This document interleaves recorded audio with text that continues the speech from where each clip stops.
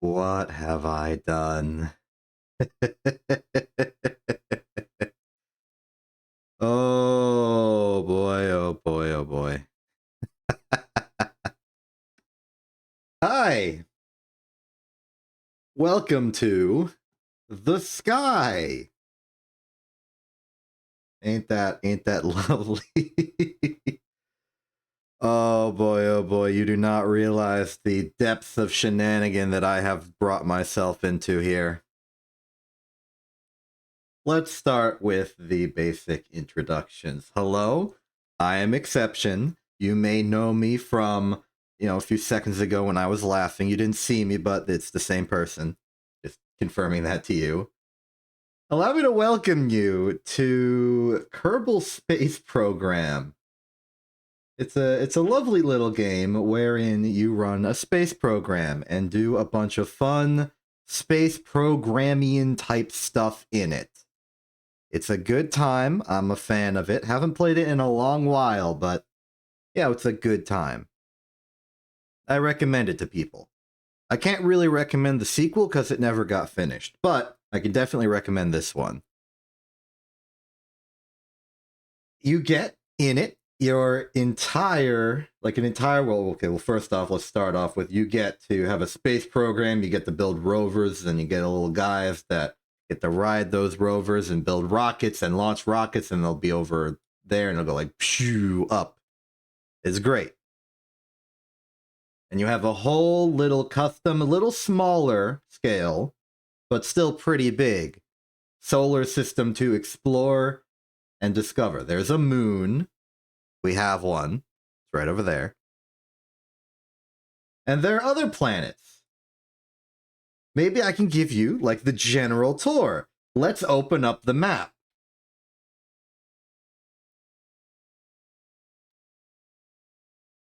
I have no map. Those of you who are familiar with hit video game Kerbal Space Program may suddenly realize the depths of absurdity I have just brought myself into. Welcome to Kerbal Space Program without a map.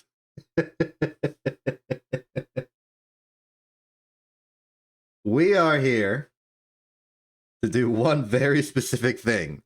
The regular stuff you do in Kerbal Space Program, except I have no map, I can't see my orbits, I can't see the orbits of any of the other celestial bodies. We're gonna have to do it ourselves. This is a terrible idea. This isn't even like the world. I just wanted to have a nice opening field to start in. This here's Jebediah. He's our good guy. He's our main man. Big head honcho, important person of the Kerbal Space Program. Say goodbye to him, because we're going to a different reality.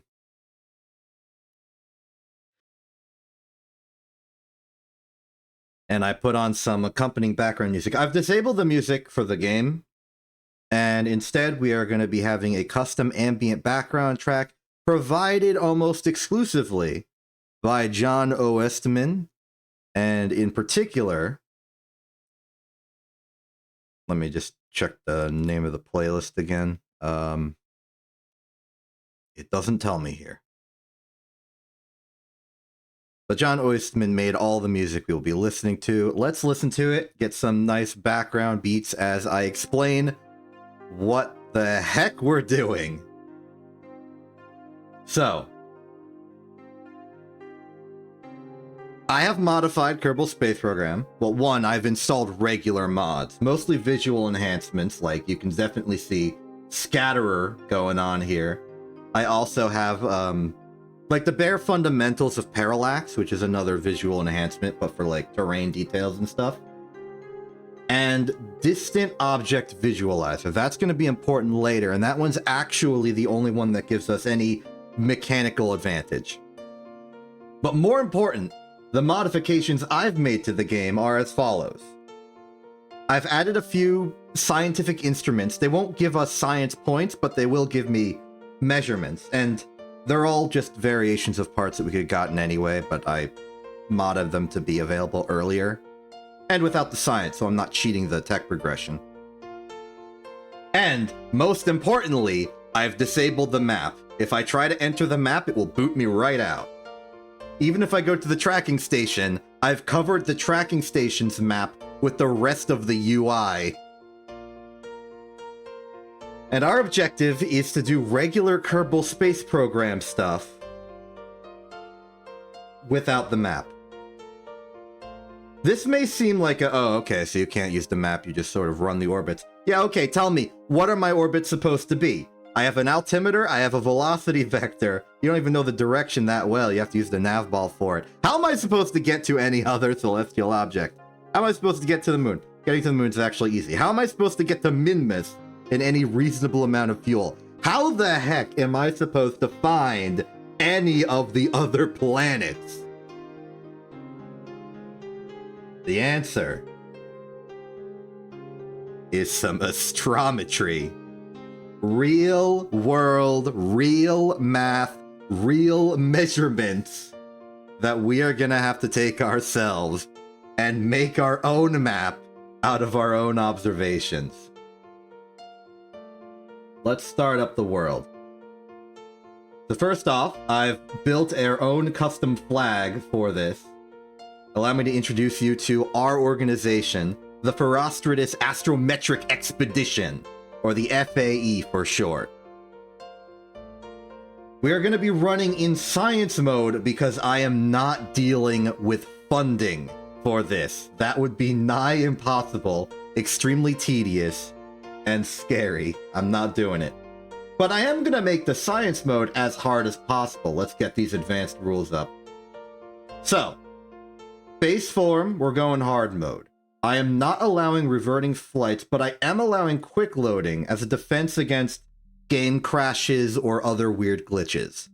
For the most part, though, if I make a mistake, we're living with it. Crew respawn will be off because I want us to be sentimental and sad about all of the members of our space program. I'll hire crew members myself. We'll set them up ourselves. I know. Pay your local scientist. Stock vessels, no, we're making them all ourselves. Persist Kerbal inventory loadout? Yes. Allow other launch sites.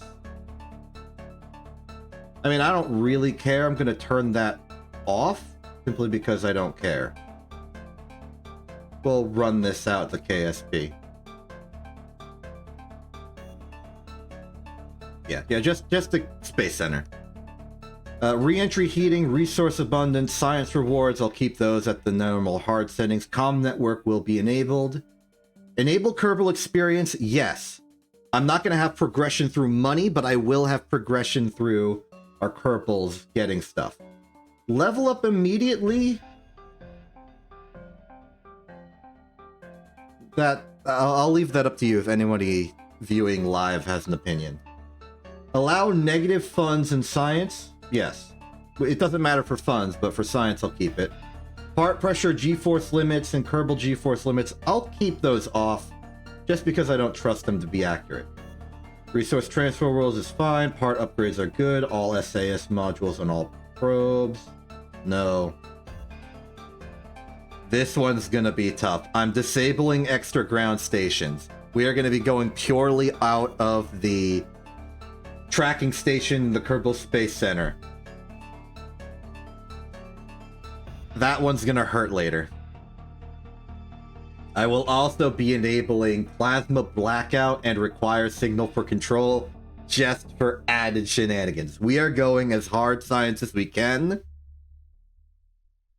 with all the inconveniences of not having to deal with money. So we have a blank check, but all of physics is out to get us. And I think that's for the best for us. All right. Let's begin. Oh, wait, I forgot to give it a name. Let's go with DIY. How about we just go mapless? And say that that's really the essence of it. Here we go. Okay, so we're gonna have our work cut out for us. In fact, let me show you the tracking station just to confirm to you all that this is really what we have to deal with. Yeah, that's a lack of a map if I've ever seen it. Technically speaking, you can still see the map behind it. The API was confusing and I could only do so much with what my knowledge of it was. So instead of disabling the map, which I tried to do by killing the camera's movement, it's actually just stuck in a random spot in space. I just sort of covered the entire tracking station's map with the tracked objects UI. So it'll work. It'll work. But then, as you saw earlier, if I try and enter the map mode, I just get booted right out in flight. So that ain't helping us. I reckon we need to get started. Here's research and development. Here's our tech tree. We want to get science to get better rockets and stuff. Immediately right now, I suppose we just want to do the normal thing you do in Kerbal Space Program. But first, let's enter Nuzlocke rules. We are retiring, dismissing, technically, the 4 canonical Kermans. And instead, we shall be going with our own people that we just have and can enjoy the existence of. For now, let's just get ourselves a dedicated scientist because we're going to be doing science. So, if anyone's currently live in chat, do you have an opinion on any of the people here who are scientists? We got Edmund Kerman, we got Sewell Kerman, we got Samgard Kerman.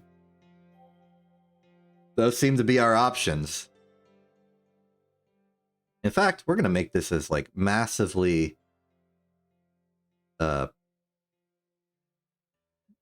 thing as possible. I'm starting a poll.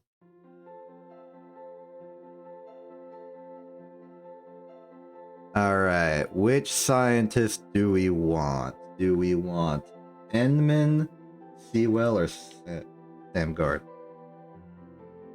Enman.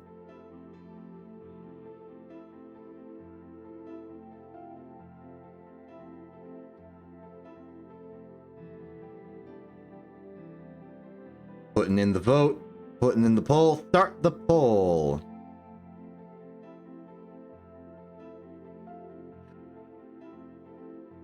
All right, you got 2. All right, so while that poll is running, let's go evaluate our options here. Enman Kerman, high courage, high stupidity. A good combination, I feel. We've got... Oh, I'm sorry. Sewell is an engineer, not a scientist. So our only options are Enman and Samgard. You know what? If you pick Sewell, I'll also get Sewell. But, I mean, we're going to need an engineer eventually. But this vote is, I guess, between the 2 scientists, Enman and Samgard. Take your pick.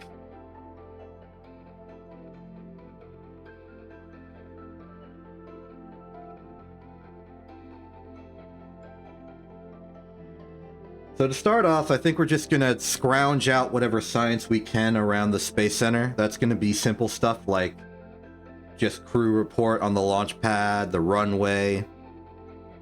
That should get us about 30 science to start getting some real rocketry stuff. I should also demonstrate the instruments that I've hacked into being earlier, but not science breaking. Because we're going to need to be running our own measurements. The lack of a map is something we are going to need to solve, and we're going to need to solve that using cold, hard measurements and colder, harder math.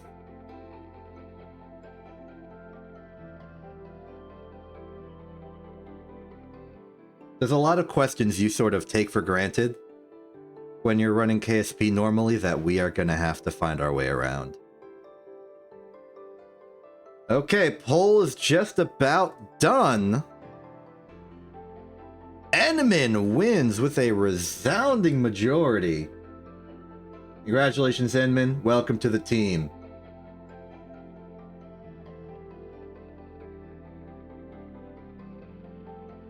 You are our first astronaut member of the FAE. Congratulations. Let's get you to your first assignment. If you are not familiar with Kerbal Space Program, the general gist of science is that you have, crew that can have reports at different locations. You can do scientific experiments at different locations. These locations can be on a planet, in the atmosphere of a planet, in space around a planet, in deep space around a planet, and in various different biomes of a planet. Not all ground is treated equally. There's ocean over there, in case you didn't notice. There's also like forests and mountains and all that. But what we do is we take our scientific experiments and we go do those experiments. So starting off, I'm just going to put some mystery goo containers on a capsule, put it on the launch pad, and run some science.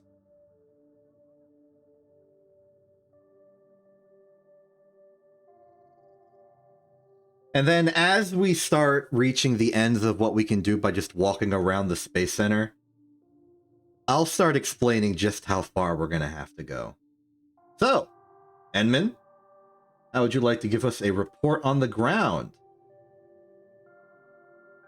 So as you can see, we've recorded our assessment. We've got our crew report. We can keep that experiment. We could transmit it with radar.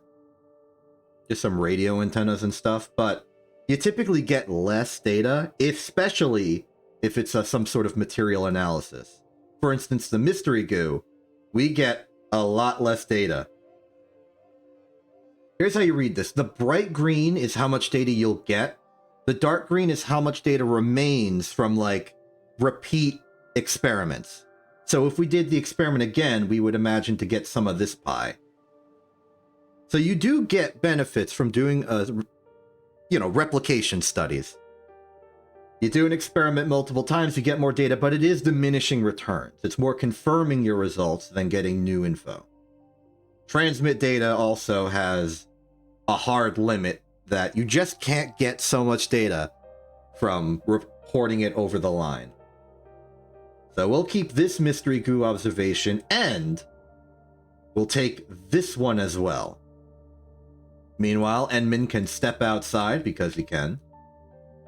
Take a step over here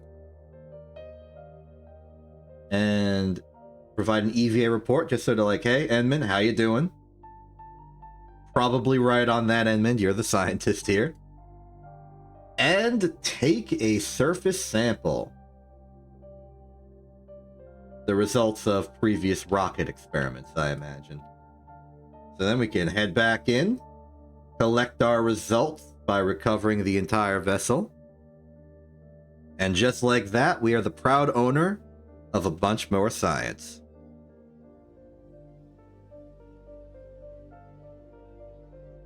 And there it is. Science breakdown of everything we've gotten. A lot of data, a lot of science. We are now the proud owner of a bunch of science. Enman didn't really exert himself on that adventure, did not gain any experience. Got 10 science. Let's repeat on the runway. This should give us a good starting bit of science to get some lovely, lovely rocket stuff. Better parts, better everything else. Let's flip this vertically just so it's stable.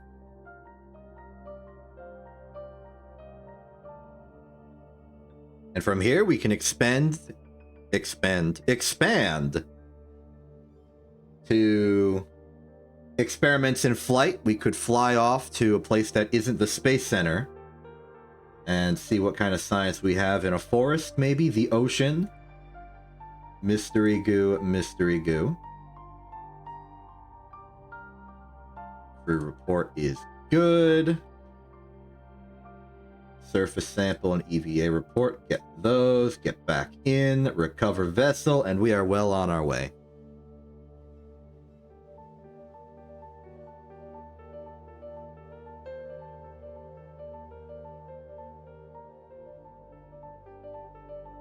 $19.9 science. Very good.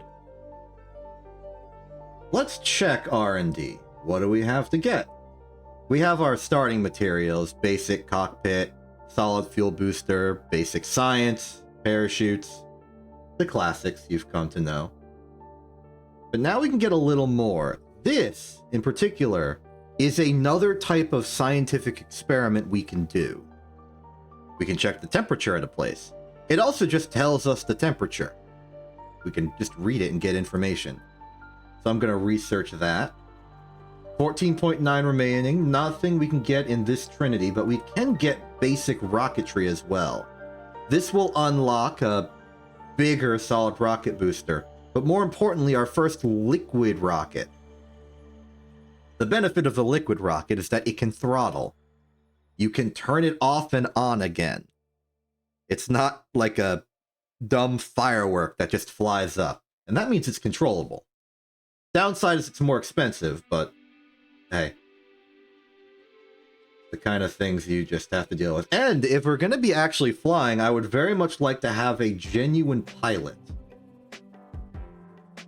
So we're back. We have a lot of... Never mind, we have exactly 2 pilots to select from. We have Dudding Kerman and Roncott Kerman.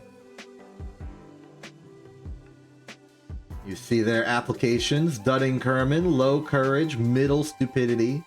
Roncott courage, high... Roncott Kerman, high courage, middling stupidity. Who's gonna be our first pilot?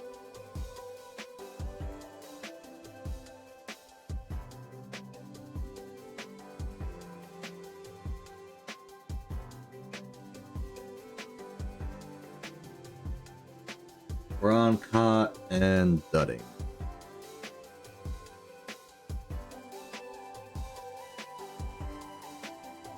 Do a shorter poll this time. I don't think it needs to be that big a deal. Difficult decisions all around. This is going to be like our main pilot. Pilot numero uno in our space program. We got to make sure it's a good one.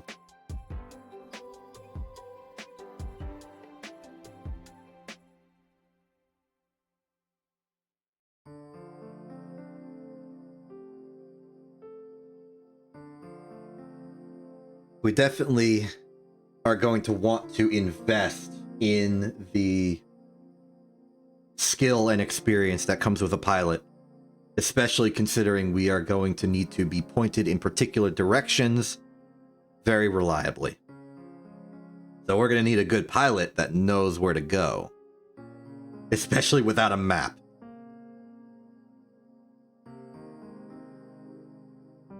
Okay, poll looks like it is ending just about now.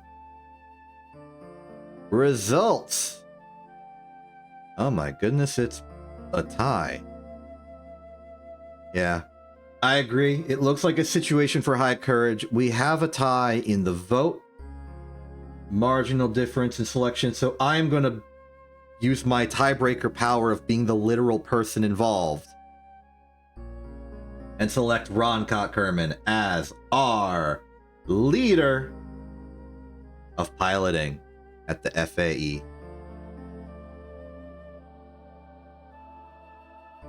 Okay. Now let's build our first proper rocket. Now the rocketry doesn't have to be that complicated. Our only real goal is to get airborne so that we can do science in the air. In fact, how about we make a hovercraft? Put just a bunch of small fuel tanks on top of each other. Here's our engine. And then let's see what kind of scaffolding we got. Excellent.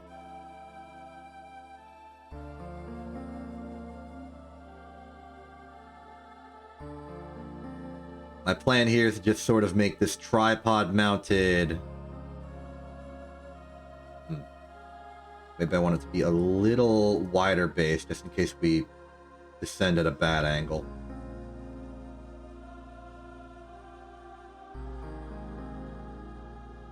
Alright, that'll do. Cool. Now we want to get the science. We have new scientific experiments to do, so we will fill out with just a bunch of scientific equipment that I just found in a garbage can somewhere. Thermometers. You may be seeing these accelerometers and gravity detectors. These are parts I modded in. They're a bit cheaper than their real game counterparts. They're immediately unlocked at tech level 0, but they don't actually have the scientific experiments on them. They're purely instrument readouts, and we will be making good use of them later. So really all we have to work with is the goo,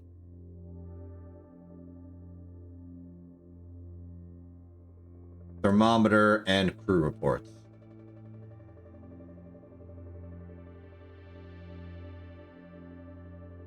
And I'm making duplicates of all these because you can only really put one experiment on a device at any given time.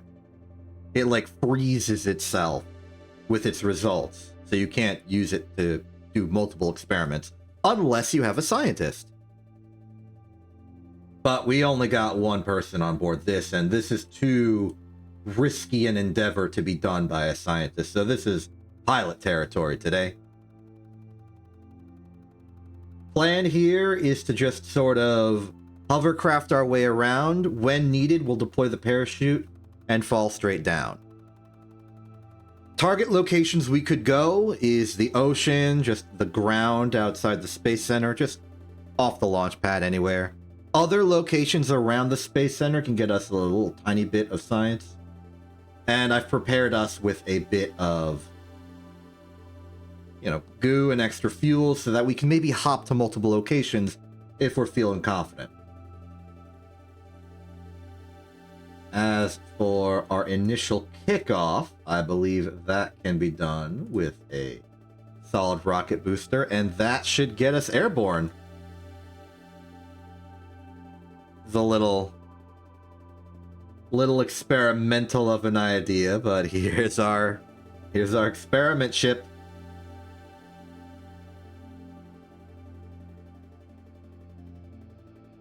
Now, in terms of naming our vessels, I don't know if this vessel in particular is important enough to be given a name, but I guess if I'm contemplating it, I should probably do it just to be safe. Our scientific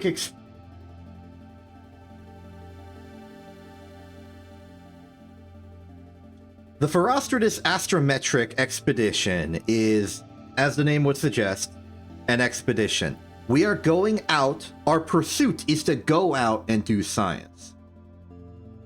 So this ship and the names of ships should generally reflect that. So this is going to be our Field Experiment 1.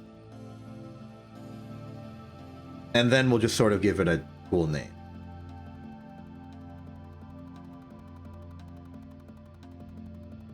Let's say the goo bouncer.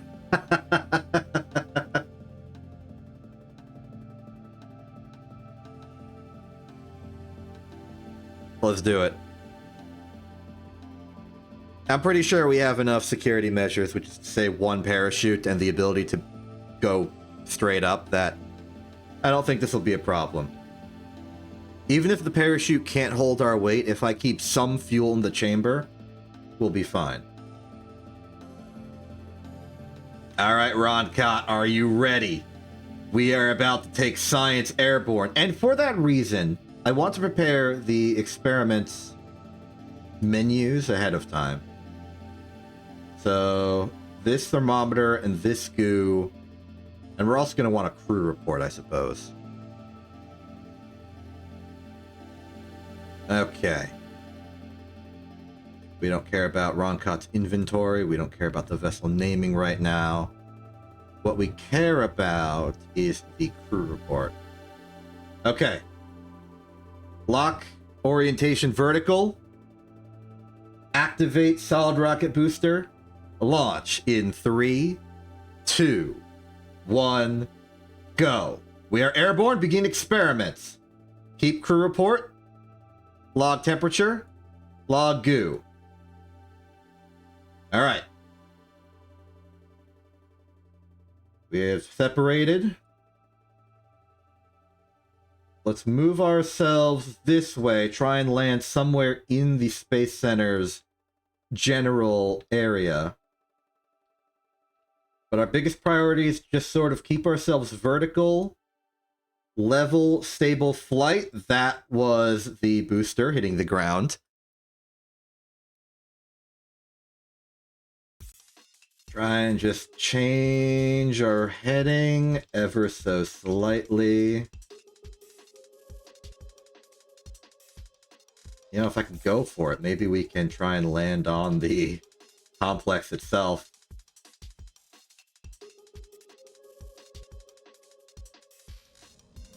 We are locked. Deploy shoot.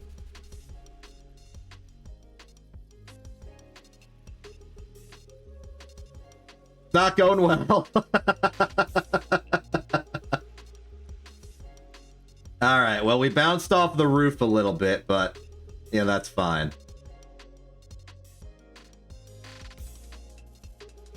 Okay, let's do another experiment. Is this a legally designated new location? Yes, we are at the vehicle assembly building. Cool. So let's goo it up. We got more goo here. Alright, Ron Cott, if you could step outside onto this platform scaffolding I made for you, you can take a surface sample and an EVA report. Reboard the vessel. Now, normally I would end the flight here and just recover the vessel, but I forgot to do a second goo experiment while airborne to get that diminishing return science. So we'll just hover slightly for a second.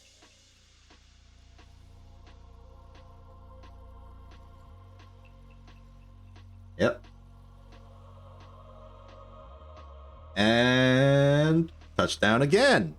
Easy. Hey, Vega, how you doing? The Ferrostratus Astrometric expedition is doing its first bit of science. Now, we should get a lot of science from this. Multiple experiments, and one of them in flight.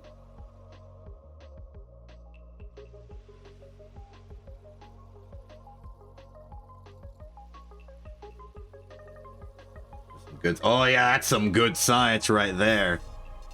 We're at 34. You are correct, Vega. This was all leading to this. Welcome to the FAE. We're playing Kerbal Space Program without a map. Want to check the tracking station map? You can't. It's blocked. There's nothing to see. I'm pretty sure you've played KSP, so you will...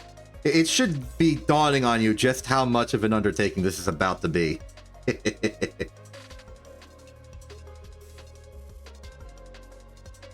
Alright, so we could get some more research. We can get any one of these three, or the bottom two.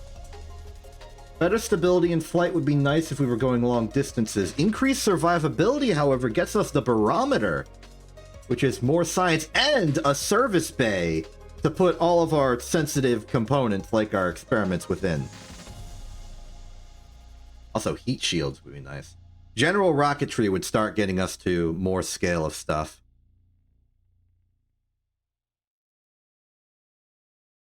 Understandable. High-speed bathtub does seem like the very thing that somebody would make in this game. So, given that we have options, let's...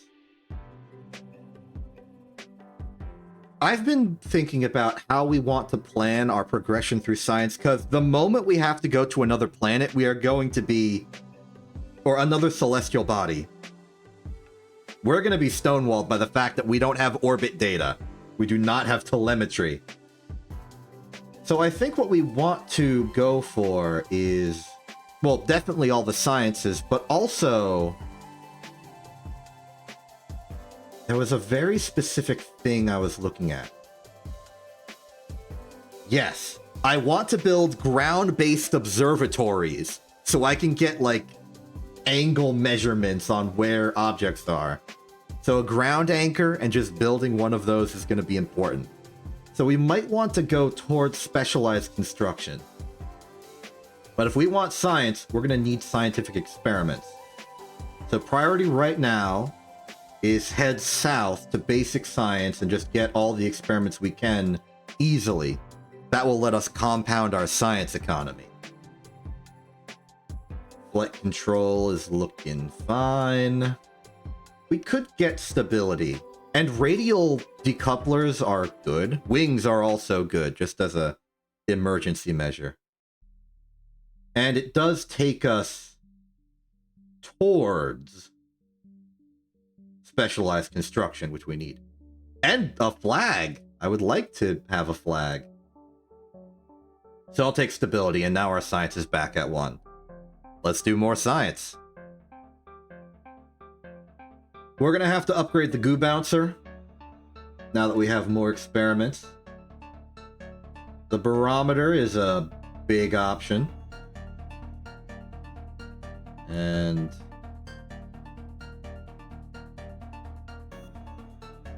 I guess I'll align... No, I want to keep all the science as high as possible just in case the ship explodes. So I'll put the barometers on the bottom of the walkways. Like so. That'll work. Everything else seems relatively fine. We could upgrade to a better solid fuel booster, but I don't really care right now.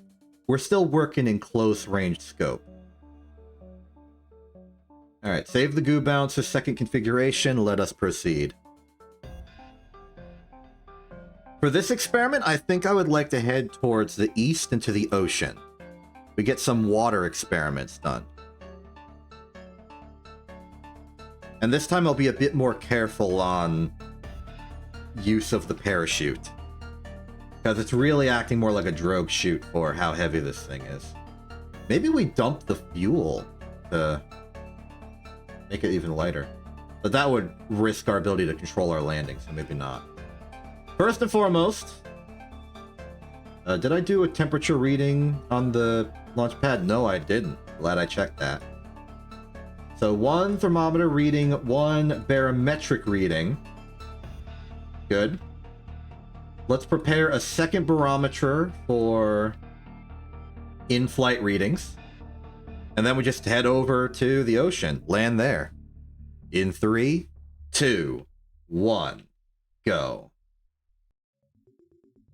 I'm going to tilt us slightly, intentionally towards the east, so that the solid rocket booster helps get us sliding over there. It's actually going to be a bit of a distance. I may have to floor it. Just let ballistics take over.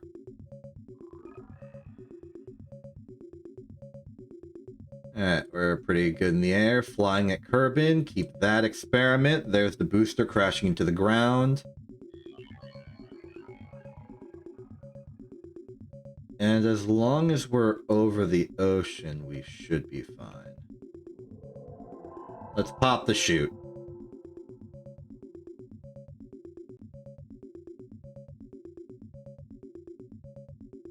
Then activate the engines just to keep us sort of stable.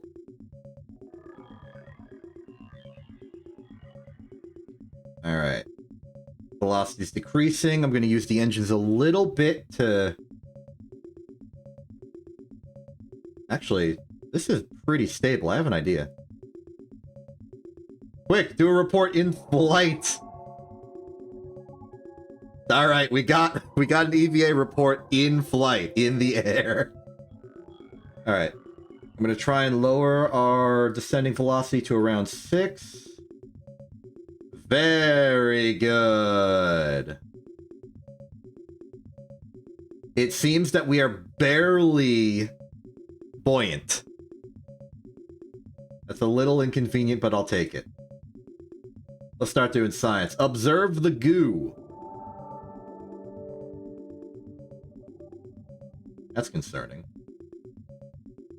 Alright, more goo. Okay, goo's looking good. Barometer, log that pressure data. Very nice. Temperature, looking pretty normal. Report from here. We are on... Okay, so we're specifically on the shores. If we went further out, we would probably be in proper ocean. Something to keep in mind. We'll have to go for deeper water. Okay, the ship seems stable. I guess it's because the engine part's less buoyant than the crew hatch. So if we EVA now...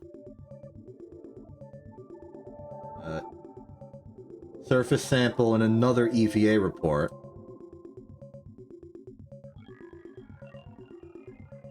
Board up. I think we've got our science for today. And let's recover the vessel. Dry it off a little bit. Put it in rice. Have it go for another launch. I like to imagine it's the same ship. In fact, we could set up like a memorial site for all of our ships that are... Well, no, that doesn't make sense for most ships because they would be, you know, destroyed. Because we're separating stages and all that. But like, for an SSTO, technically, that this is, we could set up a place to sort of just show it off, a little museum piece. Alright, we're back up to like 31 science. That's pretty good. But I think we're going to need another flight into deeper ocean. And for that, I think we're definitely going to need a stronger internal booster. So let's swap out the flea for the hammer and go again. And this time I'm really just going to launch it as high as I can, vaguely east. We might even be able to get to high altitude science from this.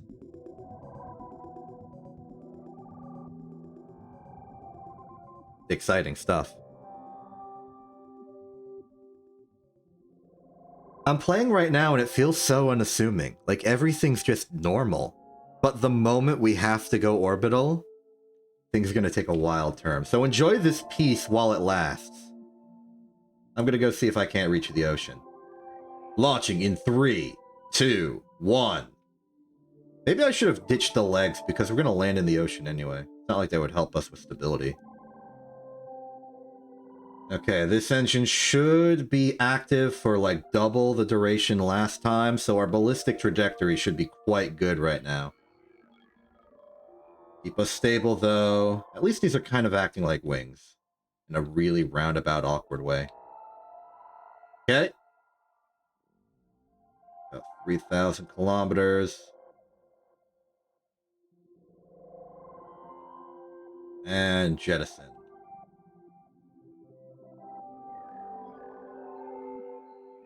I'm gonna go until like 25% fuel remaining, just so I have some for safety on landing. The big important thing is to just go sideways. If we had more fuel, we would likely be able to get in. Okay, that's enough.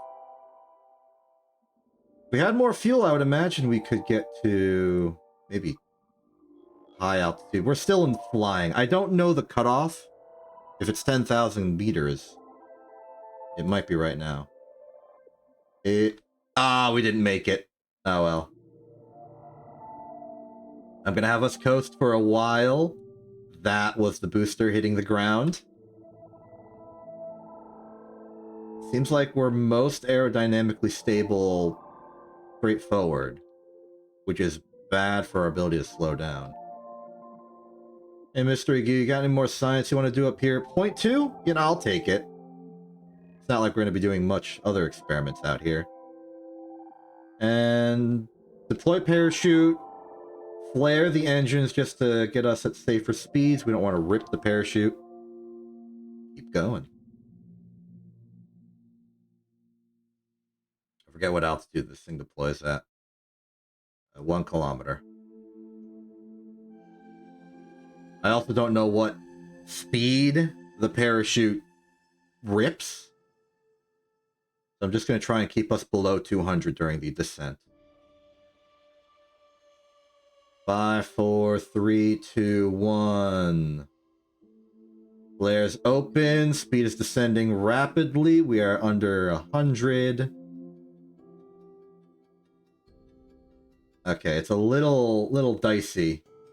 I think in future versions we should ditch the lower half of the ship. Alright, so are we still shored? That's the big question. No! We're in the waters! Excellent. Time for the big science. Mystery goo. It's escaped!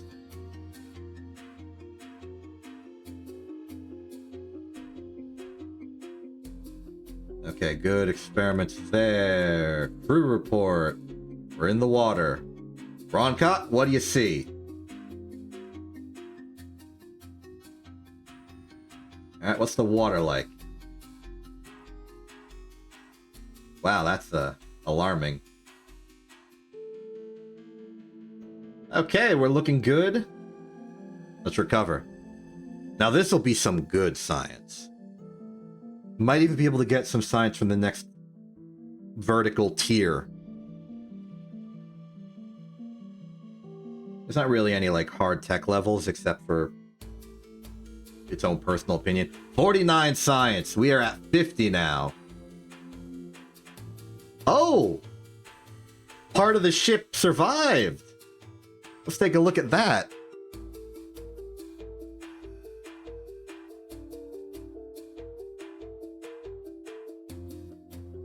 I'm assuming it's the decoupler. No! Okay, never mind. Okay.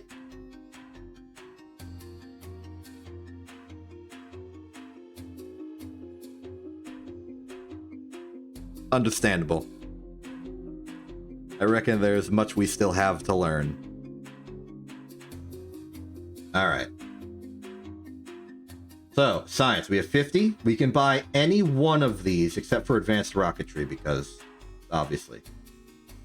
We're doubling down on science for right now. But I think this might be as far as we go for the time being. There's like experimental control stations and stuff. I don't actually know how those work. There's a lot of them though.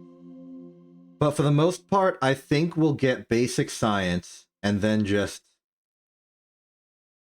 But electrics is good. It'll give us like probes and stuff.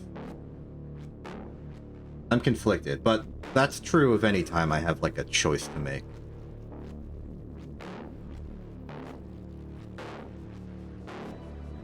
Okay, either way, we science. It'll get us batteries, it'll get us experiment storage. Another thing I don't really know how to use. But most importantly, it'll give us the SC-9001 Science Junior. And that is some real science. So,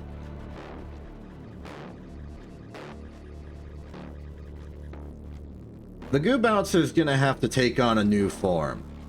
What we've done so far is insufficient.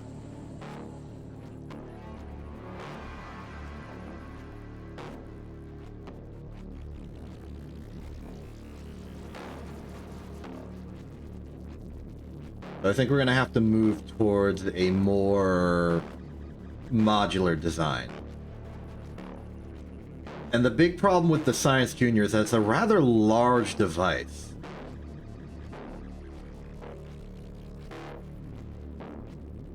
At the very least, the service bay is available, and we can put science in here just as easily. So... this is going to constitute a shift away from the like bulk science that we did for like 3 missions. We're now going to have to do dedicated expeditions to dedicated locations. just because we don't have the weight to carry more than one pack of this stuff. There's our barometer.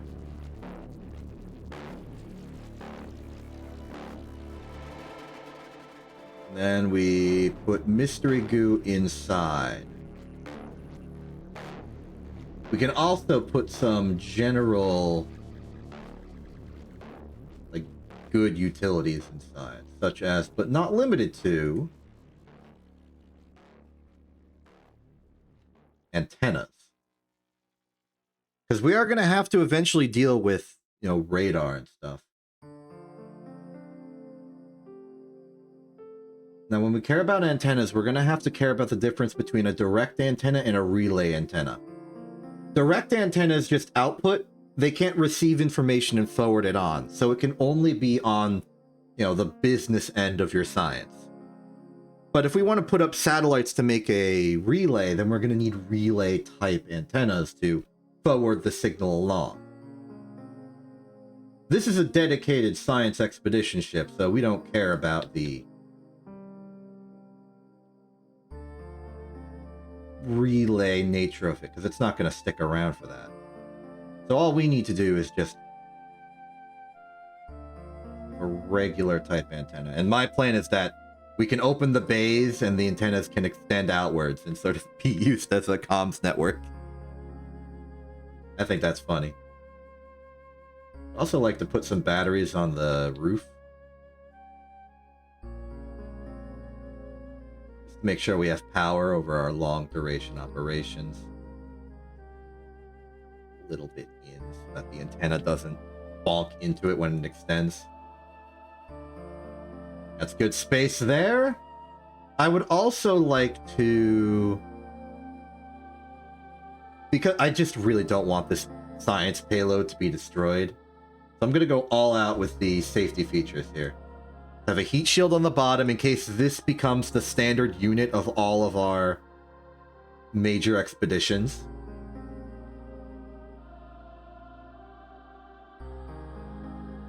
Gone are the days of an SSTO for us. Let's get to coupling. Just decouple the whole bottom. Slap that back on there. We don't need this anymore.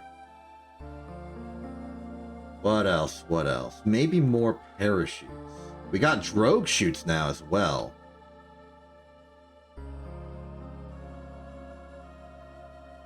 More importantly, I think just... I'll add some drogues just to be safe. Check our staging. We've got the solid rocket booster. We don't need this anymore. We might still need that, actually. But down here, just to get the rocket off the ground.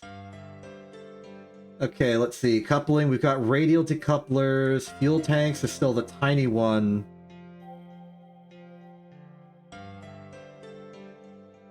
I think for this next launch, we're going to go west. Try and go inland, past the Space Center. It shouldn't take much to do that. I'm not going to modify our fuel situation at all. Pretty you. That. Wait, that's the wrong coupler. Okay. SRB at the bottom. Decouples, activate liquid rocket, decouple that, parachute to the ground. Seems good. But this ain't the goo bouncer anymore. So this is the...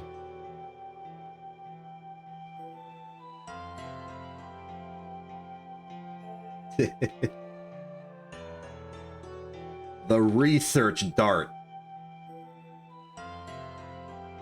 Great.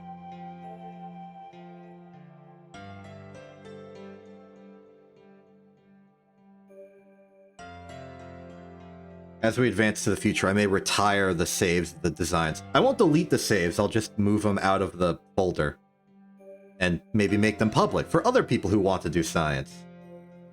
It could be you. Alright, Ron Cott, this is going to be our biggest science expedition yet in terms of Actually, wait a minute. There's science I can just do right here. Study those materials. I'm being judged. Alright, recover that. That's free science. One of the issues is just the need to redo all of our experiments. New plan, new plan. With the added safety margins of all of our extra parachutes and our crumple zone technology, I'm gonna go for an altitude. One of these might be just the autosave. We're just gonna go straight up. And hopefully we get into the high altitude regime. If not, that's fine. We still got to do the Science Junior test here on flight.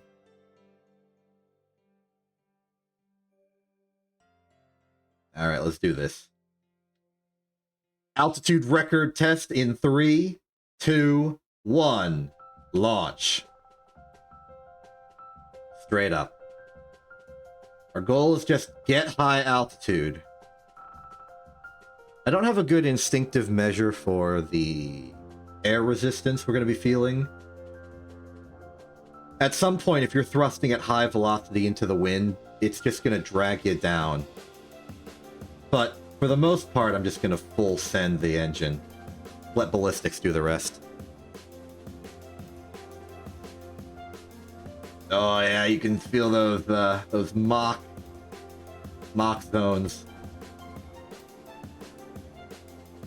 I just noticed the drogue chute was also panicking. I'm going. Report. Okay, it gives us flying reports depending on where we're flying. That might be a thing.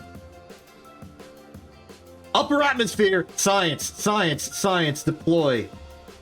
Conduct material study. We got the rare air. Observe that goo. Observe that other goo. Log pressure data. Log temperature. Crew report. Oh, no, we already got a crew report. Dare I risk the entire ship by going for EVA report? Yes. EVA report. Get back in the ship. We're back in the ship. Okay. Given our circumstances now, my priority is going to be safely departing the ship. Safely descending the ship. I'm going to move us slightly east towards the ocean because I feel like our odds of survival are better over there. And then I'm just going to activate the chutes. Okay. If we're going to be ditching this, I want it to be radial, sideways, normal, too. There we are. Okay. Ditch the rocket. Get us oriented like this. Probably close the bay. Alright, we've got some atmospheric. Ooh.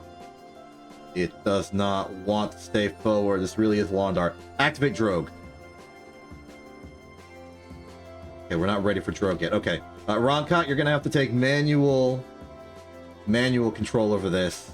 Keep us pointed the right way. Drogue chutes deployed. That should provide us pull.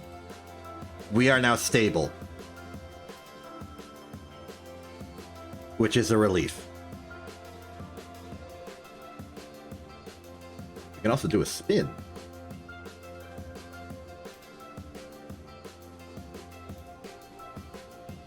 If we unlock air brake technology, that's going to be in the aviation district. But if we do unlock air brake technology, we may even want to add them to the pod itself to flare outwards to give us like some backwards drag to keep us stable in this orientation.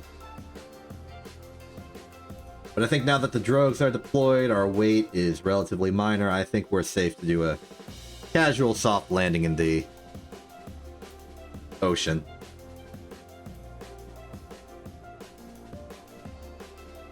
Off the shores. Soon, very soon, we're gonna have to contend with the stars, with space, and with physics. I'm scared, but I'm also looking forward to it.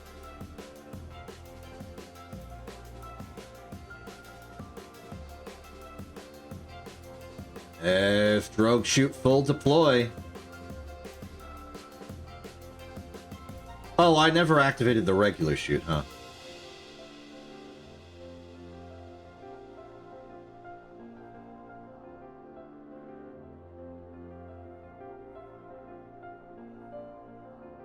You know what?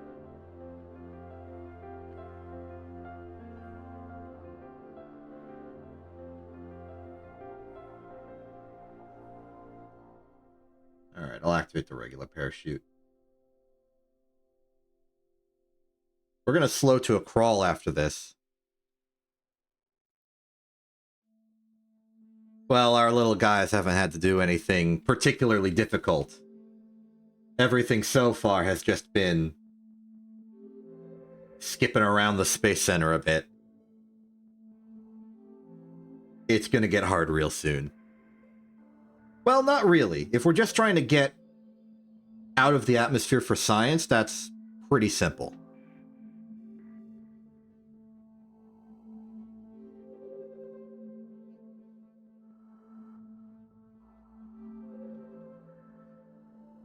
And we've landed. Congratulations.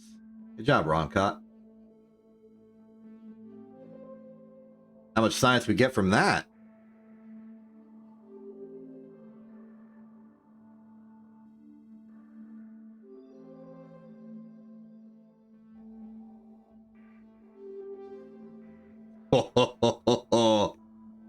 That's some good science.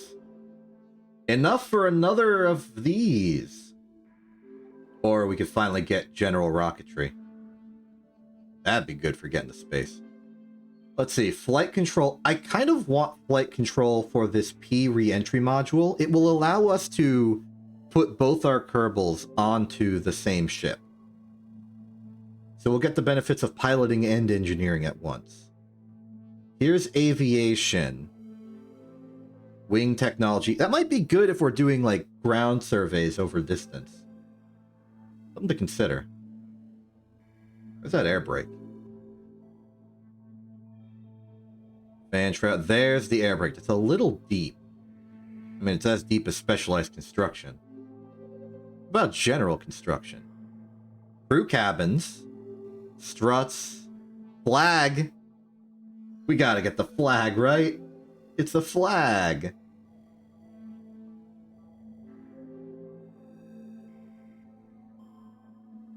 I would definitely like the launch stability enhancers as well. It's flag time. And then we're going to have a bit of a hole in our capabilities because we're not forwarding the field of rocketry.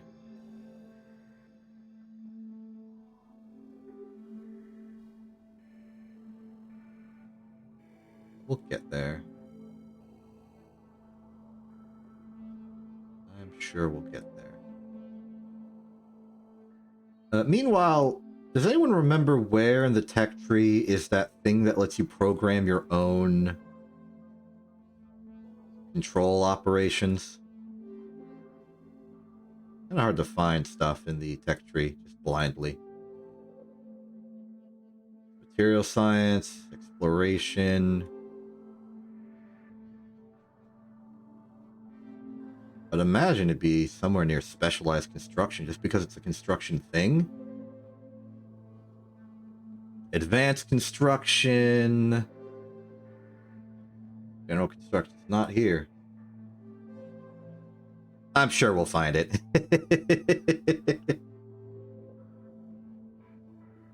Well, either way, before we do any major expedition, let's just do a quick hop up and down to get goo study in flight. because we don't have that one yet. So just launch as is, goo flight at low altitudes, and then we'll try and hit the lack of air in space. And that's when we'll get real science. In addition, for this flight, we could do material study. Well, no. I'm just gonna hover and bounce. Up we go. Material study. Short and simple. And then maybe another one elsewhere.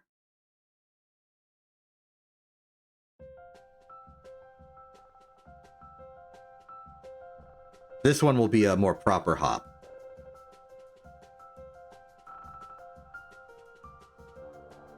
I've accidentally used the... I think I picked the wrong ship.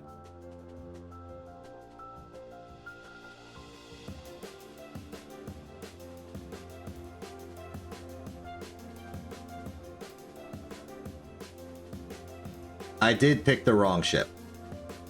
I just assumed it would pick the last one.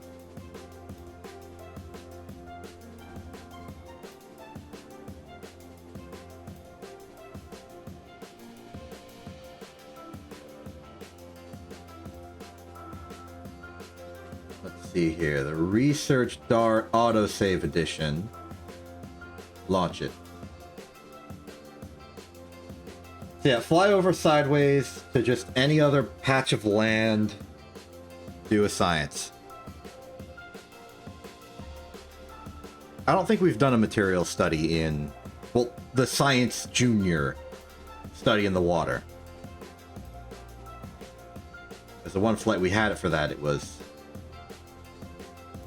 busy. So I'm just gonna floor it. Flooring it. Flooring it. Let's get to the waters.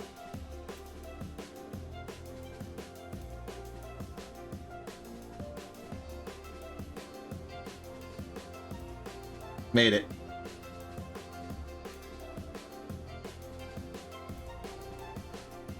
Oh, that was risky. Very well could have slapped into the ship itself.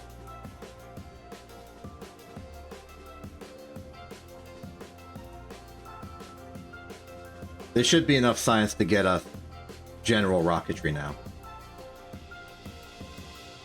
Isn't that jump? We don't need it. We're already going too slow. It's just weighing us down. Okay, material study, please. Only 6. I guess it's not as cool as getting a science in flight. What's that get us to? If it's above 20, we're good.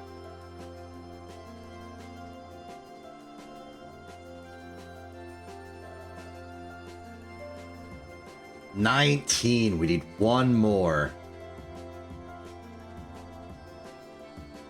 Yeah, I've been neglecting the launch... Not the launch pad, the runway. Let's scrape some science off the floor of the runway real quick.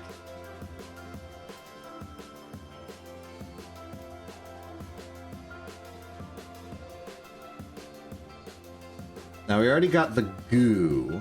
I don't think we've got the thermometer, so... Just say, put a temperature on there, put a barometer on there, all that good. Excellent.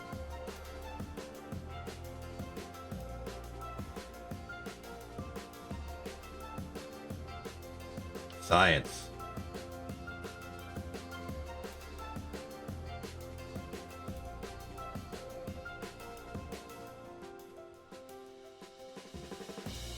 Okay. Pressure data is clear.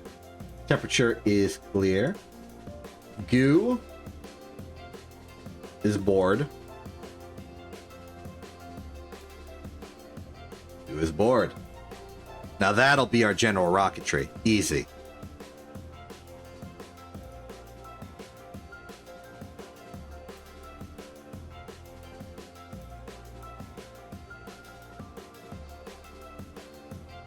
Yep. That's science. Okay. General rocketry it is. That'll get us a good solid fuel booster. And now we have to start bouncing our ways to different parts of Kerbin. We can't get distracted with convenience features like better fuel tanks and stuff. We know what we want, we know what we need. Good construction, good science.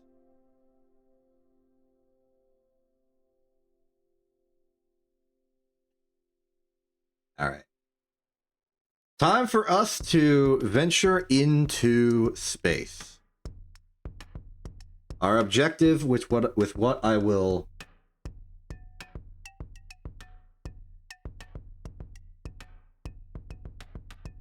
Yep, we got the tanks. Okay. It's gonna be another pilot adventure. But our goal is very simple. And I'm gonna do this a little fancy.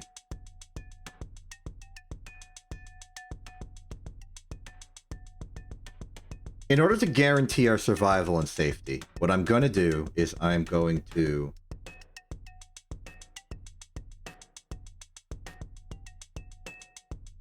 separate the science from the storage of the science. I'm going to use this experiment storage unit. And just while we're in space, I'll...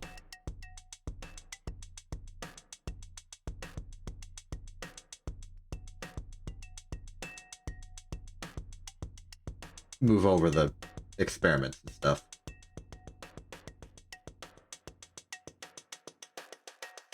But this also means we'll have the luxury of a lighter ship and to put all the science stuff south of the decoupler.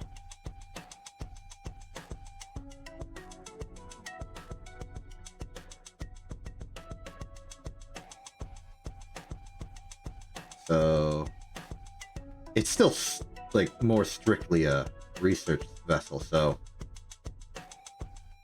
we're going for high science concentrations, and then we're just gonna over-engineer the bottom of the ship to make sure we get to orbit.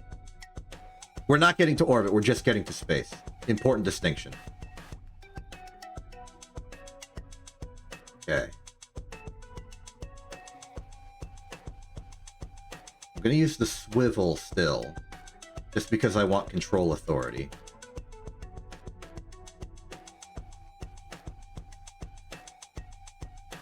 And the sides will have... We got that radial decoupler? Yes, we do.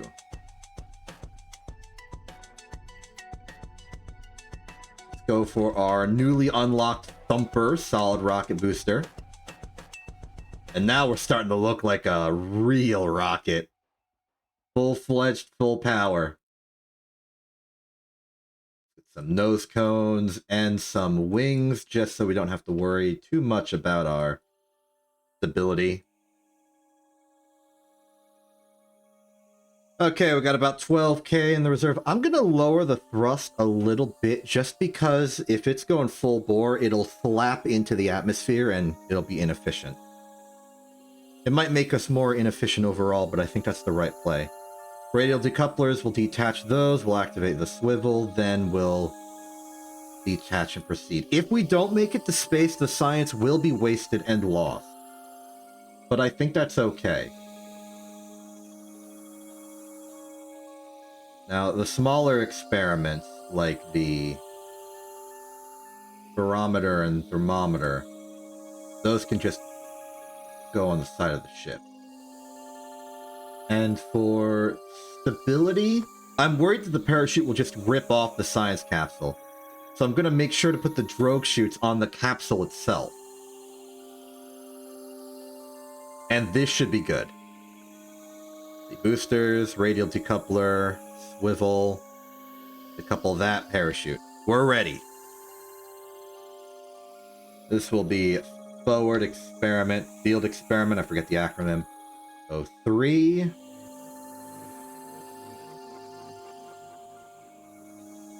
No idea what to name this. It kind of looks more like a dart.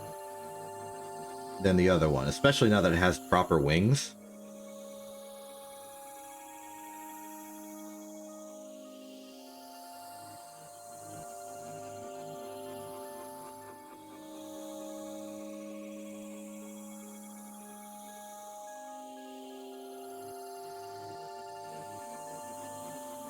How about the vacuum?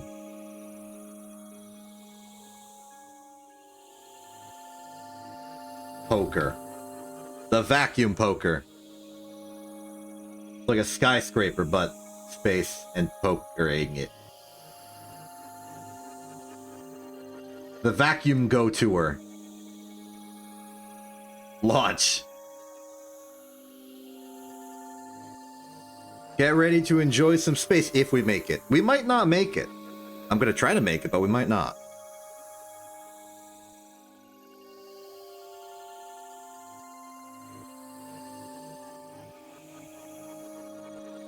Okay, Ron Cott. Welcome to space. Aspirationally. In 3, 2, 1, launch. Okay, I think it was a good choice to lower the thrust on the solid rocket booster. We're going up at what I would consider to be a reasonable pace. It'll let us not have to fight the atmosphere that much, while letting the rocket engine burn for longer, which I think is a good balance. No fancy flying, we're just gonna go straight up. Our goal is to reach vacuum.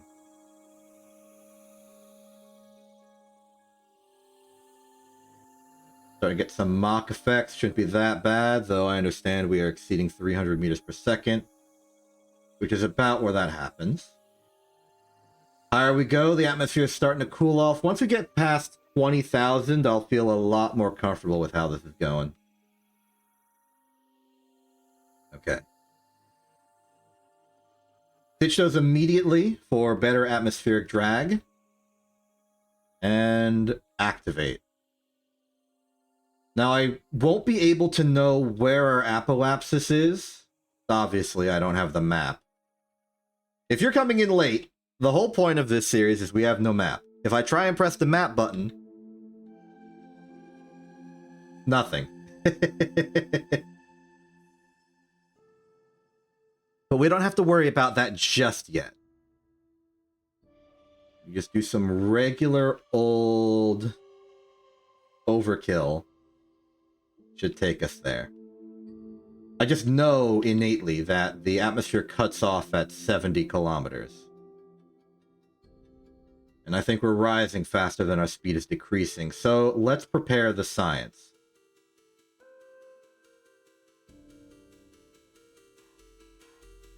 Our science is ready. 60,000 and rising. We're only going to need one barometer because these are perfect experiments. And one thermometer. And by perfect, I mean lossless. Okay. We are legally in space. Run science. Log temperature. Log pressure. Observe goo. Observe goo. Material study. Material study. The good science. Keep all this. Next, we're still rising. Ron Cott, you've got work to do. First off, EVA report. Keep it. Now, you need to collect the experiments from the mystery goo and the science juniors. Okay, collect data.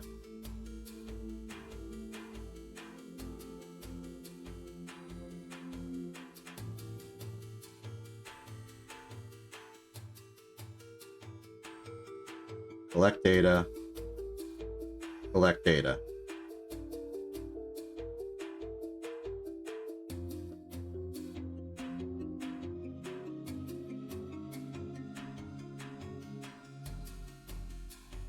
Then store the rest of it in here.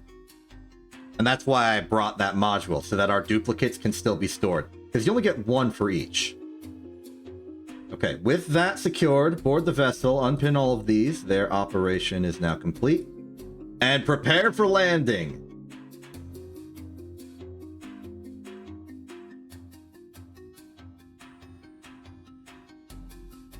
I don't know exactly what a dangerous speed would be for us with our parachute drag and all that. I think for the most part we should be good. I'm not worried about like thermal effects. We're falling straight down. We're barely going to be Mach 2. I'm more worried about the parachutes ripping us to shreds if we're going too fast when they deploy.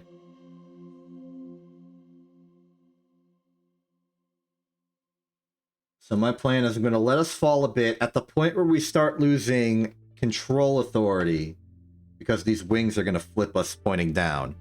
I'm going to activate the engines and try and reduce our speed. Then I'll jettison the rocket end of this thing and just keep the science. Then deploy parachutes. Oh, there it is. Okay, get us to surface speeds, because that's more relevant to us falling straight down.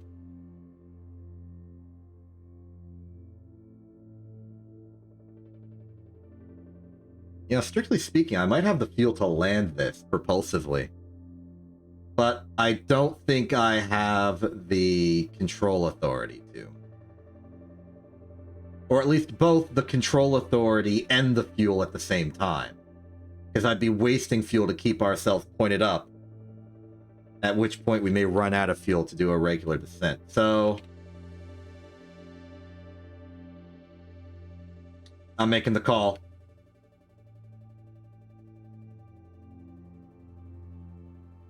Alright, good. We're getting some distance between us. And our speed is decreasing. We should be safe for landing as long as these parachutes work as advertised. There's no reason they shouldn't.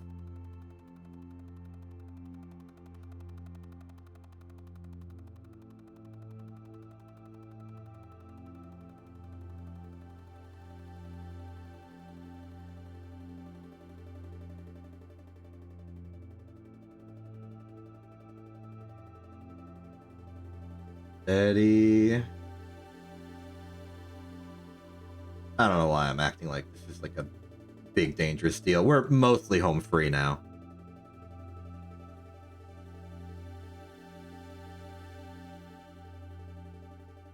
Just in that boyo. Bye-bye.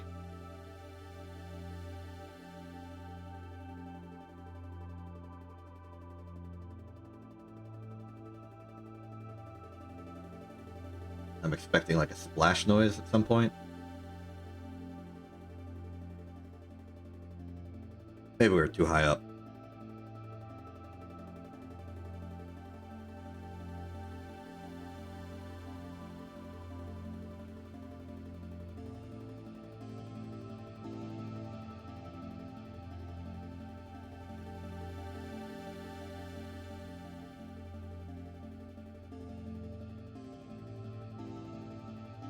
Now we just gently float down to the surface.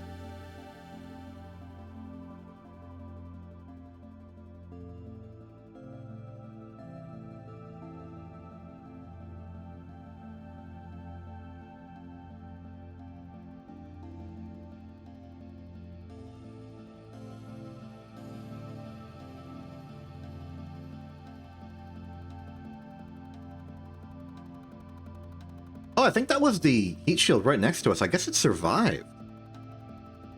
I suppose it is a flat body and not very heavy. That's cool. 58 science. Just like that.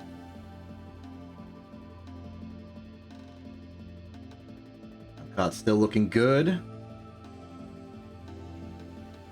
Okay, we got 58 science. In order to get anything from this tier, we're going to need 90. I would like some of this stuff. What the heck is this?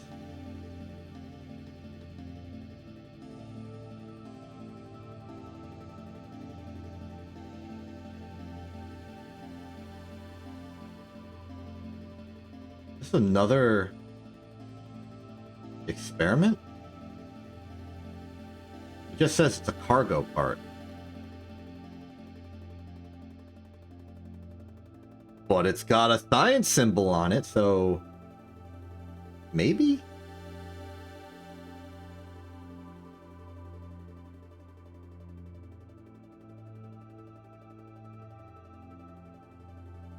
This is a deployed scientific experiment.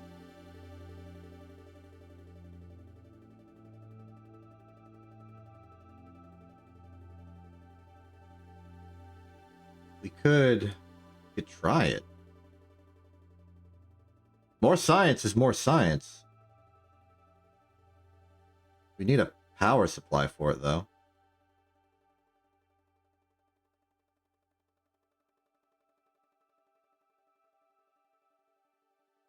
Where do we get a power supply for it? Illuminator, illuminator up. That'll work.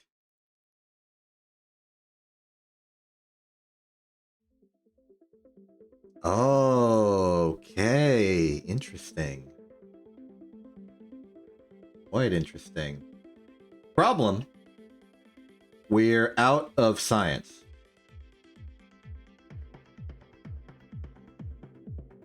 So now we're gonna have to make some decisions. Like, how are we gonna get more science? Our easy targets are gone.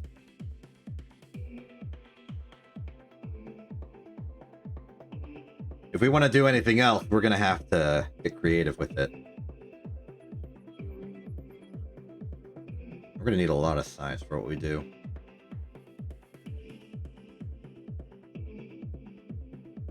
First off,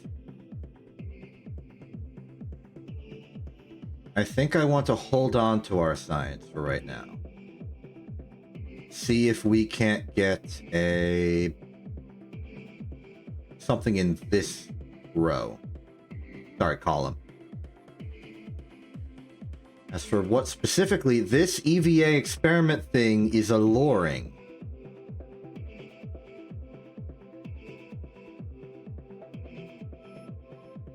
Because if that's real science, then that's real useful.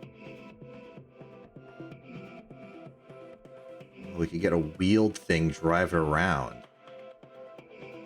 Do some ground science on the go, perhaps. First and foremost, though, we need more science. Where are we going to get it? We've got all the science we can get from space, pretty much. At least low space. High altitude's done. We can do flight over various locations. We can do research out in the forests. I think we're gonna have to do research out in the forests. Let's get the research dart running again, but then launch west.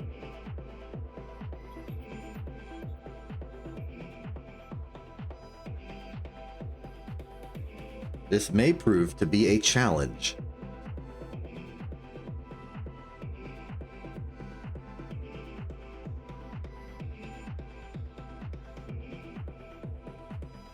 I didn't expect this to be such a big problem. I thought we would just get science, get plenty of science, and then we could deal with the metrics, but we're running out of science to get, and I don't feel confident enough in the tools I have.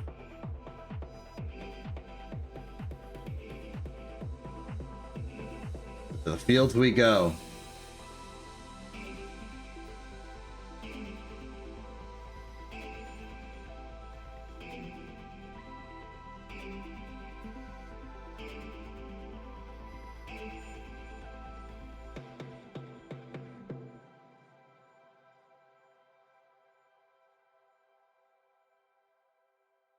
Okay, I think we've gone far enough. We can more focus on slowing down now.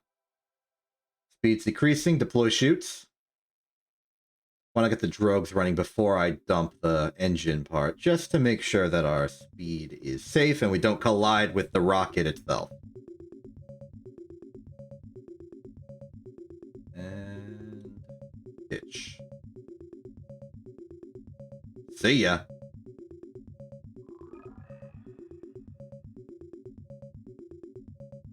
Yep, that makes sense.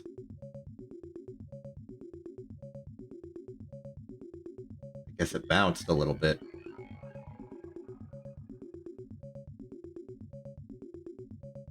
Anything survive? I'm looking to see if there are any shadows being cast. I don't think so.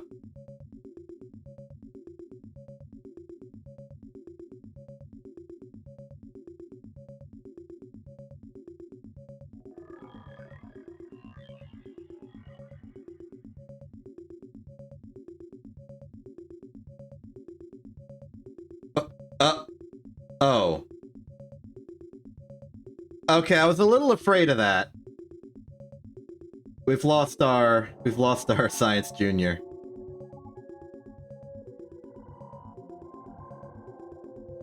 That's fine, we can still do the rest of the science. For what it's worth. EVA, report, sample. Yep, looks like dirt. That was always a funny one. Maybe I should have ditched the heat shield. Maybe that made the difference.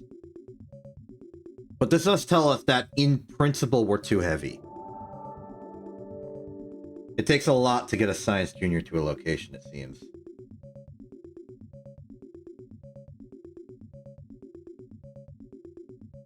At least our science is going up. We may need to tweak the research dart for this. Okay, buddy. First off, we can ditch the heat shield. That'll save us a bit. There's also no real reason we have to land a particular configuration. How about we just quadruple up on the parachutes and then just sort of land sideways? Let's keep the Mark 16 anyway. It's not like we have anything else to put on the top of the ship right now. This should hopefully let us belly flop at a slower speed without any particularly added problems. In fact, if we're willing, we could do that. I'm not going to call this a canonical new research dart. I'm just going to make this a one-off ship that we use. Keep that as the hammer, I suppose. Everything else looks fine. Like some aerodynamic control, I suppose.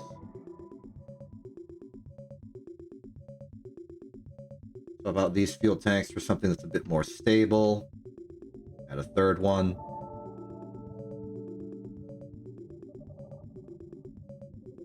Put 4 on here, gonna put 4 on here.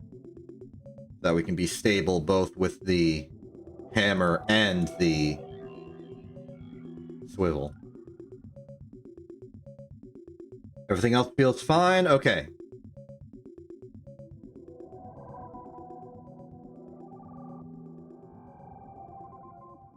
No, I am gonna call this a valid certified research dart. I think it's earned it. You're the new research dart. Congratulations. Alright.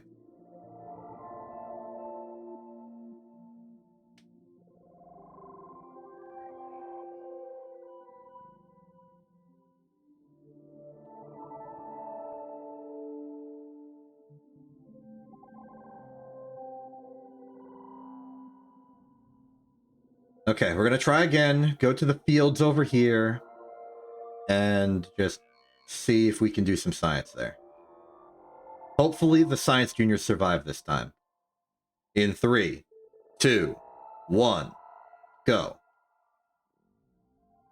Slight tilt over. Let gravity do the rest.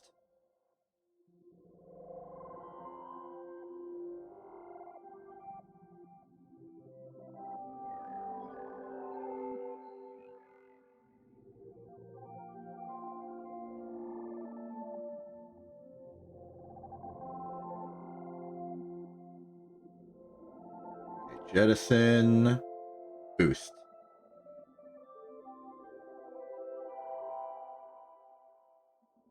Oh no, not that bad a rocket. Okay, so Mach 1 is about where the regular parachutes start getting upset. Good to know.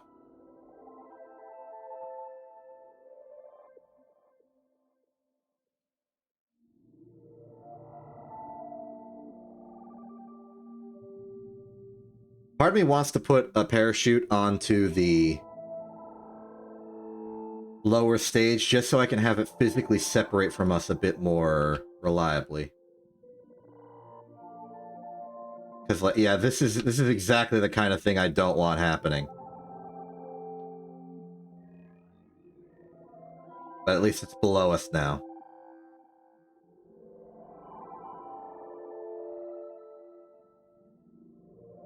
Okay, let's see how these chutes perform. The drogues are probably overkill now. Move them to the booster stage and have that be our separation mechanism. Heck, it might even survive the landing. Because it obviously didn't now.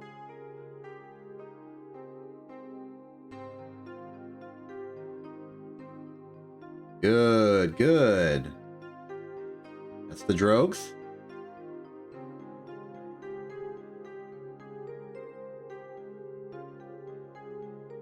And that's the rest of them. Interesting that our final orientation appears to be nose down. Oh, but look at that lack of speed. 3 meters per second. We are going to be fine. Though I think I would still prefer the top of the ship to be more up. So I'm going to deliberately cut the chutes at the bottom.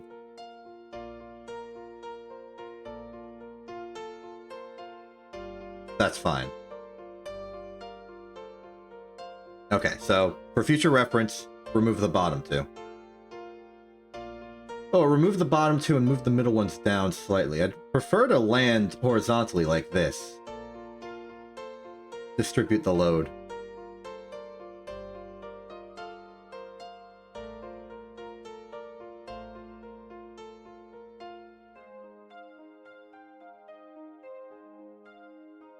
It might be hard to balance, though. Either way, we are expecting a soft landing in a mild forest of trees. Not a very dense forest, but still, it counts.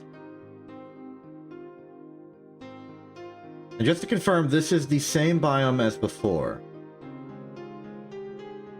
No? These are grasslands.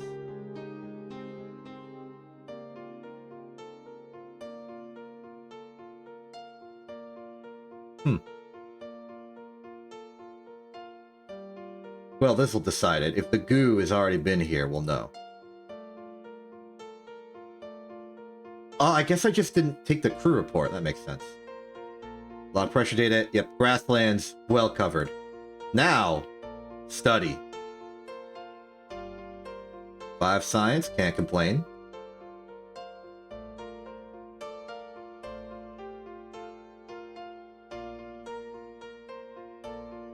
Good. Now we want to upgrade this to go for further targets.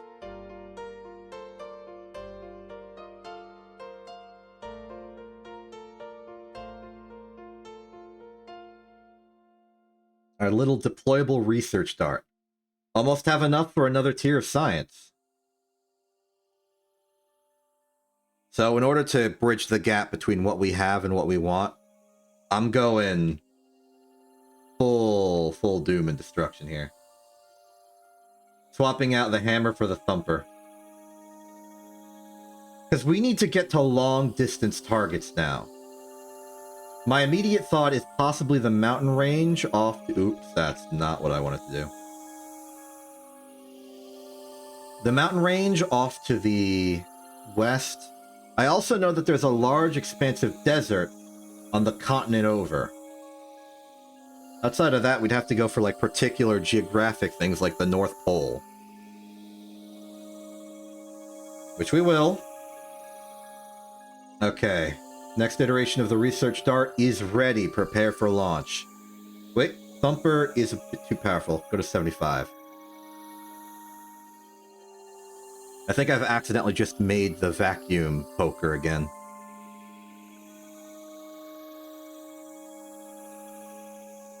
No big deal.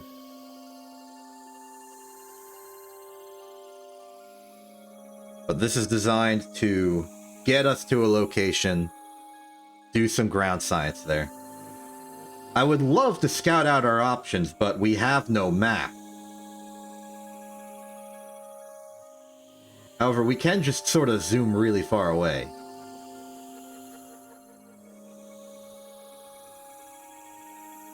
Yeah, I'm gonna vaguely target the mountains over here. In 3, 2, 1, launch. Huh.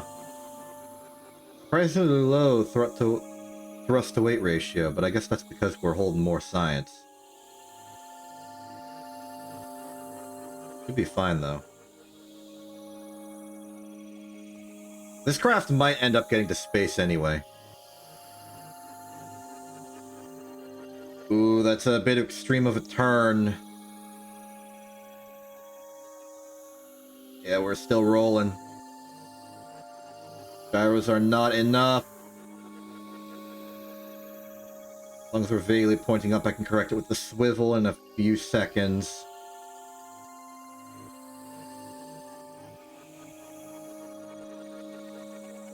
Okay, actually this is a fine turn. Okay, Mach. Launch. Keep thrust low, we're already in the Mach regimes, which means that the atmosphere is going to be giving us problems. Ultimately, I want to overshoot the mountains and then floor it in reverse the moment before we overpass them. Prep the drogue chutes for that kind of work.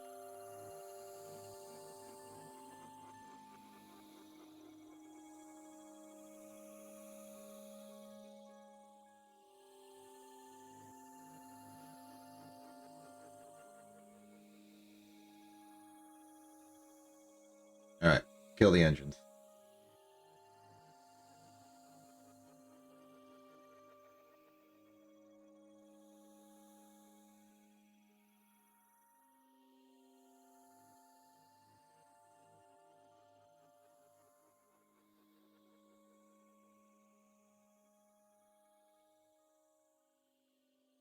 We're overshooting it. Roll.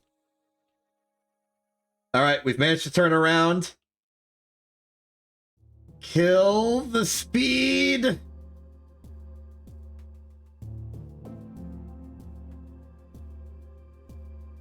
That's gonna have to be good enough.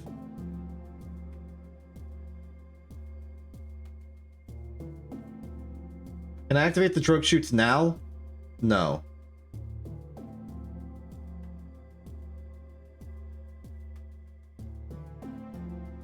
Or can I?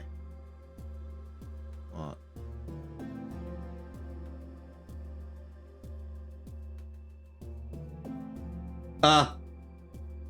Booster?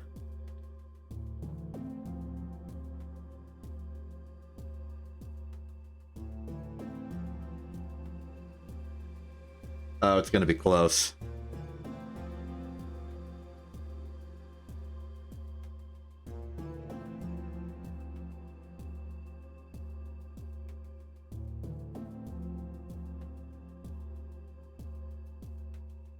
Maybe it'll count as some sort of middle ground biome like hills.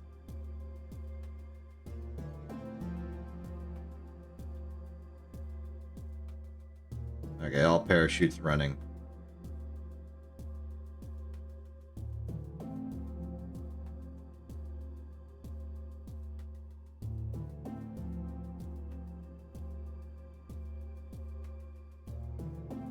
And the engines have exploded.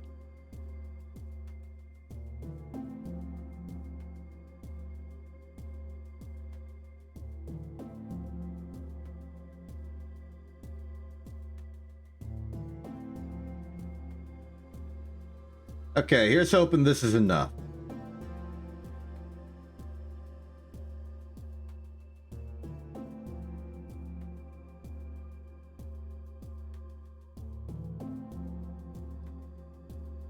Okay. Got parachute. Got parachute. Now we descend. What is that over there?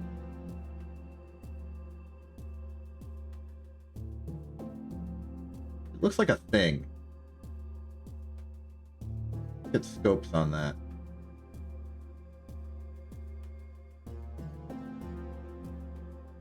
Is that a crystal? Huh. That might be one of those field experimentation things.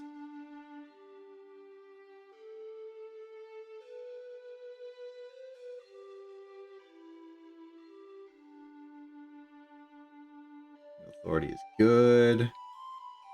We get into a flat orientation. I think that would be helpful. Just in case Roncott falls off the ladder.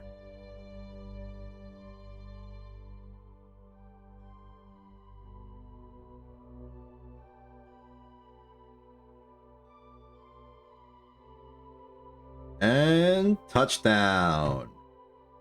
Parachute modules are keeping us from rolling. We are good. Okay. What biome is this? The mountains! We made it. Okay, excellent. Let's do all our science then. EVA report. How you doing? Good. Surface sample. No dirt and rocks.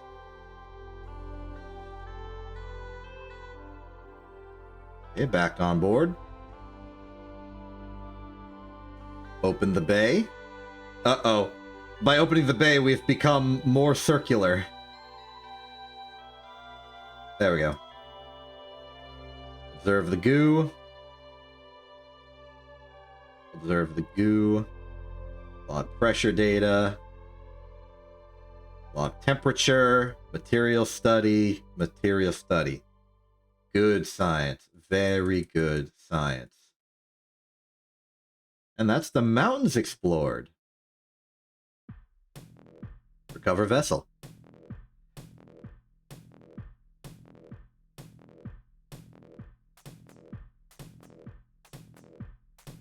All in all, good stuff. But I'm dodging the elephant in the room. Our inevitable need to go into orbit and to do orbital stuff. With 99 science, we can get one of these sciences, and now we have to make the tough choice of exactly which one we want. Advanced construction is appealing because it takes us towards specialized construction. And even before that, it's going to give us access to hinges and rotors and stuff. Important if I'm going to be making some ground-based observation devices.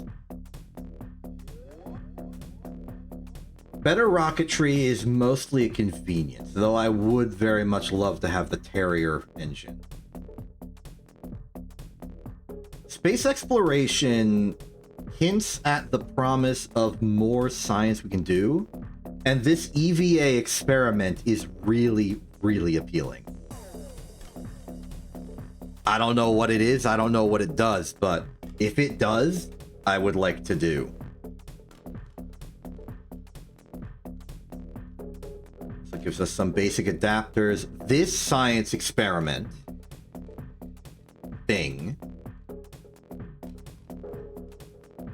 So this is a risk. This is a gamble. If we take this, we're hoping it'll give us more science than we're missing out on.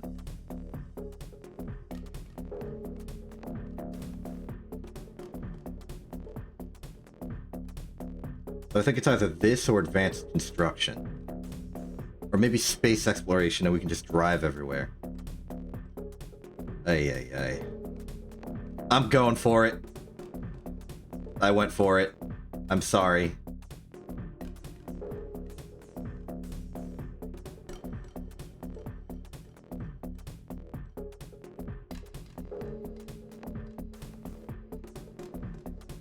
Okay, let's see what buyer's remorse I'm about to have.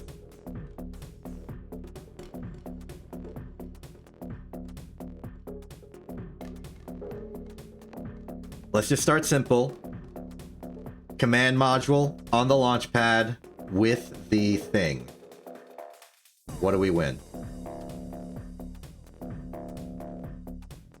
So let's see here. It's a cargo. And we put it in the ship. And now it's in the ship. Oh, we could put more in the ship. Cool. Okay, as for the crew involved...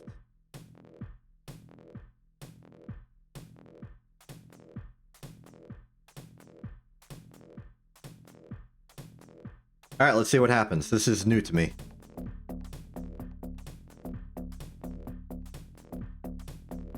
This better be a good return.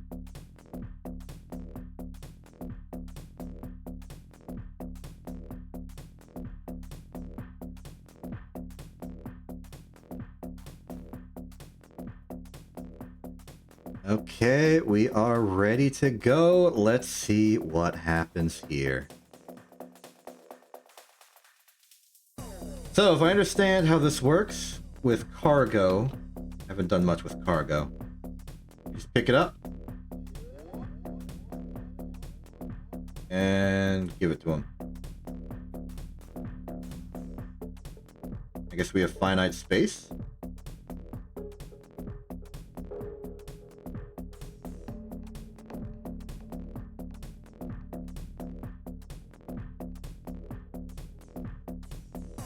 I'm clearly missing a control of some kind.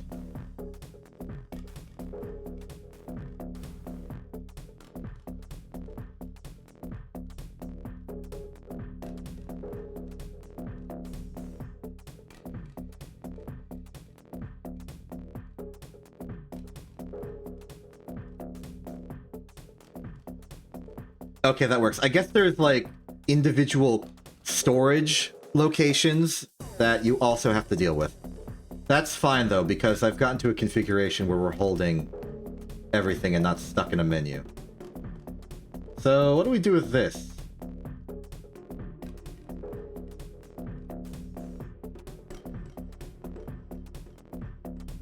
Ah, perform EVA science.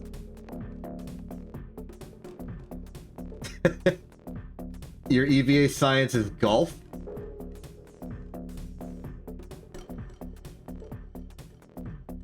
How'd it go? Ooh!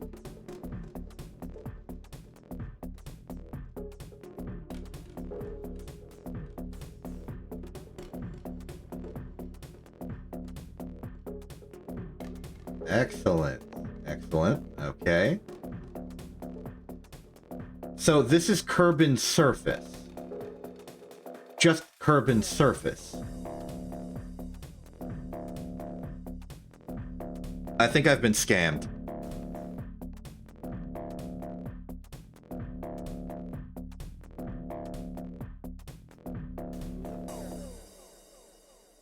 I think I've been scammed. Oh boy, I have been scammed. Darn it. Oh, this is gonna make everything so much harder. Well.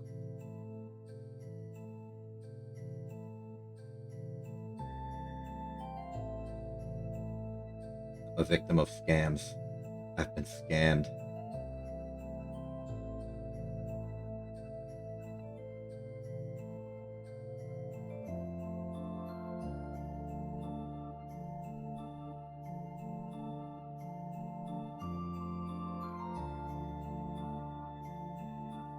Okay.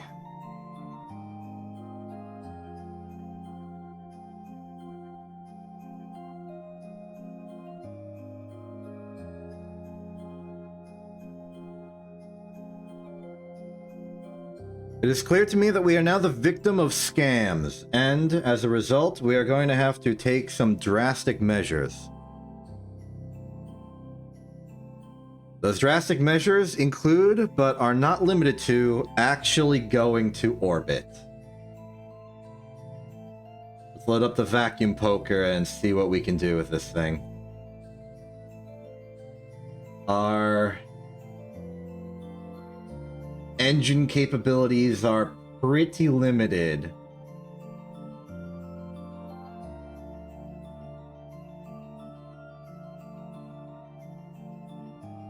And ultimately, we have a lot that is to be desired. Fortunately, though, if we can get to space, if we can get to orbit, a good number of the stuff that is a problem here no longer matters.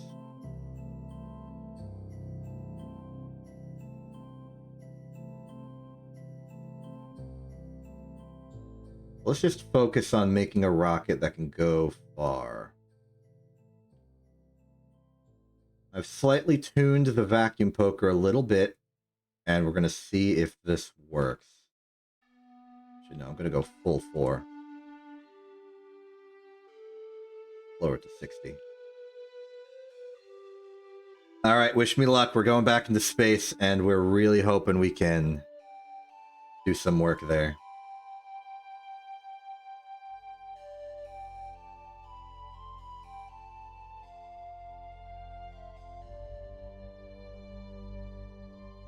I'm worried as to how extreme we're going to have to engineer to do the things we want to do.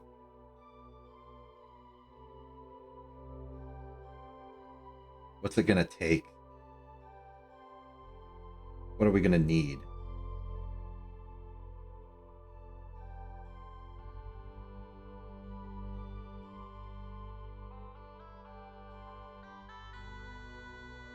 All right. Here's our first attempt at like some super high altitude space orbity stuff. In 3, 2, 1, launch.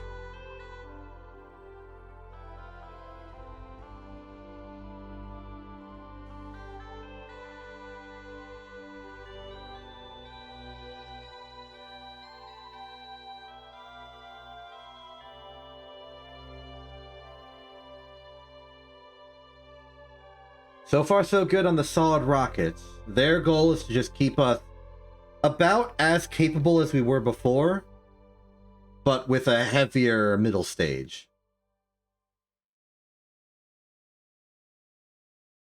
I can't imagine the Science Junior is that heavy.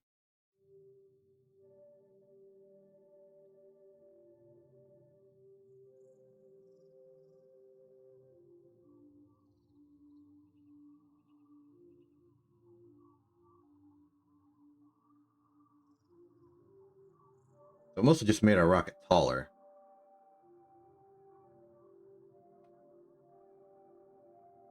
Okay.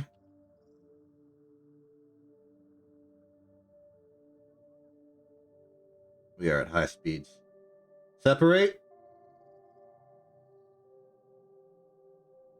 Let our speed down a little bit. We're gonna want to head east. I'm basically going to be eyeballing this orbit, by the way. I kind of have to. And launch. So hello and welcome, everyone, to the part of this that really matters. The fact that I have no map. And therefore will have to be eyeballing all of this. Right now, it doesn't matter. We're not trying to go anywhere special. We're just trying to get into space, and particularly high altitude. But the longer this goes on, the more important things are gonna be.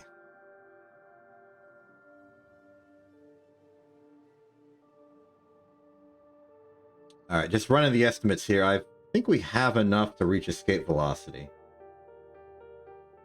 Which means we should have enough to reach orbit. Okay, maybe escape velocity is a bit aspirational. But we can definitely make orbit. Maybe. It'll be close.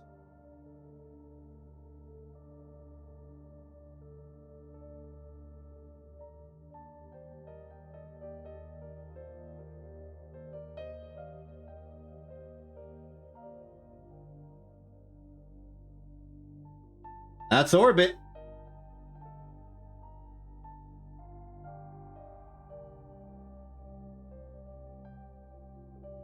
Unfortunately, that's as good as we can do. Okay, so now we're in orbit, and now we gotta do some proper science here.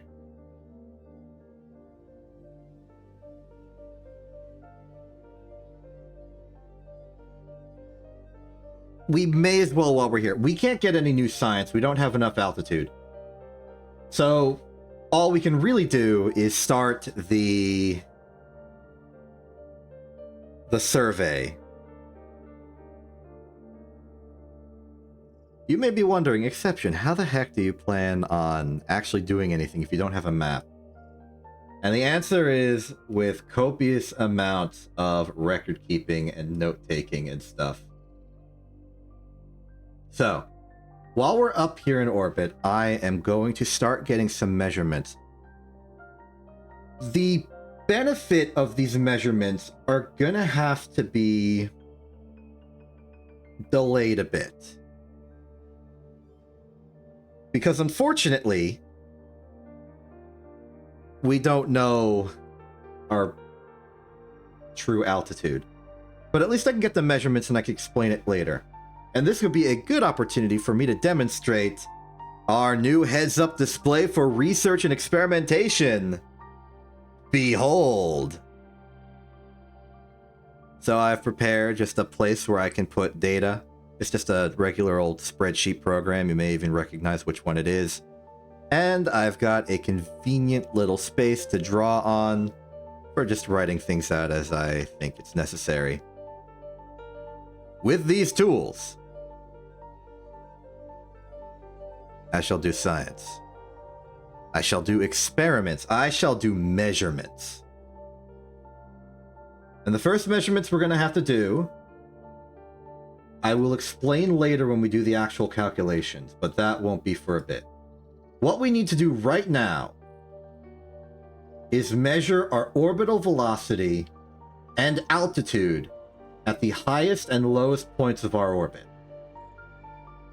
There's actually a convenient trick to this that we can sort of take advantage of. And that the highest point of our orbit would simply be the number that's the highest in our apoapsis. And that'll coincide with our lowest speed. So it should be pretty darn simple to just sort of wait till the number descends and then goes back up. But we'll need to be careful. After all, the precision of our measurements are going to be a little messed up. I imagine that for things like velocity and altitude, it is rounding to the nearest whole number. It's not truncating, it's rounding. I'm just making that assumption. For units of time, I assume it is truncating. So, first off, I'm going to go to our pre-existing apoapsis and periapsis and measure the altitudes. Then I'll do another orbit and measure the velocity separately. We don't care about the time. This is a purely geometric construction right now. Now, as a nice measure of when we're getting there, we should be able to see our radar vertical velocity move towards 0.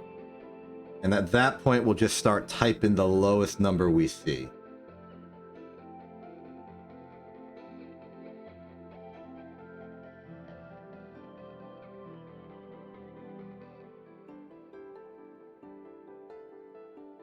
In fact, before we get there, let's prep the table for our measurements here.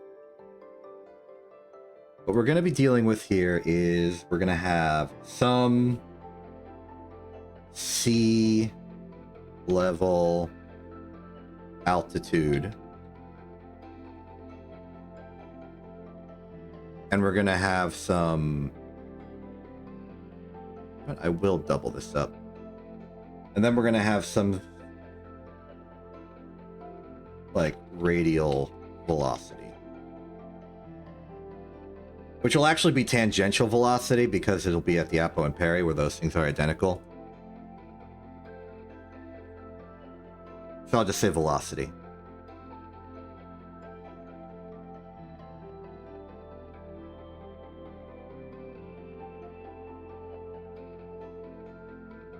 So we're going to have the absolute value, and then we're just going to give a note of the measured error. And that's how we're going to run this. So first off, the altitude pass.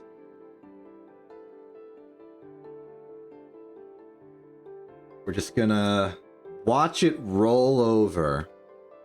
See how low this number gets.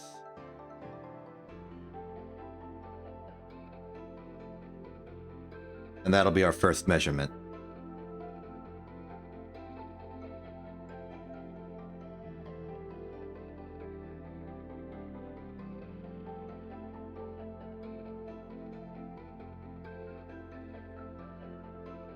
Okay. 174 4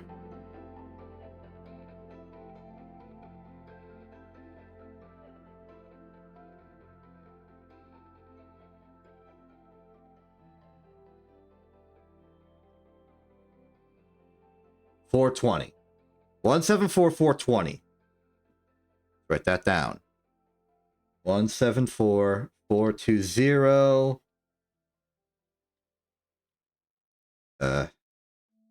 0.5. I have this set into scientific notation. Let me just swap it over to regular number.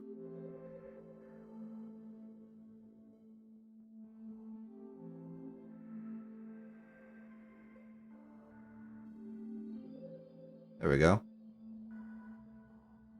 We don't actually want to see...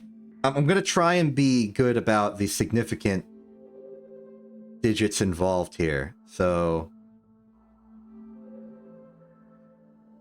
put that down to there, and our error will be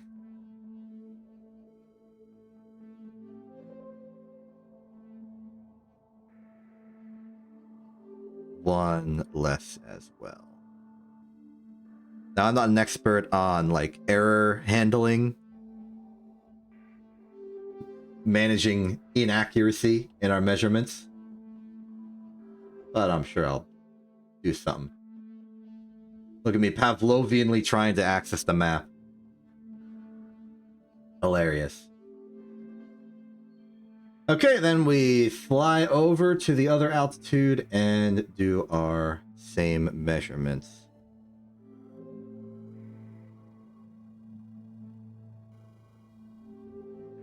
And at radar, oh, decreasing. Let's get ready to receive.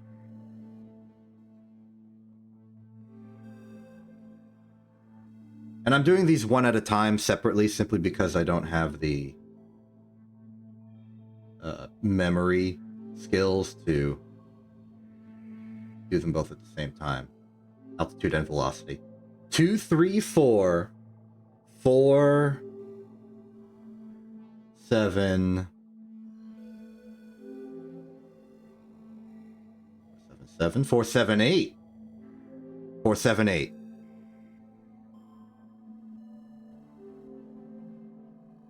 4, 7, 8.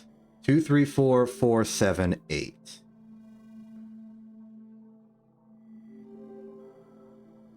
2, 3, 4, 4, 7, 8. Again, 0.5 error. Doot, doot, doot, doot, doot. Okay. With the velocities logged, with the altitudes logged, let's log velocity. We go around again, and this time, instead of finding the lowest and highest altitudes, we are going to be finding the highest and lowest velocities. Fortunately, now that we know the altitudes we're looking for, we know exactly where to expect the highest number to be. And even better, we get a decimal point this time.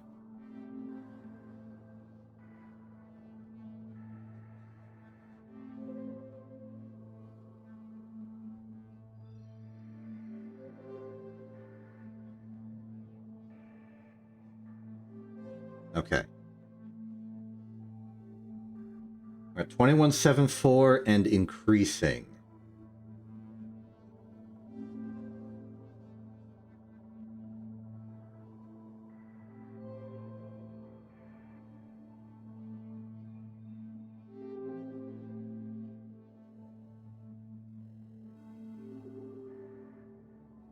Look for 174.420.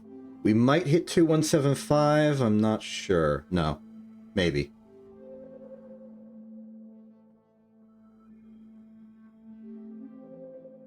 One seven four 420.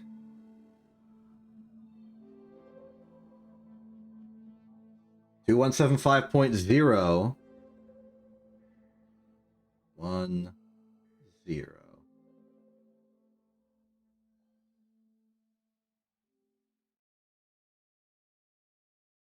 We're rising again. 2175.0 exactly. Interesting. Okay. Log that. This one.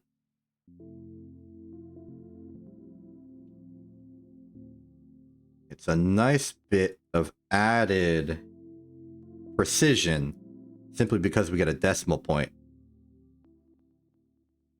Very good. Now we head back to Apoapsis and run it again. 2, 3, 4, 4, 7, 8. Here's a fun thing. We could actually, just for the heck of it, predict what this is going to be.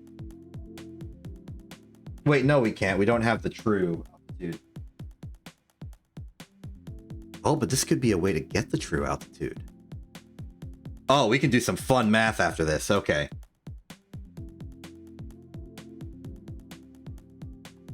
For the time being, though, let's get to Apo.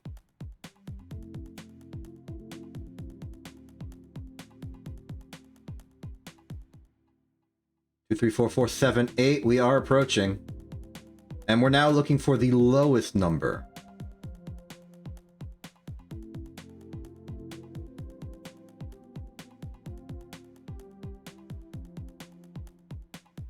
Okay, here we go.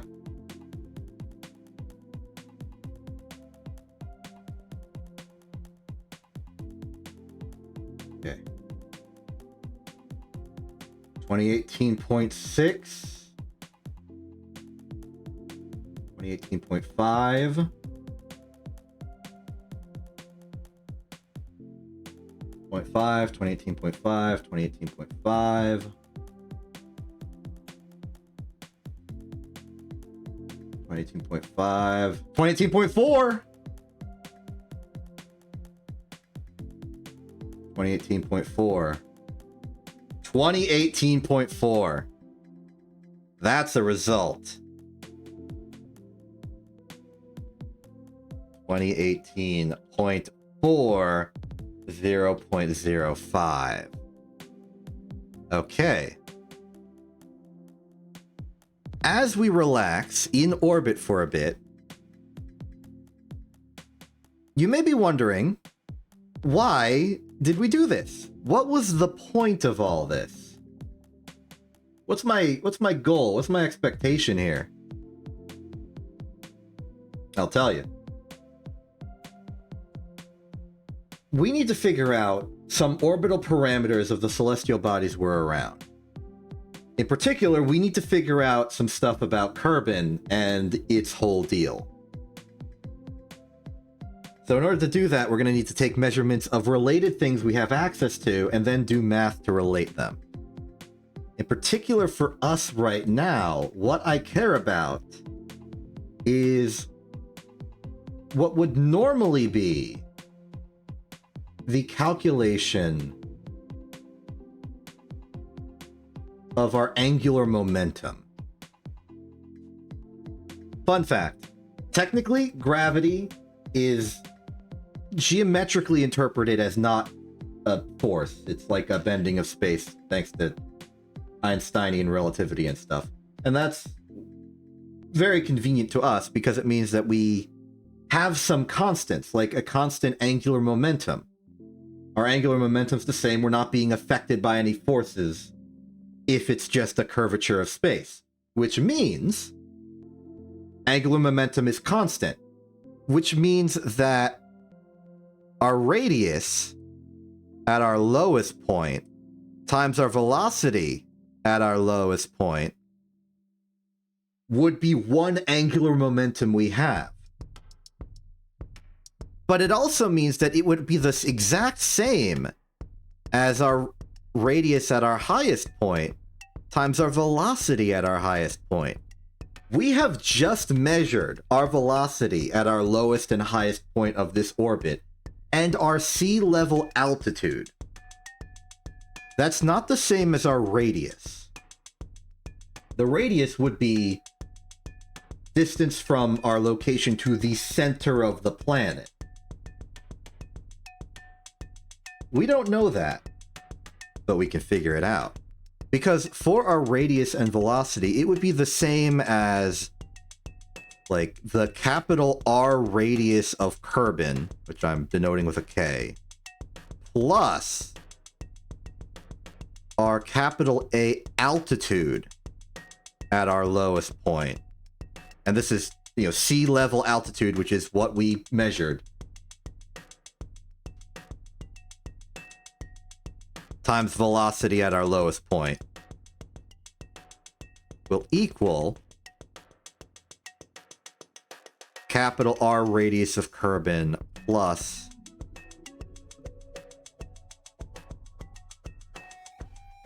altitude at our highest point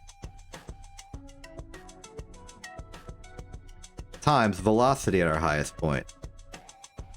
Technically speaking, the only unknown here is the radius of Kerbin, because we know our altitude, velocity, those are the things we just measured. So we put this all together and do some simplifying of the equation. We should be able to figure out the radius of Kerbin, which is gonna be convenient. Now, what we're gonna have is very much an estimate. Our measurements are not precise, but it'll give us a good number we can refine later. Gotta put the other parenthesis here. Can't forget the other parenthesis. So, let's start doing some manipulations here. Velocity up divided by... well, velocity at apoapsis divided by velocity at periapsis will equal radius of Kerbin plus periapsis lower altitude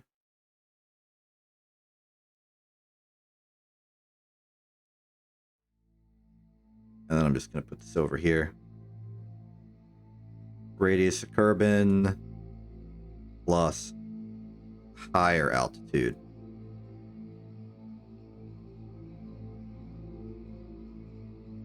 Okay, let me just move this over for convenience.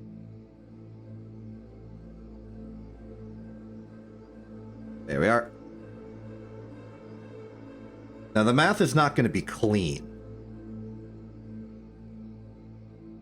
but it'll work.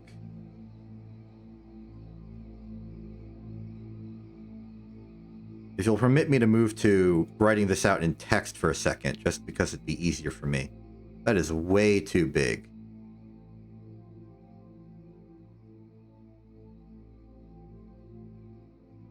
Pardon me, I gotta manipulate Clip Studio, break the illusion of this being just a simple infinite screen that I can just operate on. Go to font size 12, there we go. Okay, so radius of Kerbin.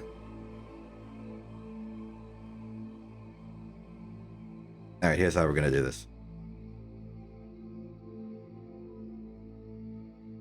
R sub k, and I'm gonna do it with square brackets just because, plus altitude at periapsis is equal to velocity at apoapsis divided by velocity at periapsis multiplied by radius of Kerbin plus altitude at apoapsis. Now, easiest thing we can do from this is... Oop, wrong buttons. Easiest thing we do from this is cut this out, distribute in here, have it run off of the screen a bit. This means we can remove the parentheses, and this becomes purely a bunch of addition and subtraction. So then we can take the altitude at peri, subtract both sides of it way out here. And then we want to take this term that has the radius in it, subtract out here.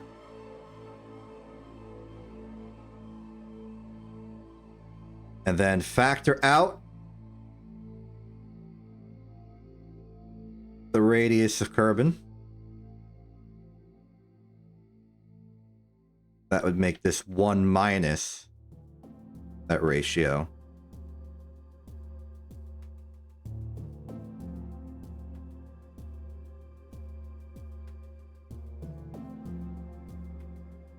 I think we can go a little further. We can't.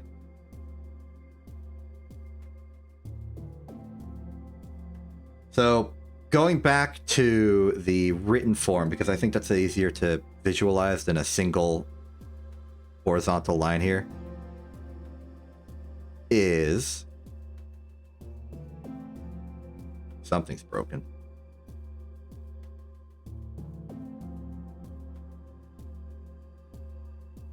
Oh, maybe it's complaining because it thinks we're on like a single layer.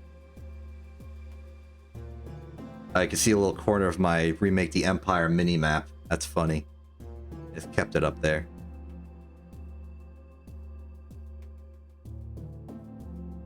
Alright. So. Stop fiddling with the zoom. So this is equivalent to coloring in all black. Hardest part's actually just manipulation of all of these individual windows. Forget the space program. We have the radius of Kerbin is equal to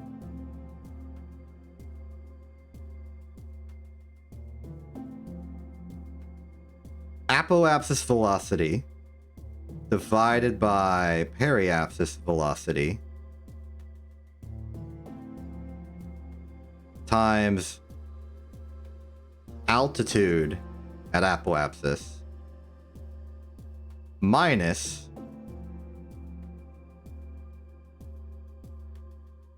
altitude at periapsis divided by 1 minus velocity at apoapsis divided by velocity at periapsis. Now, given our velocity at apoapsis is higher than our velocity at periapsis, I know that the bottom half of this is going to be a positive number. This ratio, however, I'm not sure which way it's going to go. I think, just given the math, it should be bigger than this. But now we got to do the awkward thing of getting all of this to be a proper number. To give us a completely bootleg estimate, I'm going to run these without handling the error, just to get us like a ballpark estimate. First off, since this is a number we care about a lot, let's just do the velocity ratio and say that that's, well, apoapsis divided by periapsis. And there's our ratio, 0.93. The numerator of this whole thing is going to be that ratio multiplied by apoapsis altitude minus periapsis altitude, which gives us a number that it needs more space to render. There it is. And our denominator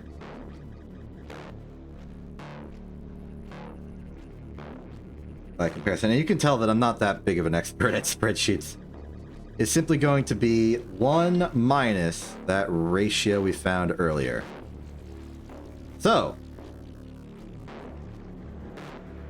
the Kerbin radius is somewhere in the ballpark of, drumroll, here we go. Let's see here, 599,660.89. Approximately 600 kilometers.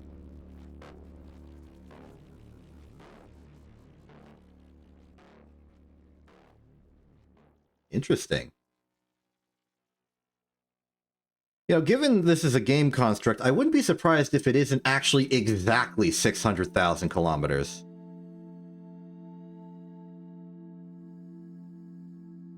I think it'd be quite likely.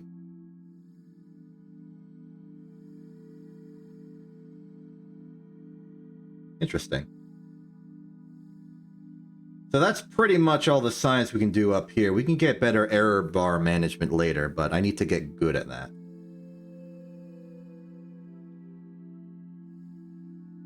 So, now what?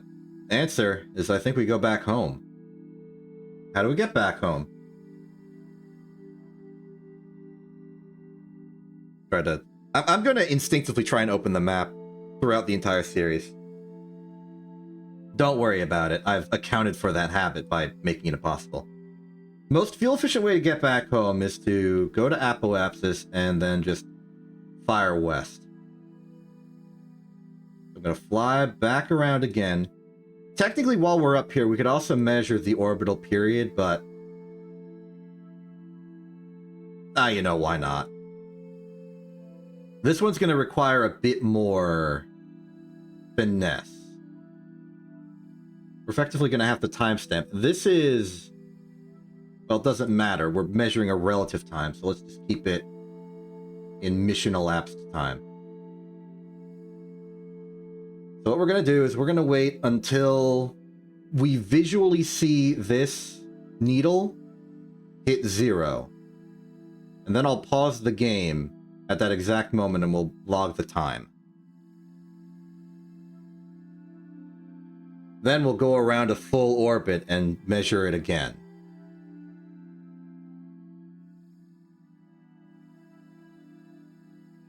Win for Apo. Actually, we can do a little better. Because we're going to be measuring at the same point, we can simply stop the timer at when the altimeter goes from a number to another number we care about. So in this case, let's pause it the moment it goes to 234,478. Like the moment it flips over.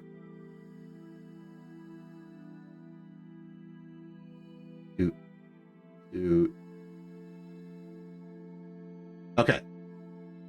2 hours, 23 minutes, 44 seconds.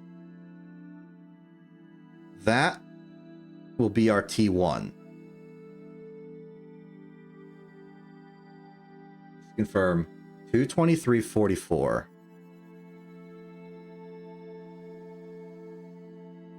Okay.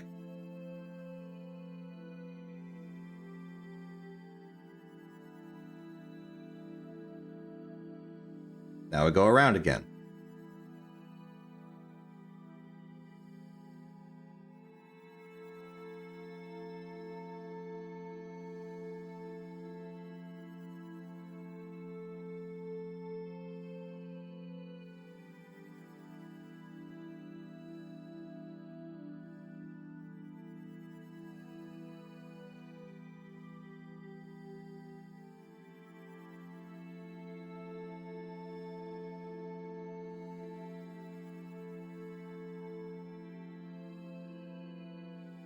Let's get ready for this next pass.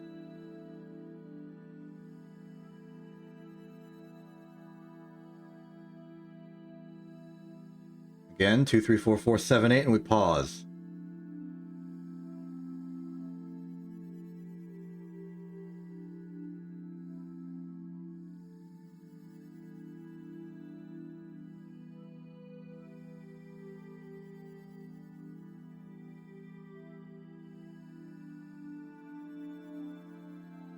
Okay.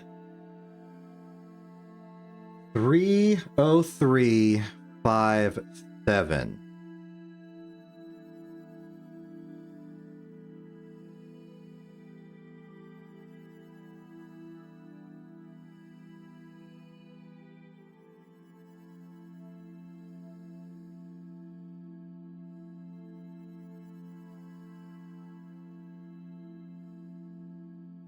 Oh, 357. Bad news for the log. I pressed enter and it rounded this to like 0.1 for some reason, and I lost my measure. Because I put colons, I think that's something it doesn't allow. It doesn't know I tried to denote that as a time. So I put 223.44 again, but I don't trust myself that that was the actual number. So we're going again. Honestly, an accurate estimate would involve doing multiple orbits per periodicity. But, you know, that's fine.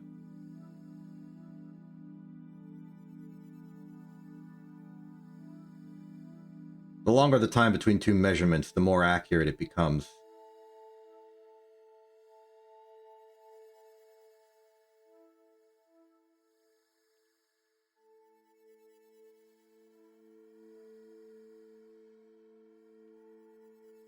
I missed it. You didn't see it, but I missed it. I went too far. Okay, let's just back that up. Okay, so this will be 2 orbits, and that'll give us a number that's a little bit more accurate. I hope. 2, 3, 4, 4, 7, 8.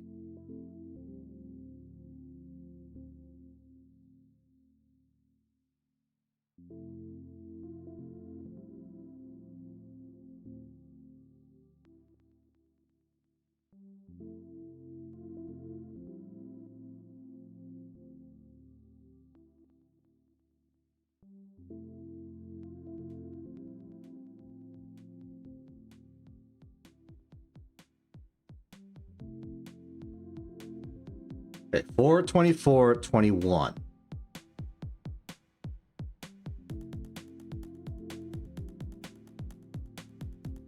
Okay. So, because I can't trust T1, I'm going to use T2 and T4 for this measurement. So basically, we just take one, subtract the other, and divide by 2. That'll give us our orbital period. It'd be better to do this on the illustration side of things, simply because I don't trust that the spreadsheet won't fork my stuff. So it will. Okay. So, 4, 24, 21, minus 3, 03, 57. Now remember, we're dealing with times here, not regular numbers. So this whole thing right here, this negative rounding, we're not going to 100 as our revert for the carry. We have to go to 60. So instead of this becoming like 21 minus 57 plus 100, it have to be 21 minus 57 plus 60. Which means that this is going to be 24.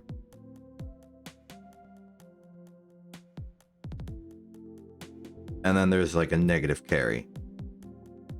So that would be 23 minus 3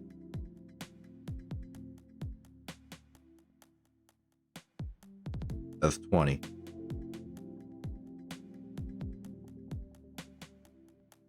And then 4 minus 3, that's a 1, in case you didn't know. Then we take this whole thing, divide by 2. That would be 12 seconds, 10 minutes, and then half an hour. So this is actually a 40. This would suggest an orbital period of 40 minutes and 12 seconds. And we can test that. We would expect us to get to our next apoapsis at approximately 5 hours, 4 minutes, and 33 seconds. So let's try it.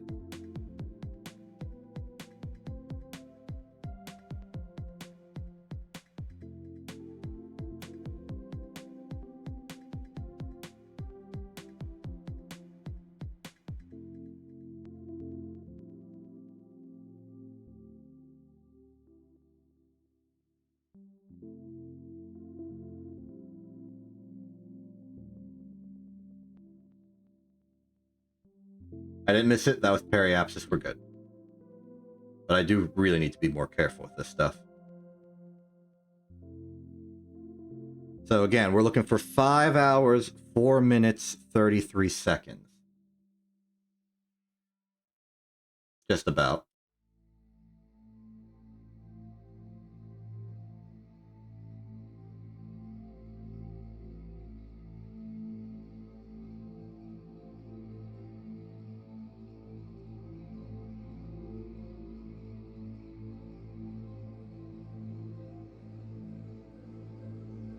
Look at us, we're doing a lot of science up here.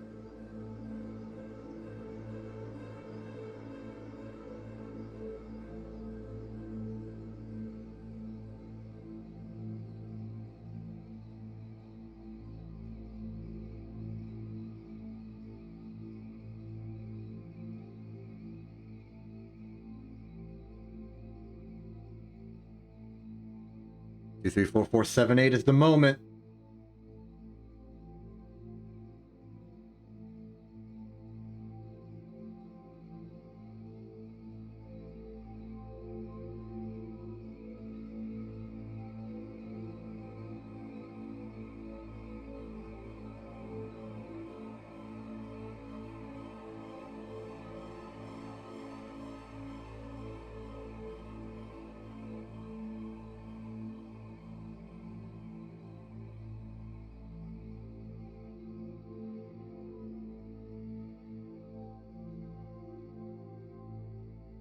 $50434. That is a rounding error due to our imprecision in measurement, but that is good. We are now very confident that that is indeed the orbital period of this. And technically with this, we could do even more math. Now correct me if I'm wrong, but I'm pretty sure we could get the standard gravitational parameter of Kerbin off of this. Yeah, we could, because all we would need is the orbital period and the semi-major apsis, which we can now determine by having it be the average of our altitude plus the radius we determined earlier. Great. This isn't even the method I was planning on using to determine the radius of Kerbin and the orbital parameter. I was going to use the gravioli detector. It's why I modded an earlier Tech 1 level 1, but now that I can just do this, forget the gravioli. I'm modding those out. I don't need them. We can do the standard gravitational parameter based off this, but I'm not gonna solidify these results. I'll leave them for later. We'll do better measurements at some future point. Right now, what we need to care about is getting back home, and since we're about at apoapsis, I'm just gonna thrust backwards and hope that a delta V of 260 is enough. Figure it should be, but...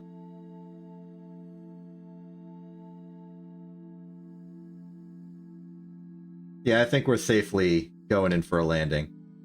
Let us detach our business end on the normal to the orbit so that we have the best odds of it not slapping us in the face. But let's do that when we enter atmosphere so that if we detach it, we won't get slapped with it at periapsis as it comes closer. That's just how orbit tilts work. Real shame we can't do all of the science I was hoping. But, you know, we did real science.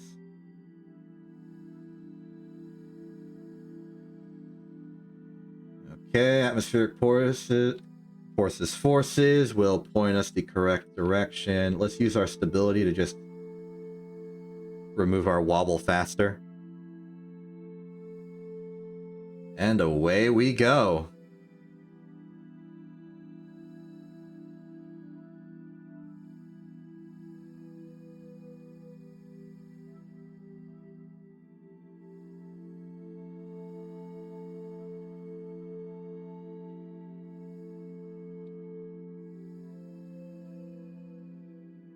Okay, that was uncomfortably close. We may need to do some more debris avoidance engineering in the future. I'm sure we'll figure something out.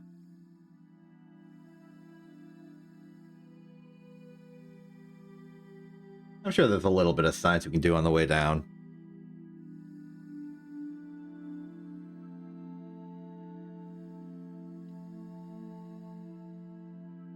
But I'm starting to think we may need to go back to a science hopper type design if we want to get any good science done with this.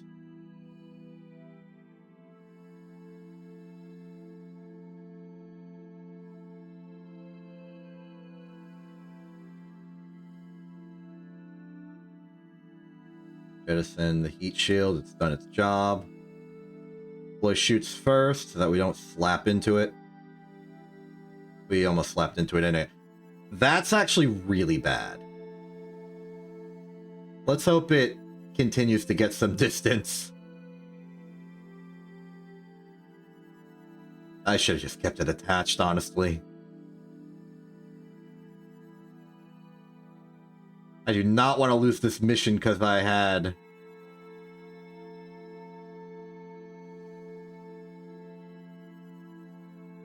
the heat shield slap me in the face. Where is it? Where is it?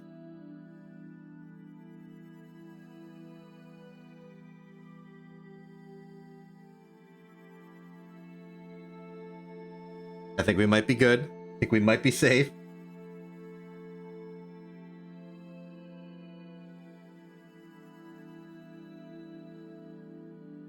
I think we're good.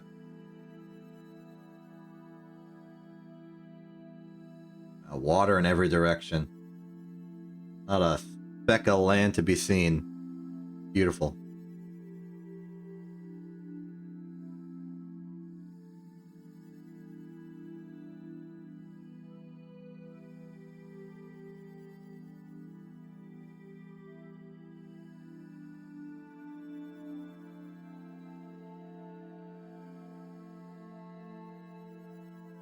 Flash down in 3, 2, 1, sploosh.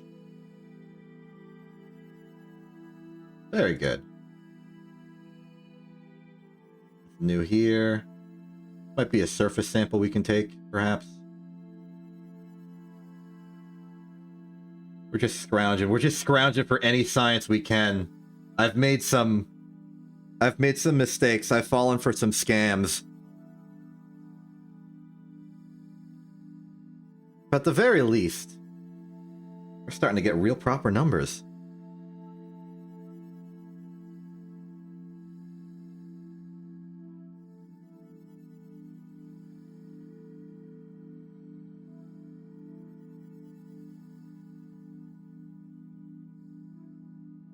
Science is all right. Level 1! Fantastic. Okay, we need to do more scientific expeditions to random locations on Kerbin. My next clear target is going to be the desert. Open up the research dart. We're going to need to build this off of the research dart's design frame.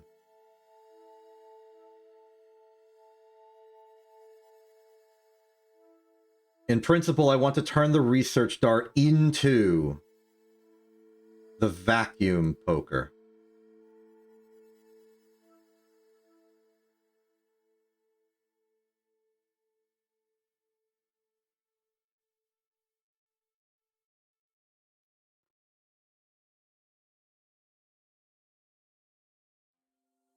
I love the control surface.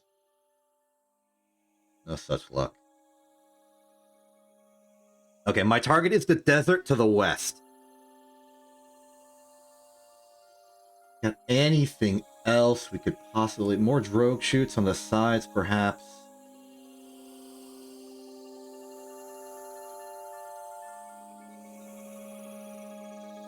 Put an EVA experiment inside. That might be good. It's at least a science we can do. Oh, there's science in the books. Radar is already accounted for. Thermal protection is already accounted for. It's not. There, that'll help. Let's double up on drogue chutes.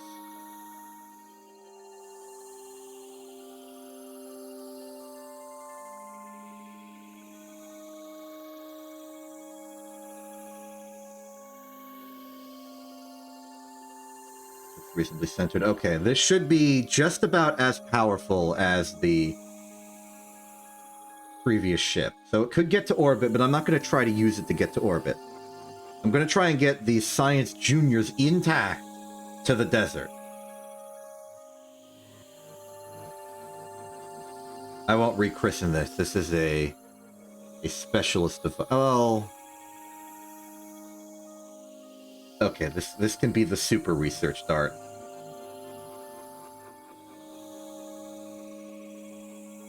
Okay. Fix the staging, though. You know what? Put the liquid rocket on that stage. Just so we can have emergency control authority if needed. Radial decoupler, then lateral decoupler, and then all the parachutes. I think we are good. Save it, launch it, get more science.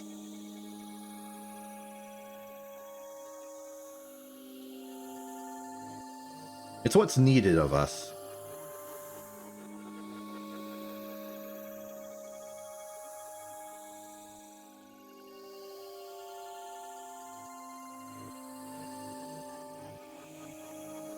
Okay, we are set.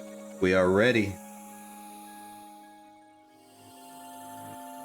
Null. We are heading west. In effect, we're going to be aiming for a westerly orbit, but the goal of the westerly orbit is to hit the desert continent. Which means we can undershoot it if needed. In 3, 2, 1, launch.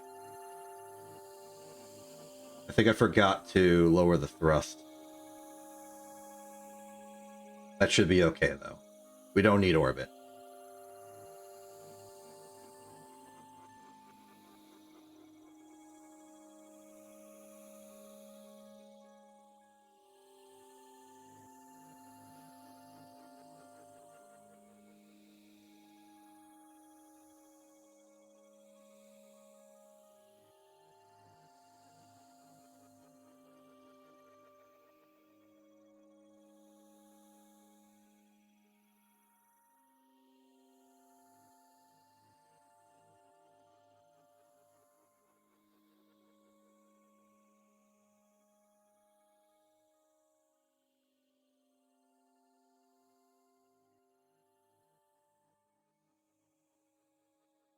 I'm a little surprised, but I think that's already hit a suborbital.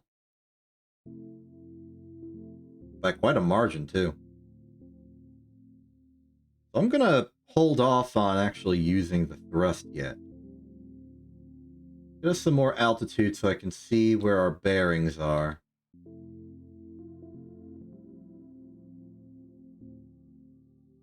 I'm going to change our radial direction. No. The opposite of this. I want to be heading north.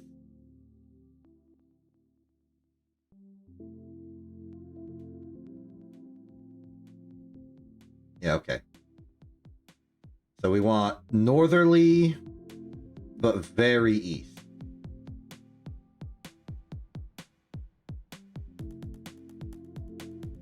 Not going to try and raise our altitude anymore. It's high enough.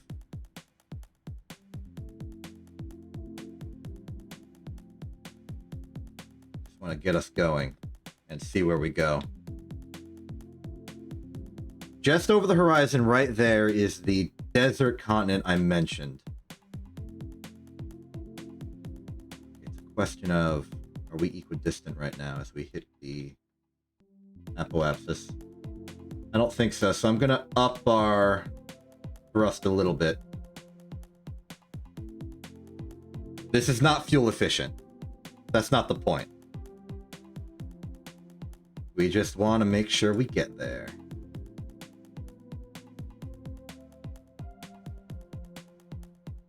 New periapsis, I would say that's about even split.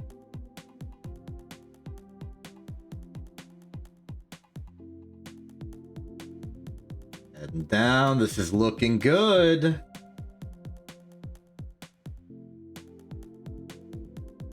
Alright, we've hit atmosphere. Now that you're leveled up, Roncott, you can set us to retrograde and just dump the fuel. Make this re-entry as safe and stable as possible. I'm a little worried I'm gonna hit this mountain range. That's not desert. It might be something else that we can do research on, and if that's the case, we can just re-launch this rocket and aim slightly differently. Okay. I know the atmosphere kinda doesn't account for it that well, but I'm just gonna try and swing and release. Boop. There we go. Now get us surface grade retro. And just wait for our velocity to bleed off.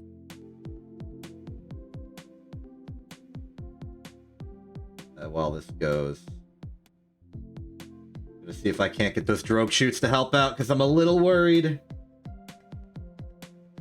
Oh! I guess we're still not stable in flight, huh?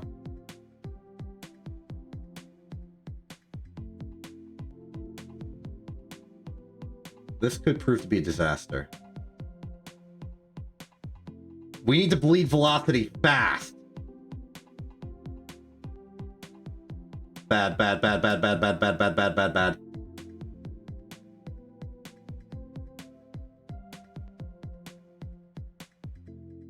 Deploy chute! Oh!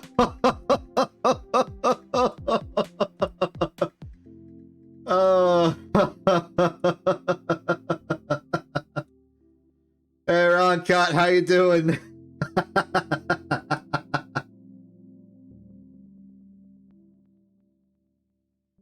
Doing all right, buddy. That was a close one.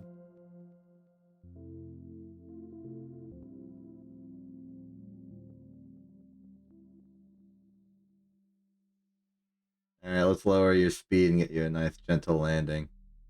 There you are. All right, so first question, where are we? This is the deserts. Okay, let's take a surface sample. Oh, we have the EVA science still.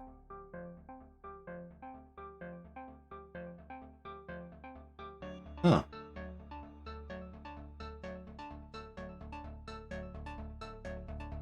I don't think this helps, but I'll take it.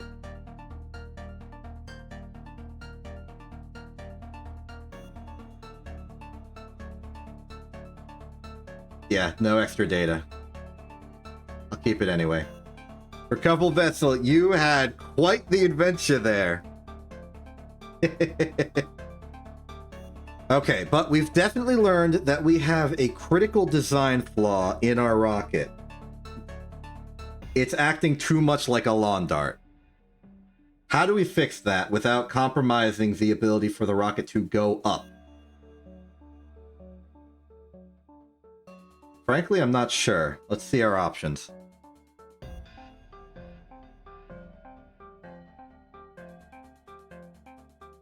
What do we have to work with? Something in the robotics category? Nothing. We could swap out the Mark I command pod for something that's more like innately non-aerodynamic. Like, what if the drag coefficient on the Onion just makes it a better option overall?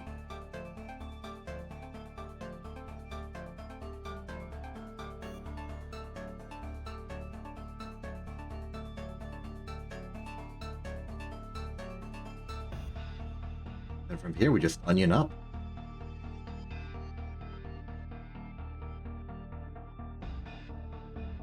Stroke shoots here, main parachute there.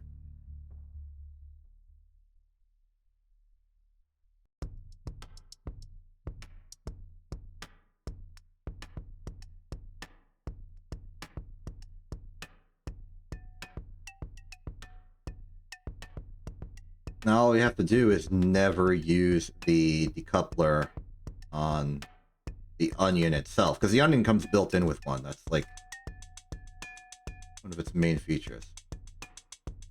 Okay, and then Kerbin is ready with his payload. The only other cargo we could possibly give is just stuff we can't use, so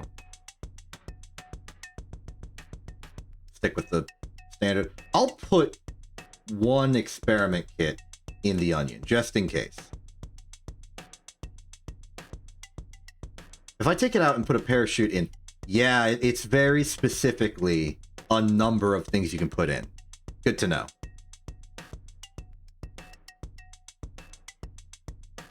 Okay.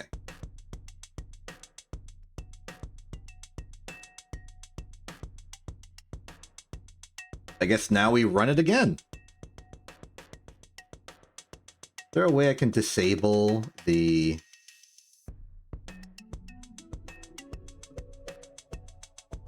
actual activation of this thing? Like, just completely remove it from the equation. It's fine if not. Everything else is working as intended. Okay, this might... I want to go back and quickly disable, or quickly lower the thrust on the thumpers.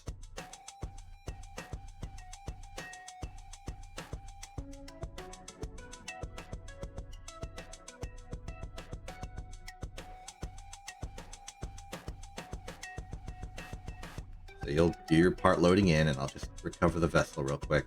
In fact, I'll do a material study just because I'm here. Get that extra 1 science. It's important.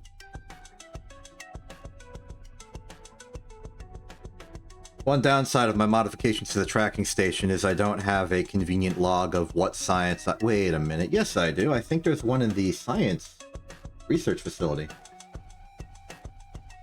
Little R&D. The other tab nobody talks about. Yeah, look at all this. Look at all this Kerbin science.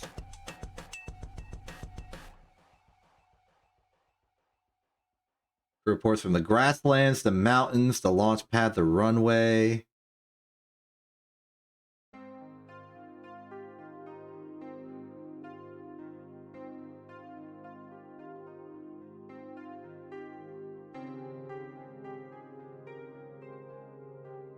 Why is the value here nil?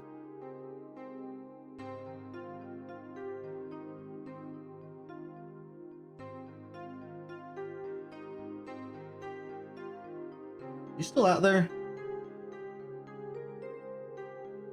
No, but we have a lot of debris. Huh. Alright, moving on. Back to the assembly building. Lower the thrust on the thumpers. something a bit more optimal.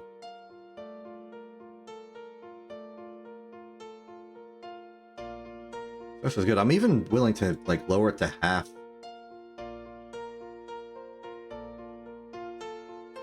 I think that's good. You don't want too high of a thrust to weight ratio, especially if you can't throttle the engine. And I think we have enough security, safety measures that we can abort the launch if needed. We can abort mid-flight if needed.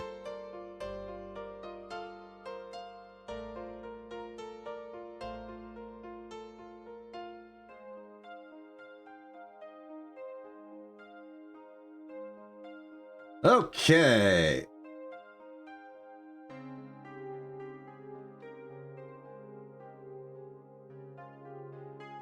What do you mean?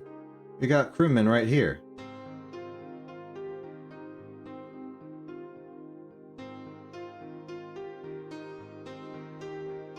Enman? Wait, why is Enman aboard?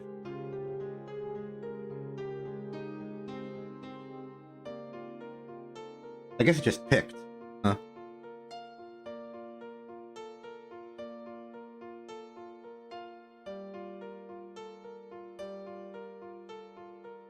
Alright. We want the Super Research Dart. Roncott. Launch. Okay, we're good. A little bit of a staffing mix-up. A little clerical error.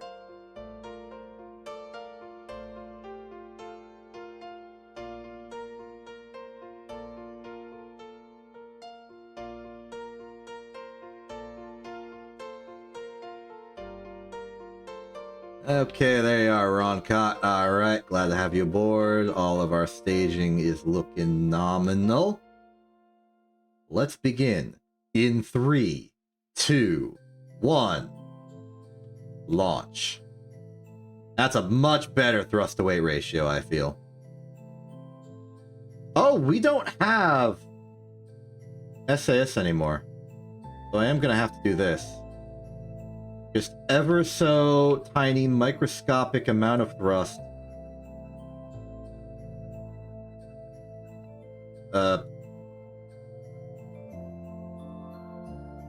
Well, we're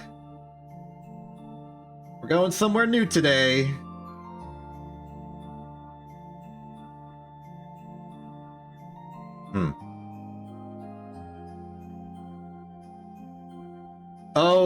Okay, the atmospheric drag from the onion is actually too troubling.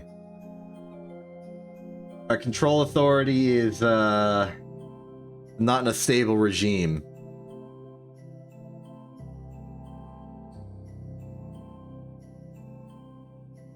We're gonna have to fix that.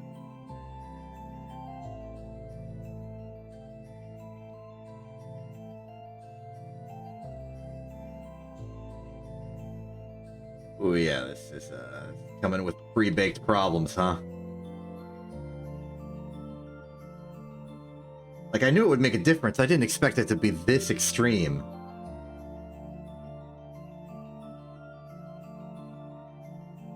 Okay, let's get out of range of those.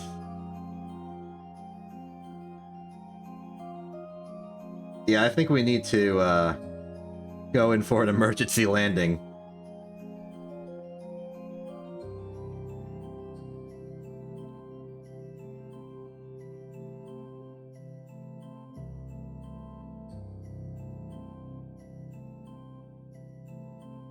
Oh, that's unfortunate.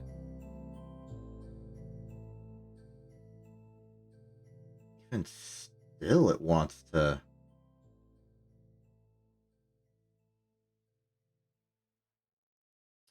yeah, ditch the tanks.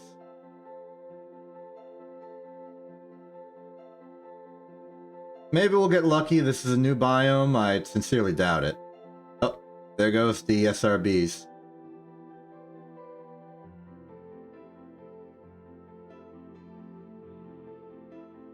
A lot of explosions. A lot went wrong.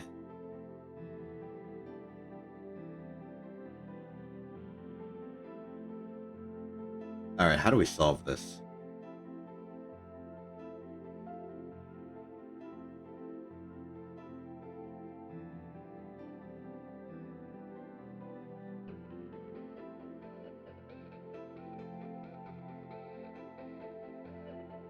Well, logical solution is turn that back into a Mark 1, but that doesn't solve our lawn dart problem.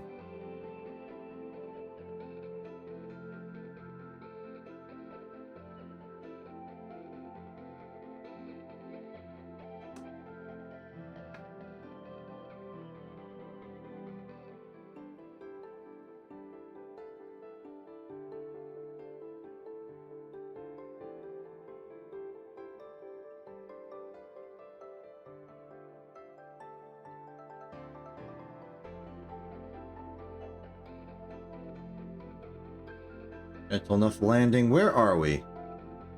Grasslands. Can we get some material study out of that? A little bit. Any amount of little bit of glue, a little bit of goo that we haven't gotten before, but ultimately this launch was a failure. How much science we at now? Just scraping the bottom of the barrel.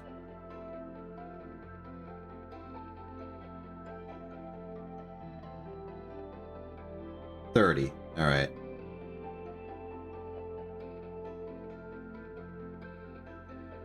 Back to the drawing board.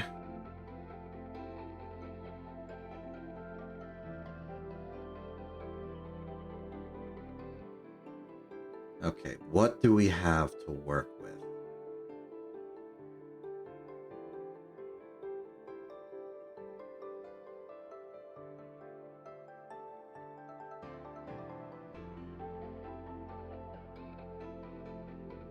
None of this helps our propulsion all that much.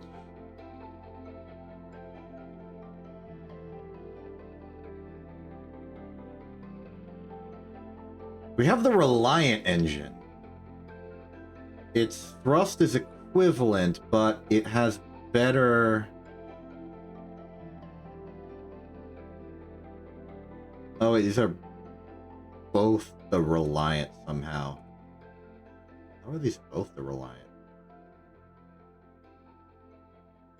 Oh, they must be two different variations. One for style. Yeah, the swivel has less thrust, but better fuel efficiency in vacuum.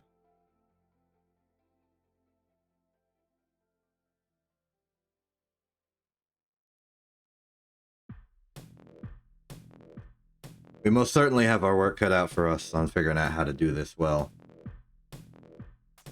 We just need a way to solve the lawn dart problem.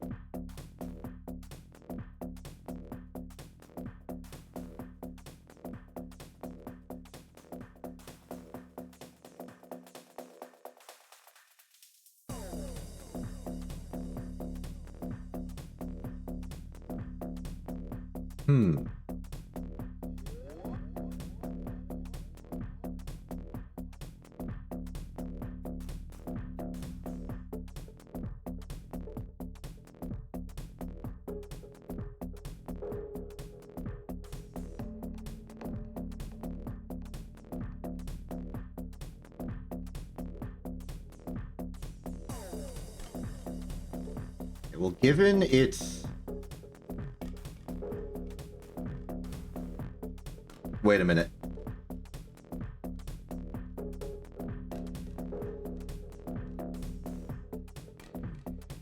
What if we did this? Well, no, okay, we're just sort of like mixing and matching our problems here. This will still lawn dart it. By making it less of a lawn dart up, making it less of a lawn dart going down.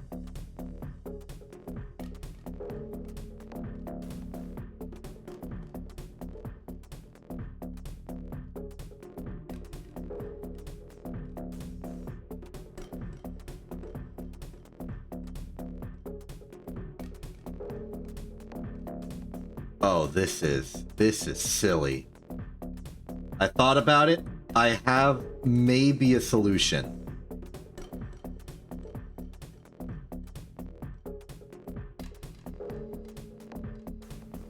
You ready for this one? Okay, step one, we go back to the Mark 1 because I trust it.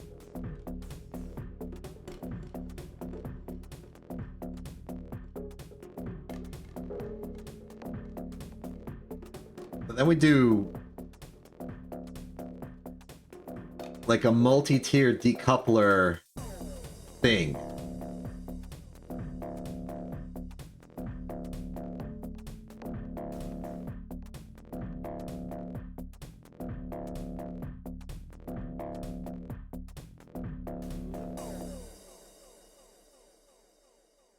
If we're going to be that way forward, how about make us that way forward?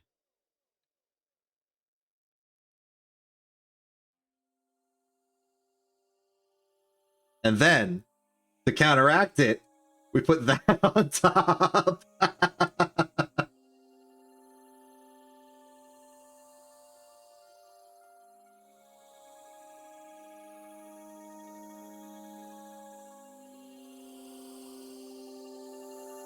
I will admit this is a little absurd, but it might just solve our problem. To be aerodynamic, then not aerodynamic.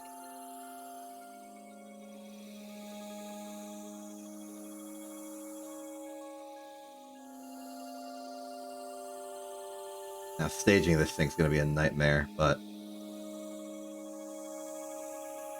all the parachutes will still want to activate at the same time. Okay. We have launch, we have the radials, then we have... not you. And we decouple... okay. Radials decouple, it's just a swivel. Then we decouple the swivel, go in for re-entry.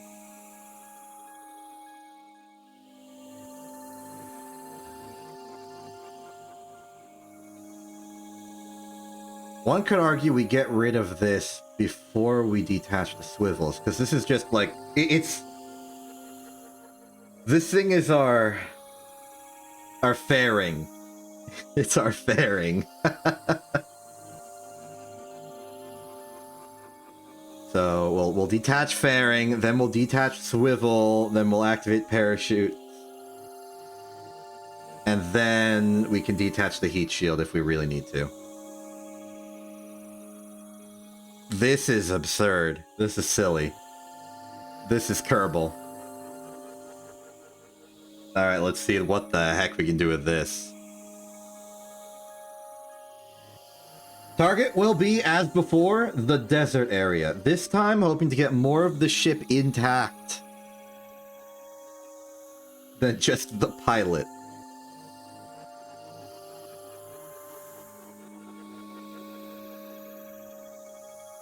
Okay.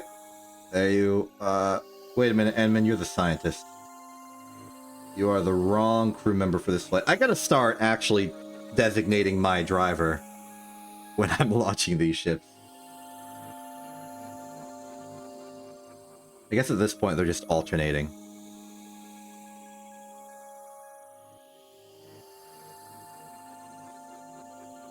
Okay.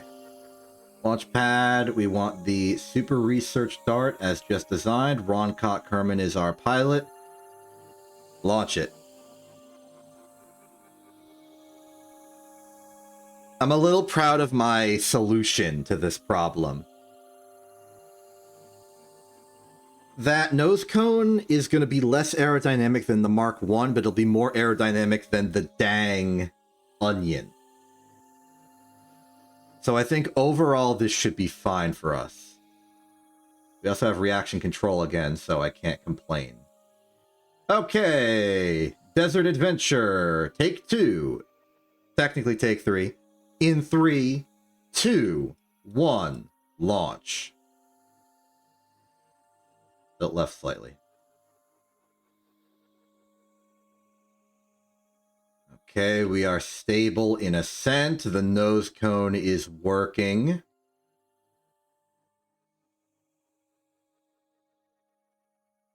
The natural roll takes us. We can activate the swivel slightly.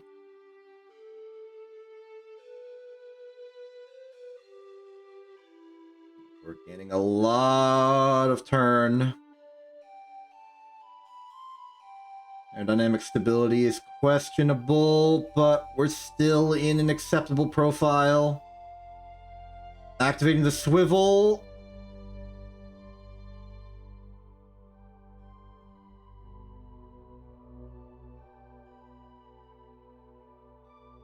Okay, it is taking full swivel strength just to get us to stay forward. I'm going to try rolling for stability instead.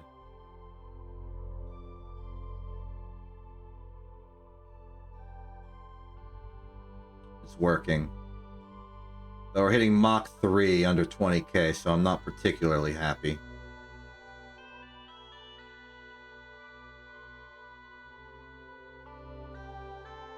Alright. Kill radials. We are away. Pitch. Up.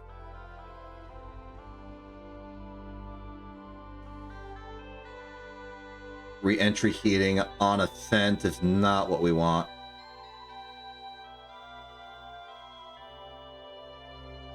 Okay, well, aside from a navigational fault, I guess we just keep it running.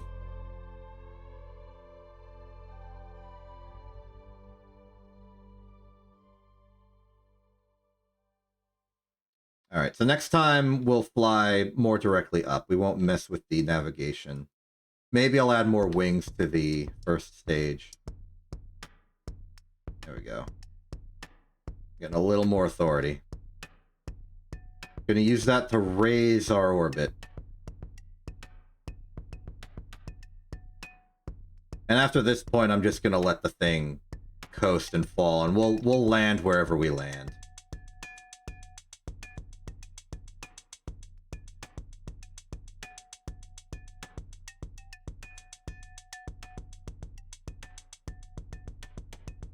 The heat shield's already started ablating stuff. We're actually dangerously close to orbital velocity. Okay, I think, jettison nose cone. Let's up our drag.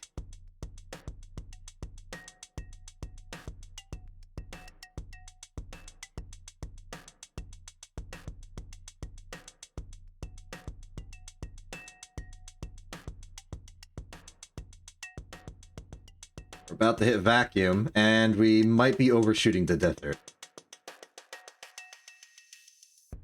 That's fine. In fact,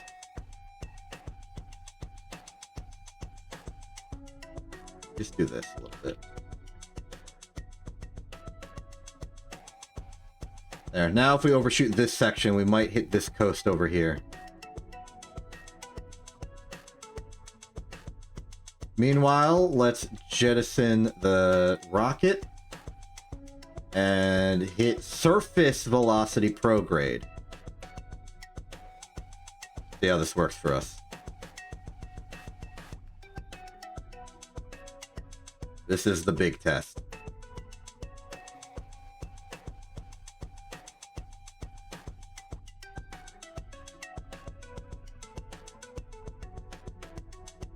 Okay, we're descending. It still seems pretty deserty. Not sure if it's going to be true desert or something else. All right, Ron Cott, it's up to you. Actually, let's check our like, where are we stable? Oh, that's a very good sign. Okay, hands off the controls. Our tendency is to sway nose first. Stabilize.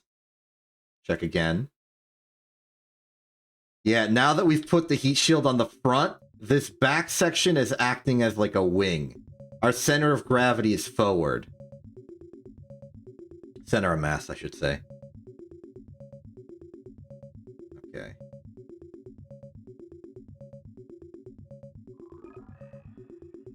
See how we hold up. Heat shield isn't perfectly protecting everything. And, you know, orbital speeds are a little dicey. But, yeah, let's, lock prograde. We're gonna need a good pilot for this ship, then. Long term. There goes the debris. But I'm feeling a little confident about this. We got a blunt side forward. It's aerodynamically stable.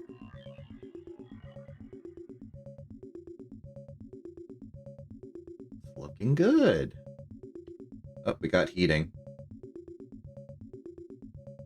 What was just heating right now? Is that the Science Junior? Whatever it was, it no longer matters. We are out of the heating regime and can now go for a gentle landing. This worked, and I'm very happy it worked.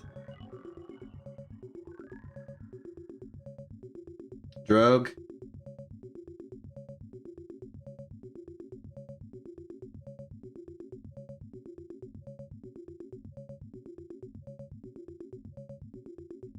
Looking good here.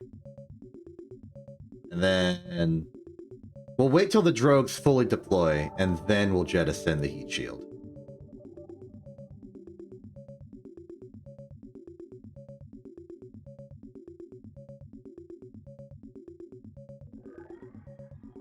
But I think this is a success.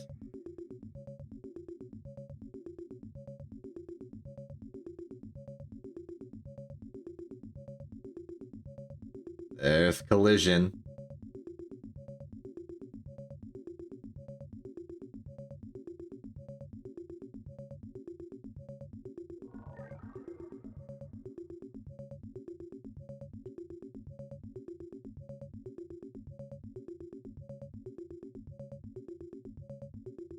That's Drogue.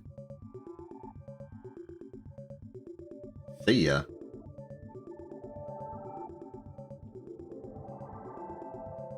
I'm very happy with the results here.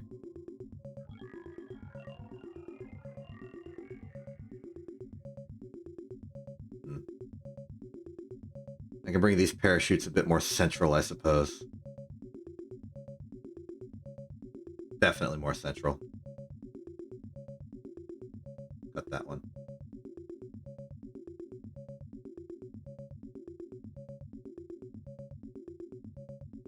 That'll be good enough.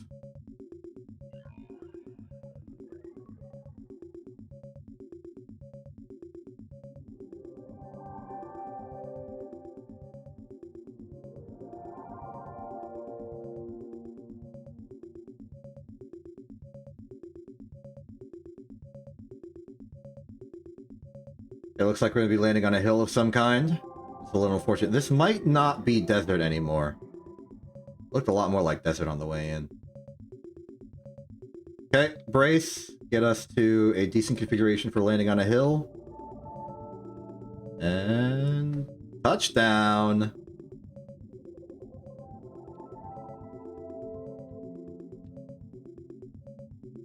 This is a little troubling. At least we brought the batteries for it.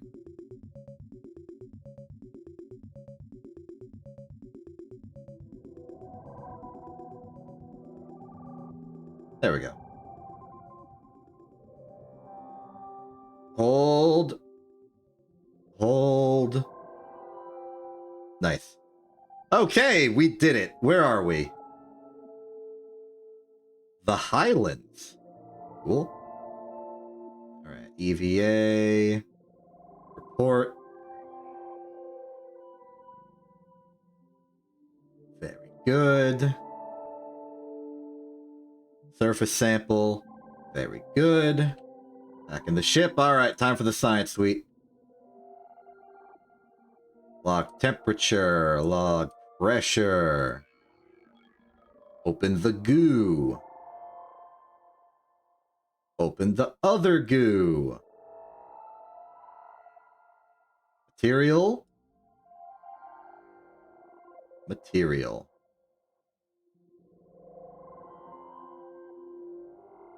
That's a successful mission.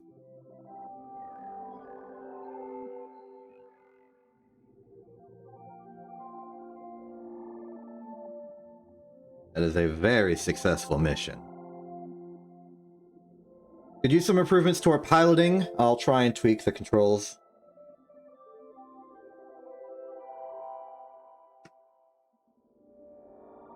That's the most science we've gotten in a while, and we need to use it to desperately improve our program. Advanced rocketry would get us some real good engines for orbital. Aviation would give us a flight option.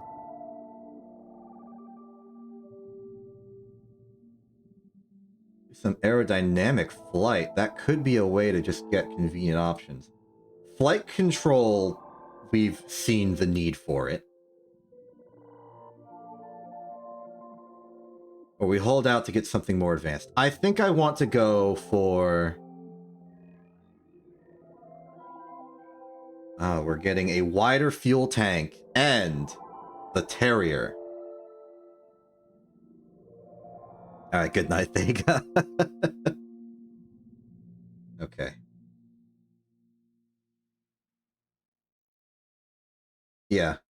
We're gonna need to make more advanced rockets. The next great venture of science is going into deep space around Kerbin.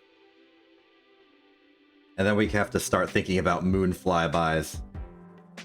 That's gonna be fun. But at the very least, this will help us get a lot of better tools for the job.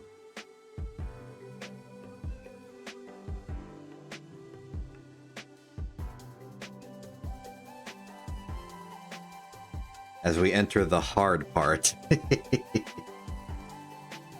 Cool! Super Research Start is a successful design.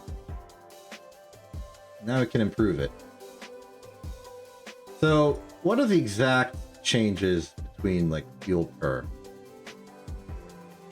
So, one TX220, or I guess 220, has ever so slightly more fuel than a T200. Actually, looking at the numbers, I'm pretty sure that is exactly saying how much oxidizer amount and liquid fuel amount added together there is. So, that's a good metric. Which means that in principle, I could swap out these four for 4 of these. And make a shorter rocket.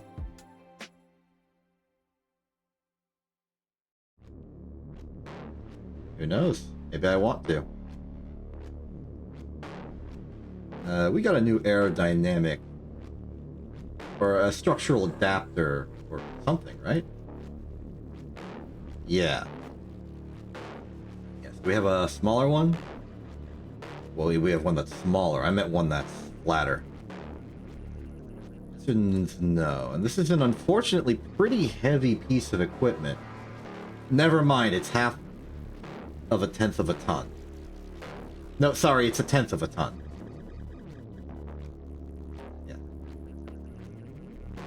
Should be fine. Looking at our rocketry stats. Just adding what? It's not even the right size. Do I not have an adapter built for this purpose, this size class?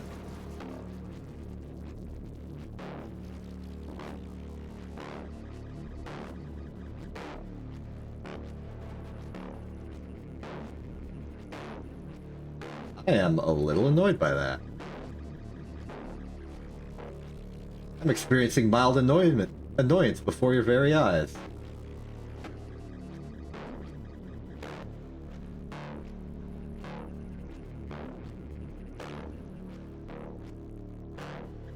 Okay.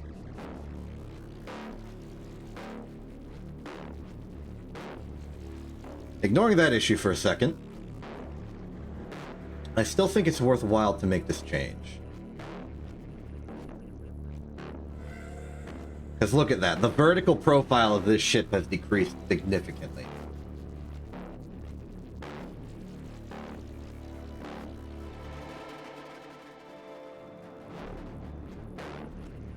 And then in the engine department, we can put a Terrier on it.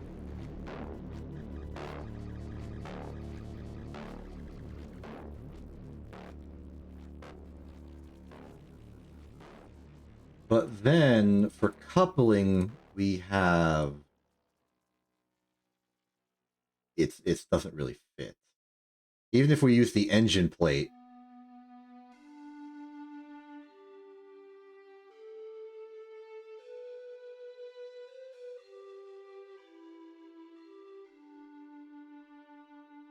The engine plate's not the correct radius.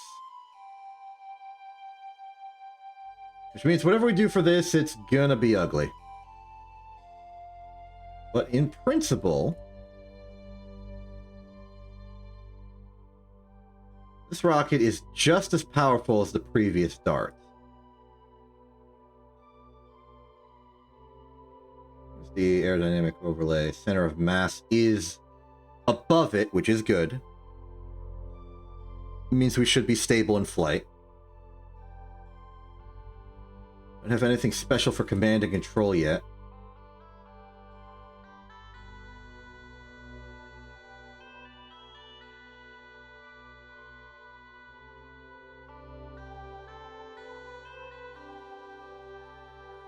This should be just about as successful as the previous one. Doesn't add anything new to the equation. And that's fine. Oh, this is the adapter I'm looking for then. Is that right? It's right. Great, that's an extra 72. Cool. We can now think about making bigger rockets that are a bit more compact. Because we've increased the radius, that's going to do a lot for volume. Even with how flat-packed it is. Okay, another attempt at the desert then.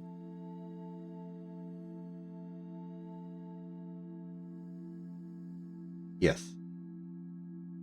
Flight regime, just let it go straight up for longer.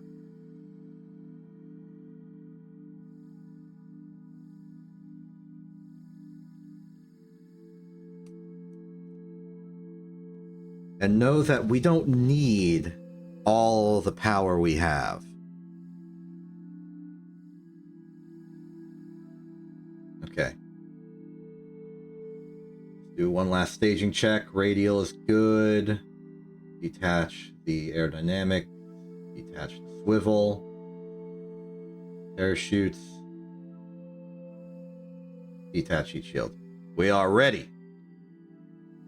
Let's wait till morning. Don't mind. There we are. And then wait a little longer. After all, we're intending to head west. Okay, so. Roncott, prepare launch in 3, 2, 1, go. Thrust to weight ratio is a bit to be desired, but I suppose I did add more fuel. Might be worthwhile to up the thrust in the SRBs again.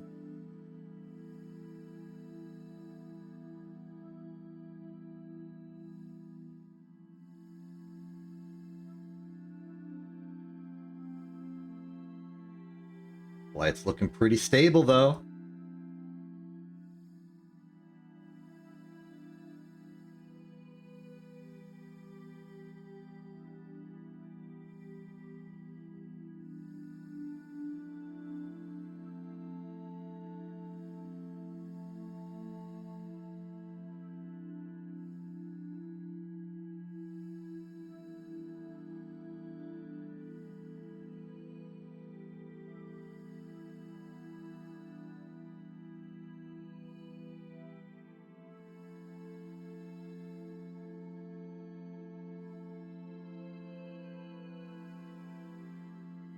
Alright, I am very curious. How much thrust we got on this thing? How much delta V we have?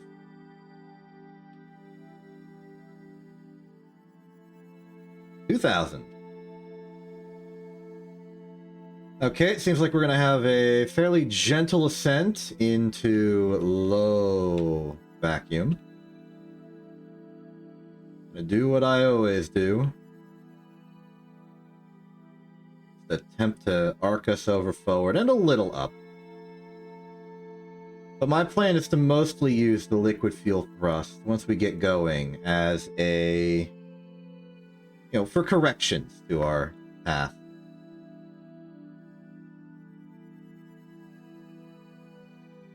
A little more to start.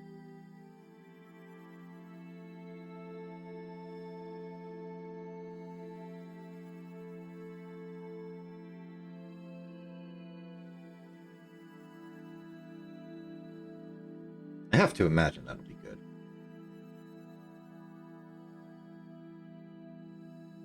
Rough estimate. Not enough. Instead of thrusting forward, I'm going to thrust up mostly. Because I don't want to increase our speed too much.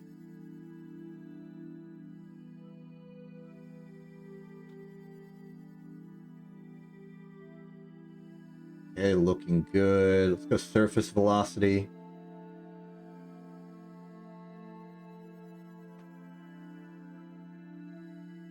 It's going to be close.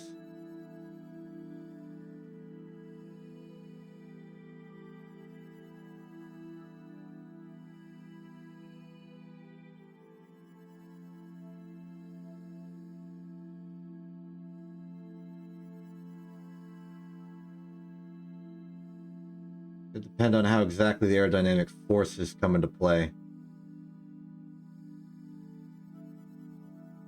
I'm gonna, strictly thrust upwards until we're over...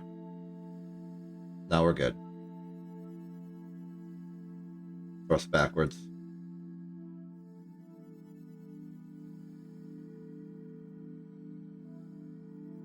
Okay, that's killed a lot of our unnecessary velocity. Detach.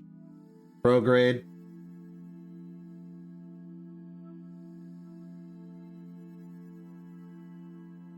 Should take us in.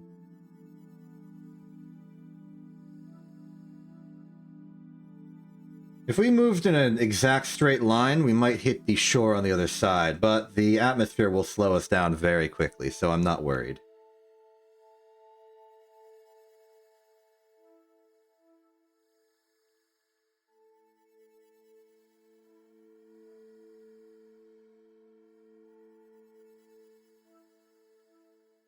Okay, sub 1 kilometer per second.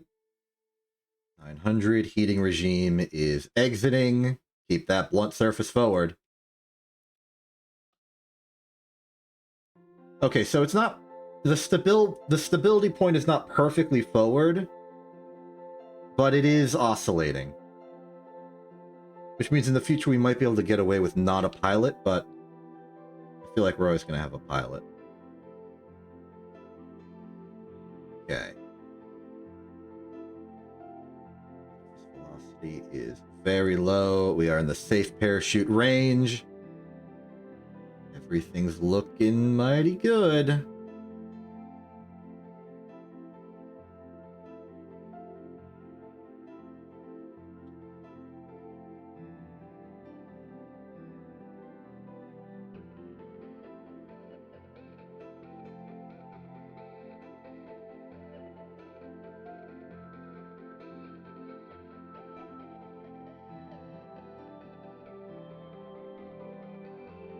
That was the perfect run. That was a perfect attempt at this. Everything worked how I had hoped. Now we just have to gently descend to the surface.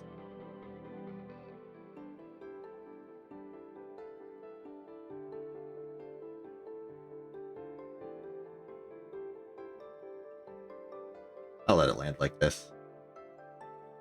The natural tilt from the imbalance will let us roll onto our side and be stable. In fact, I'll even open this. Okay, maybe that's a little too far.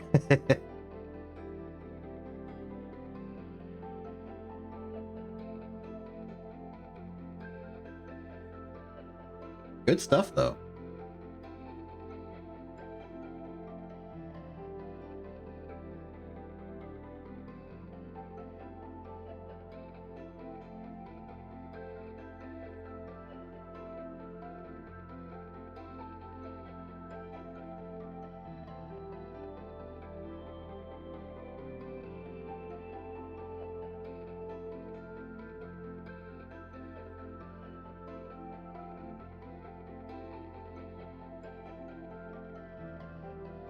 touchdown. All right, to the science. It's gonna be some good science today. EVA report. Surface sample.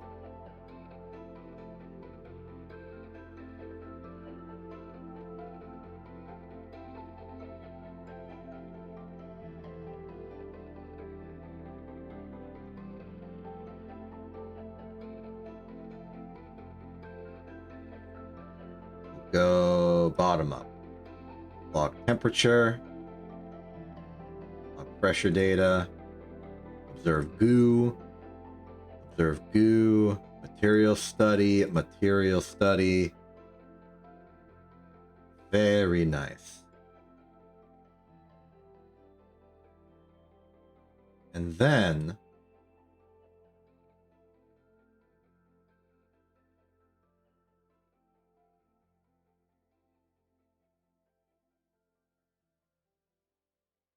I cheated.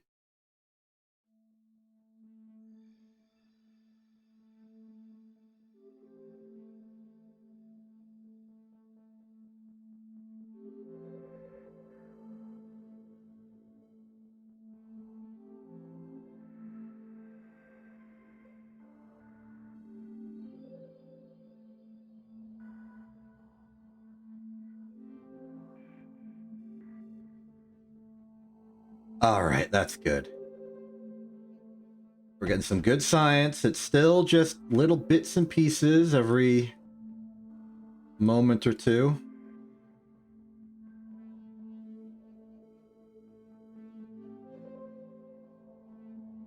But it's something. Recover all spent components. Now we need more destinations. Really?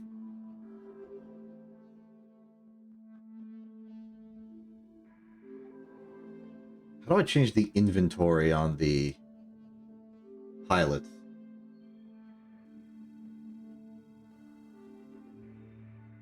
Because Roncot's been stuck with the experiments for far too long.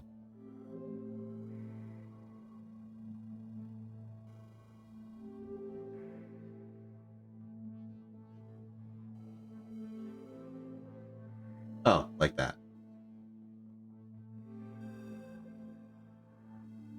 All right, Roncott, I want you to get your old EVA jetpack back. There you go.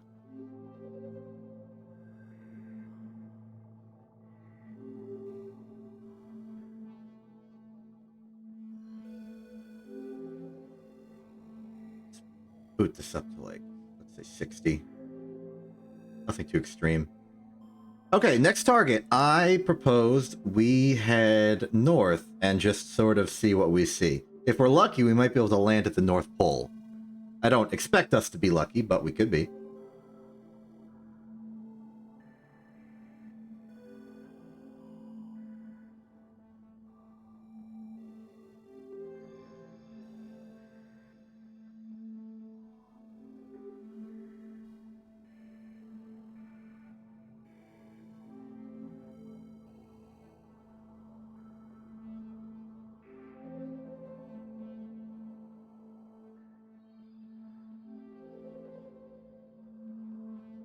Okay. Launching towards vaguely north in 3, 2, 1, go.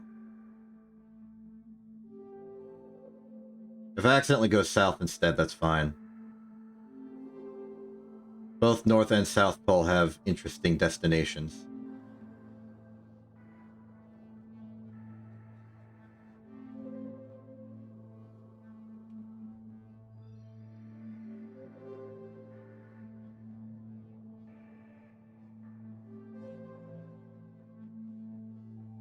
Might have overdone it with the turn a bit. That's okay.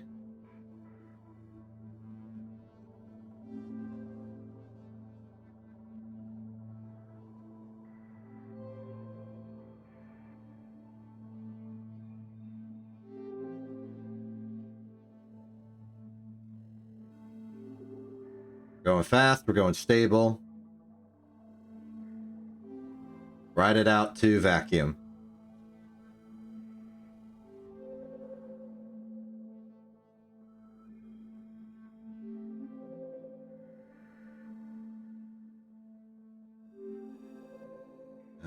Okay.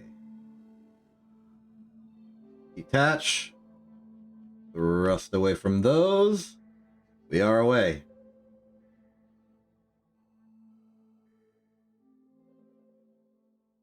Now, keep us in surface right now.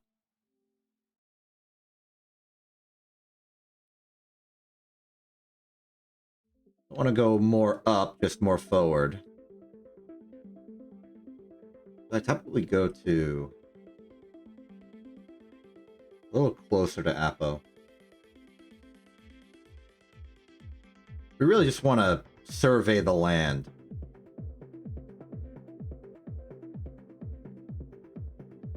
And then floor it.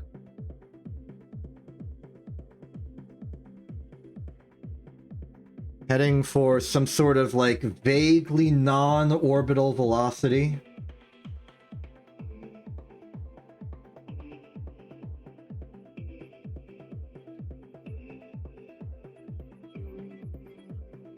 Something that gets us around the planet, but not so much into orbit. I'll go 1200. Let's see what we see. Where's the North Pole?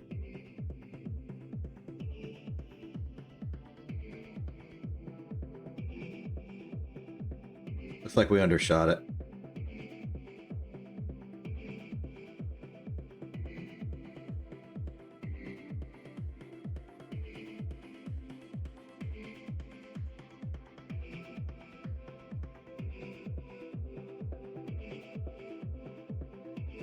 Oh, I severely undershot it.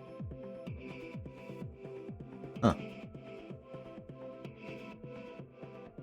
Seems like we're headed for a landing in the ocean. That's fine. Let's just lower our velocity and get ready for a landing.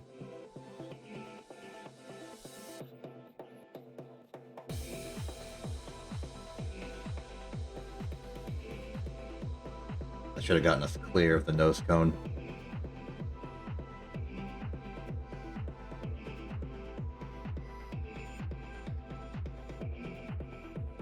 Trying to cut towards land as fast as I can. I don't think I'm gonna make it. I'm not making it. That's fine.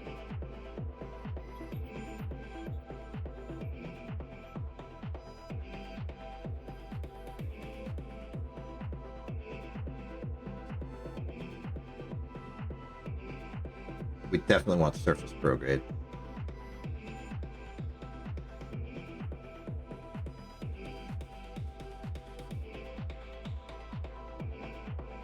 Okay, heating's gonna be a little extreme. But as long as we're locked prograde, we should be fine. If we lose some of the outer parachutes, I think we'll still be okay.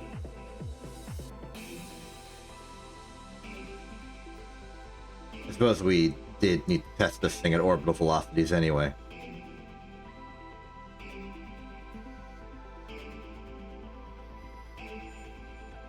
Turns out it does pretty good. Almost made it to land. This might count as shores. Might be a new biome.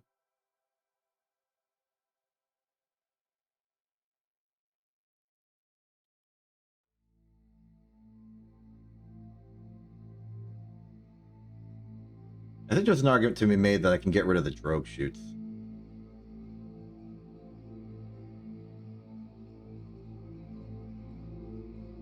Yeah, I think so. They're not the biggest margin maker, but might be some value in distancing ourselves from them.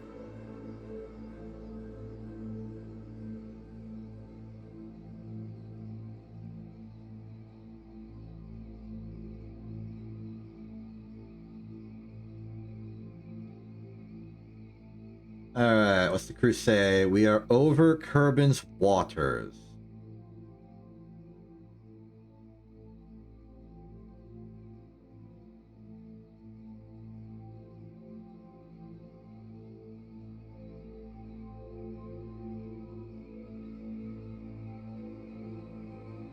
I don't think that's new. Biome. I'll try it anyway. I guess it was one we only did one of before.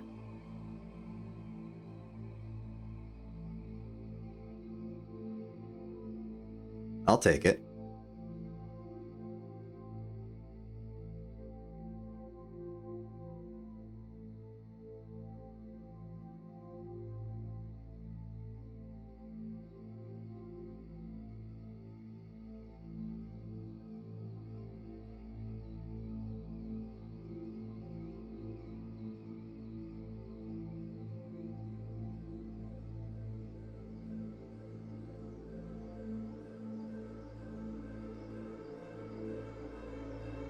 One science out of that is not very good, but all we have to do is get lucky and land somewhere new.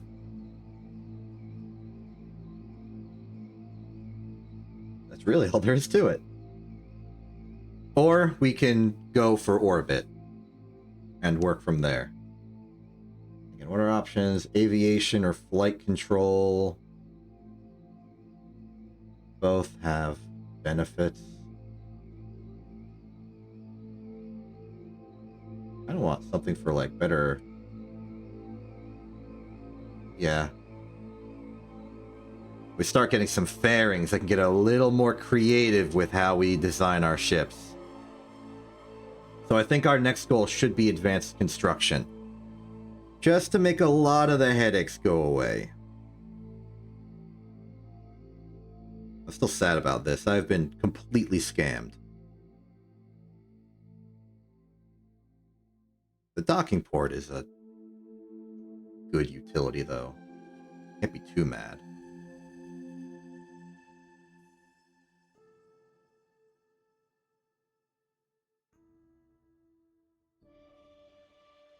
But it was not worth the investment.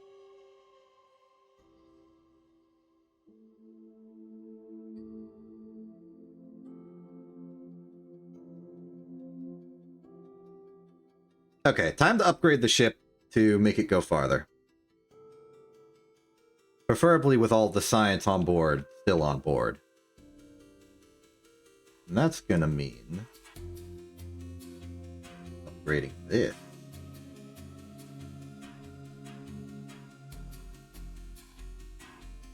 My hope with this new configuration is that we can get to high orbit with a full science payload.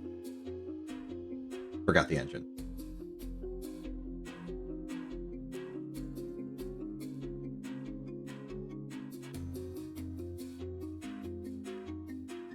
It'd be a little tough.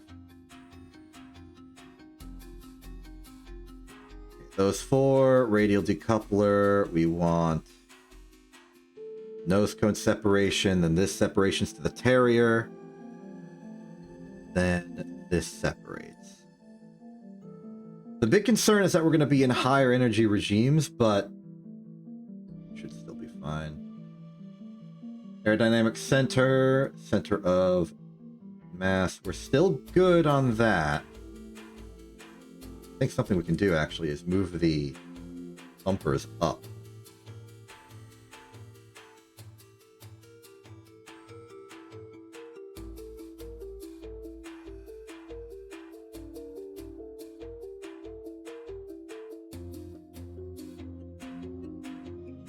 This will be the fifth version. I'm going to officially designate this as something other than the research dart. But it's a kind of research dart.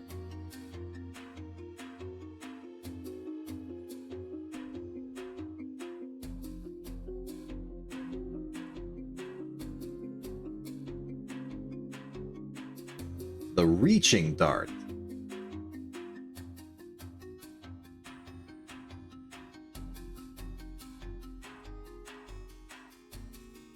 Probably want to up the thrust on these. I'll go to 70.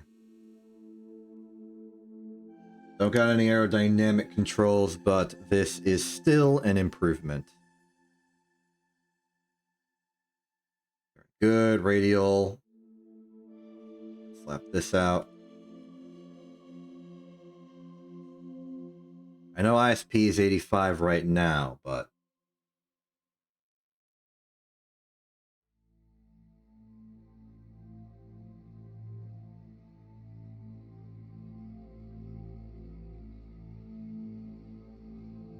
it'll effectively quadruple once we're in vacuum, which is its regime. So you can effectively quadruple its delta V.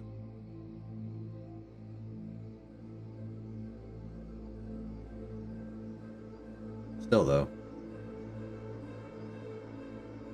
1600 is...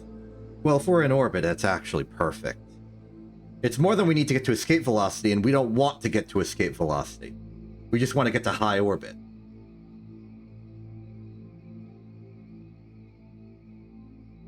So let's go to high orbit.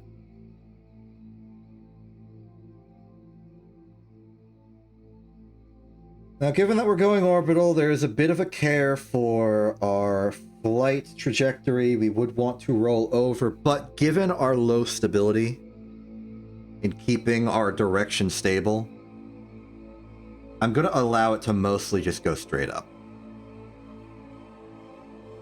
All right. Going for a new altitude record in 3, 2, 1, launch. That's an alright TWR. Maybe at least if I'm going up, I'll wait for longer to start. Oh, we're losing control authority. I'm seeing the roll and yaw increase in extreme. So I'm going to deliberately pick the direction for it to hopefully tilt in. I'd like it to go east. Using a little bit of the center stage.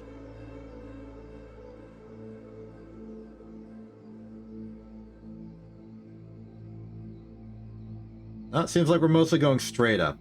Can't complain too much, I suppose. And we're going for high orbit anyway, so we can correct this.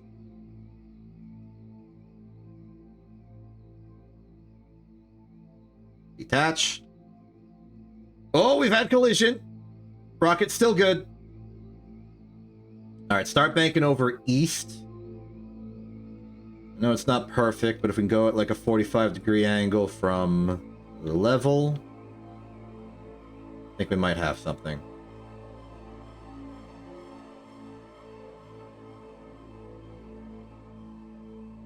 Wait, I've lost control of the ship. I do not have control. The engine and fuel tank, I think, have physically separated from the rest of the craft. I cannot control throttle. But I can control our orientation as it physically pushes into us. Okay, that was funny.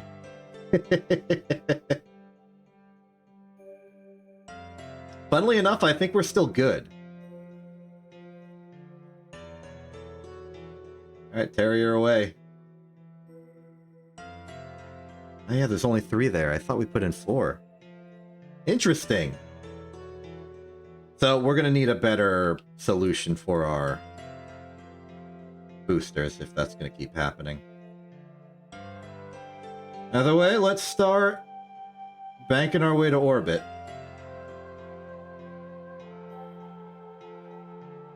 Good opportunity for maybe some more measurements to supplant the measurements we did earlier.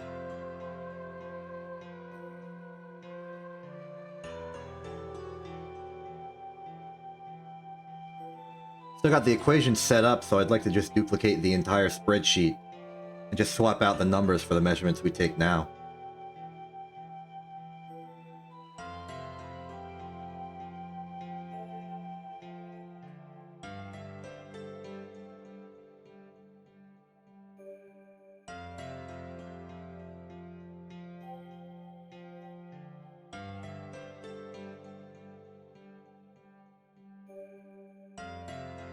We're not in orbit yet, and I know that because the system, the camera, hasn't changed orientation yet.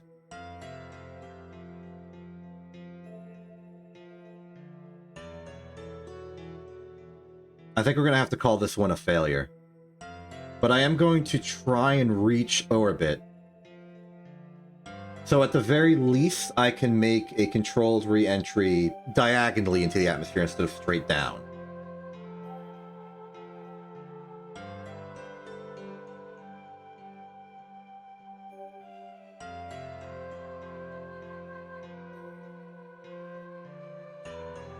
Just raising the atmosphere.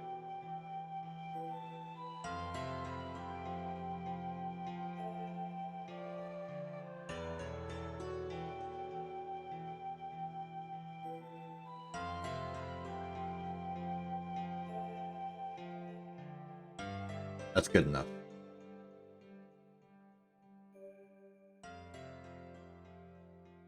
We'll just coast through space. Waiting until we hit atmosphere again.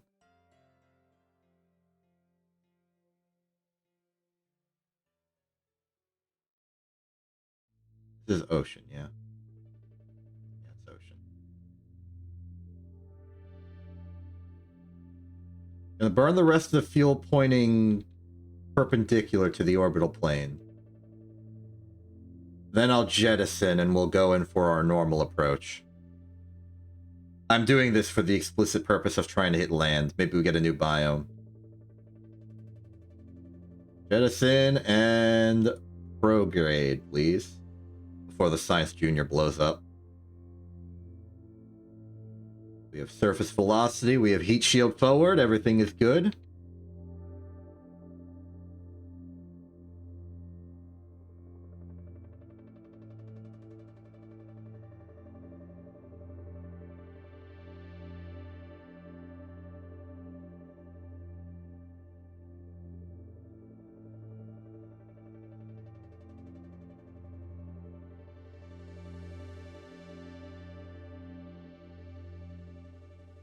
We're going to be entering into the night side of the planet, which I'm not happy about.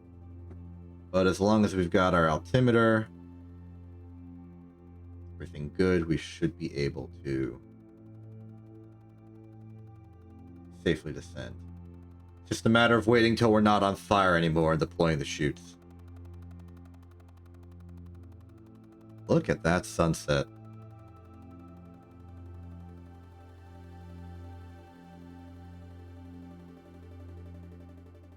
Okay, speed bleed is good. We're entering into the drogue regime. And given that I can't see the ground or anything, the moment we hit like sub 300, I'm just going to pop the chutes. I can see the radar altimeter, so I know we're good. Yeah, just drogue it.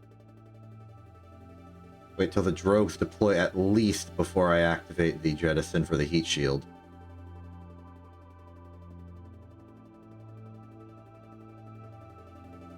Where are we?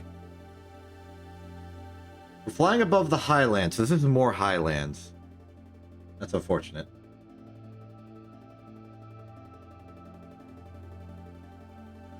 At the very least, this is an experiment I haven't done yet. Are there other experiments that are flying over a biome? That's flying at Kerbin. What about you? That's flying at Kerbin. I'll take it.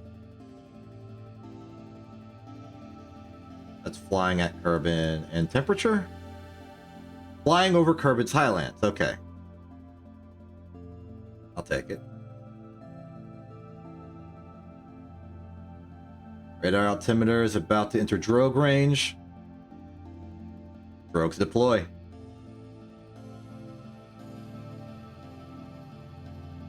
And jettison heat shield.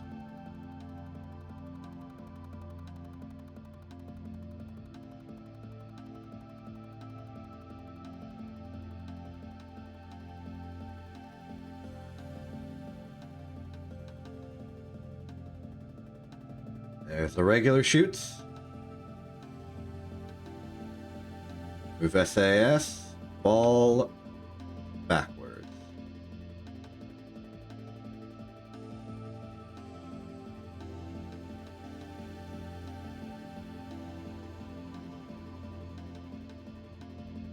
Maybe I should bite the bullet and only put one Science Junior if I want to get to high orbit.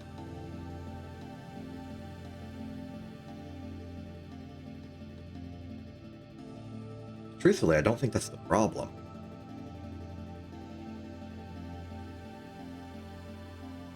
I mean, I know what the problem was in this launch. It was the fact that the side boosters crashed into the main stage and we lost 75% of that stage's fuel and no control. Still got us to suborbit. Would have gotten to orbit if we didn't want to get stuck there.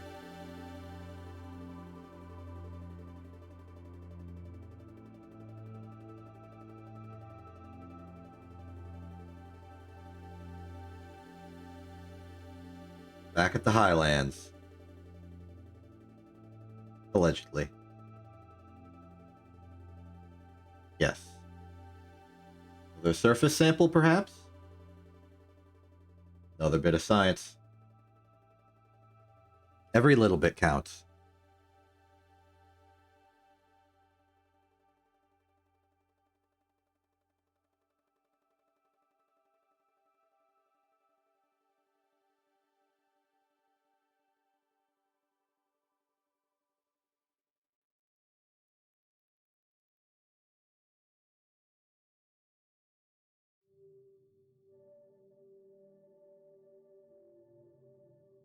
Okay, that's another 9.3. We're up to 37. That is not nothing.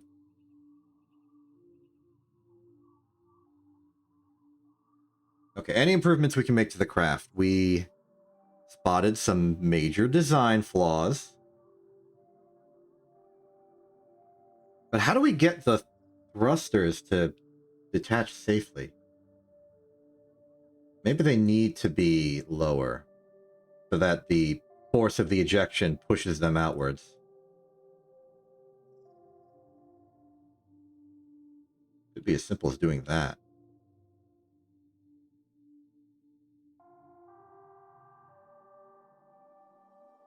I'll try it. Another attempt to high orbit. If we fail, we'll land somewhere else.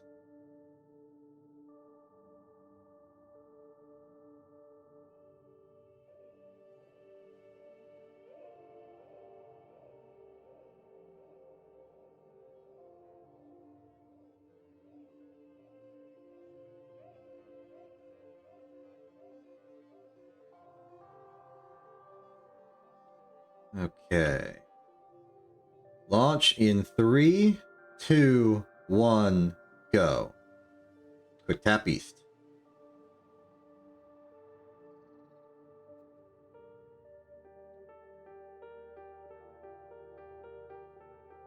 Okay, we've successfully influenced the direction it's tilting.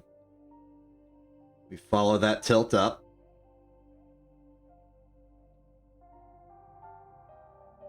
I don't know why it's decided to add a roll program to the mix, but okay.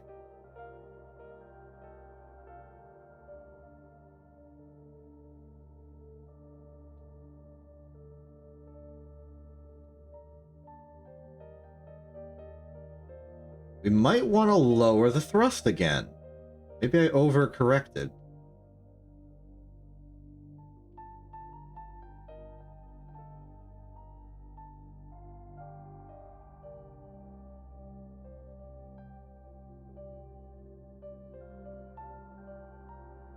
Okay. Jet up, go! Much better! Alright.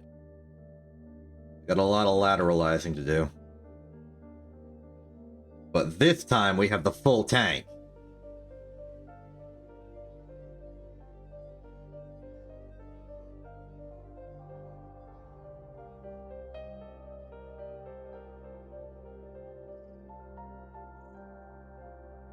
As opposed to like 3/5 of it.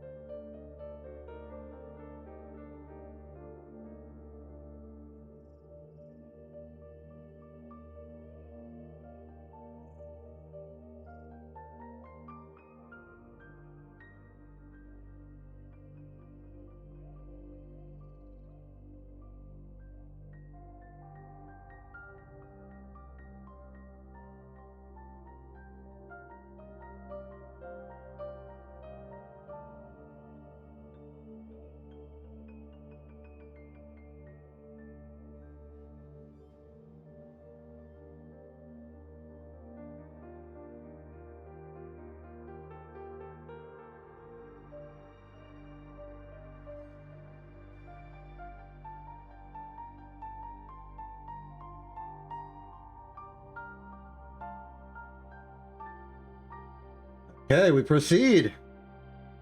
Let's go to Apo and circularize. Or at least get properly orbital. I feel pretty good about this one.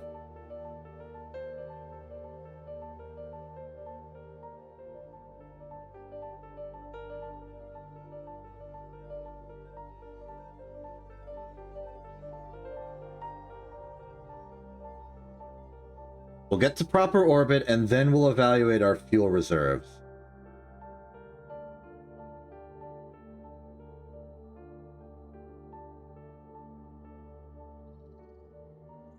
Anything under 1,000, and I'll feel like we'll have clearance to proceed. If below that, I'll make a more cautious evaluation.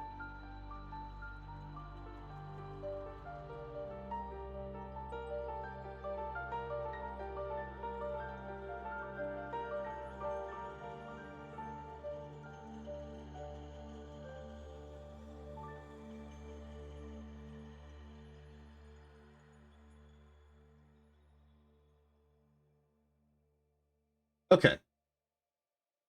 We're in orbit now. We have no map still. Good job, Self. So,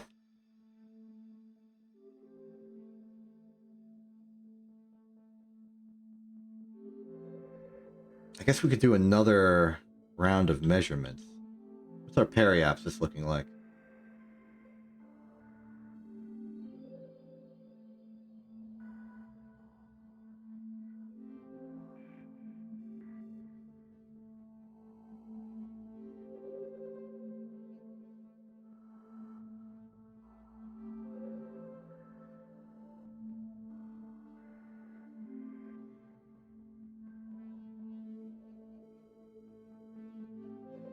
Well, that's awkward. It's still in the planet.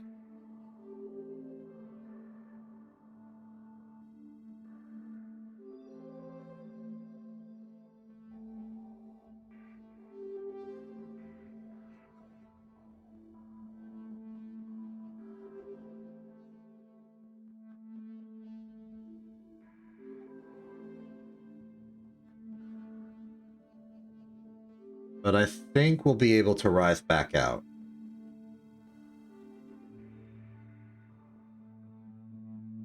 Yeah, okay. We'll have bled a little bit of speed, but not much. We'll go back out to apoapsis and we'll circularize again. I guess that goes to show that even if the camera shifts, that just means we're above sea level.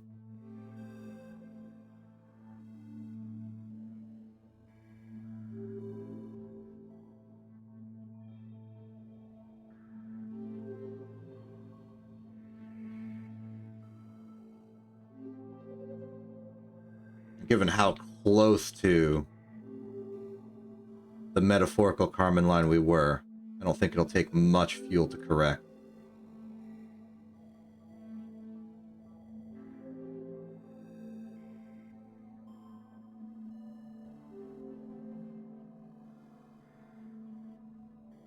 Oh, close enough.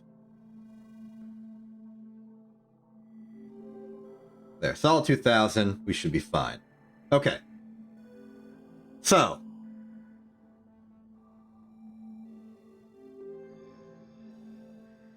the general rule for escape velocities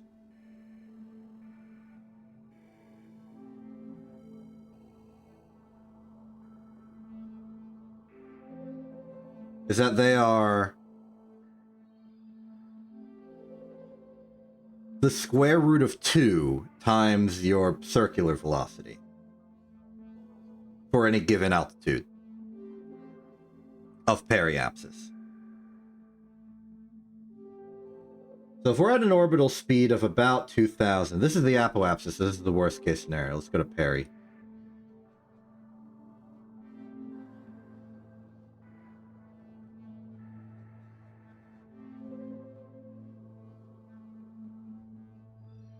All right. So for 2305,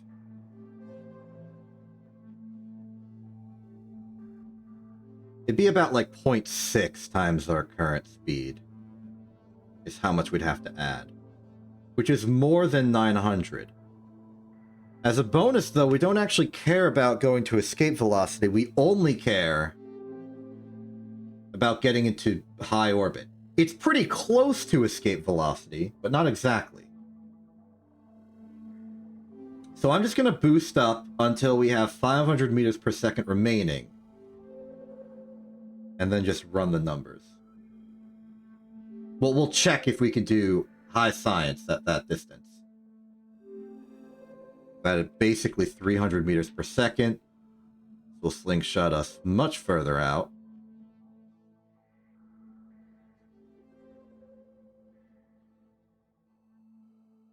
And my hope is that no matter how high we go, we'll have the safety to just lower our periapsis from apoapsis and call that good enough.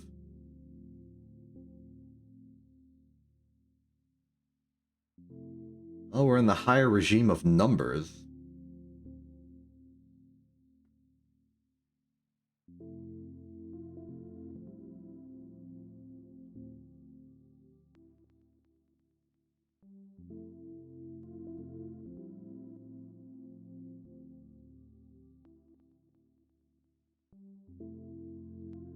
Yeah, there's Apo. Where are we?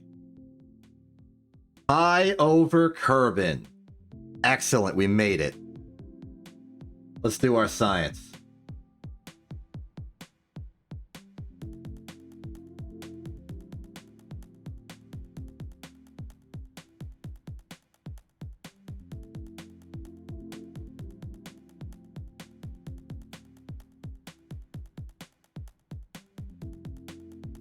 Okay, observe the goo.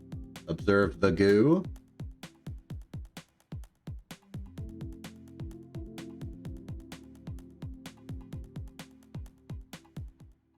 This is the good science. All right, now that we're in space, we could do some more measurements. We're about to hit proper apoapsis with this number. And unfortunately, we do not have any better resolution than this.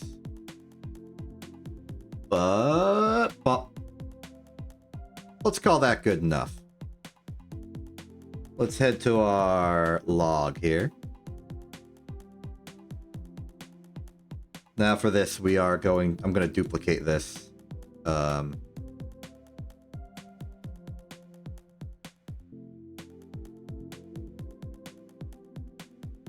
Okay, so new measurements, and we're going to have to do these just based on this timing mechanism I've just invented. So 1461,000 for apoapsis.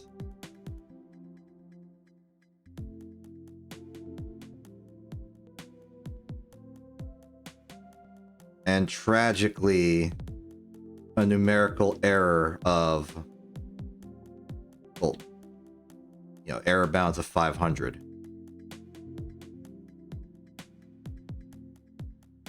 I'll keep the decimal. Actually, no, I won't keep the decimal. I'm gonna be proper about this. And a velocity of 937.6. Very good.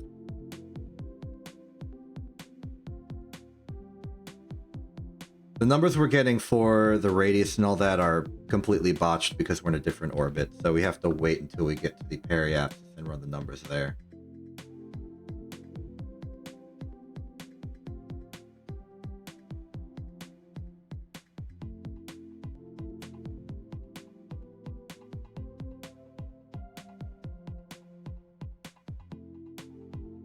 Be close. Just seeing the orbital prograde vector getting close to the horizon. We're getting close. But the vertical speed is dropping.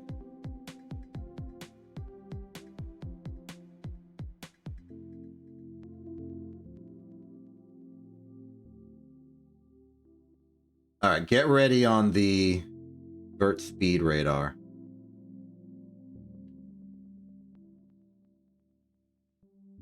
I saw it at 7. I saw it at 7, so we know it's a 7. 111467. With a velocity of, I guess I'm going to have to put it as 2716.7. All right. Now we run the math again. And what do we see? I've already typed in the numbers. I'm sorry I didn't show you. What we see is a result that very much matches the result we got last time. Approximately 600,000 kilometers. Sorry, 600 kilometers for the radius of Kerbin. In fact, it's even closer in terms of number than the previous experiment.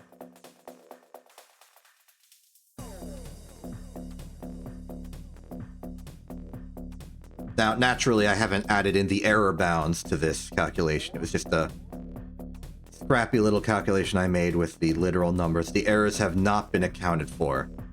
But once we do account for the errors, we'll have, like, exact bounds of what the radius of Kerbin could actually be. And that's exciting. I'm not out here to do major astrometry just yet. This is mostly a taste of what's to come. For now, we're here to get science and get our resources up. So we will.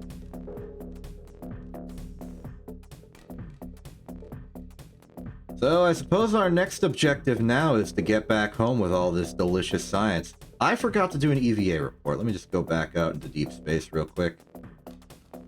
Should be good enough.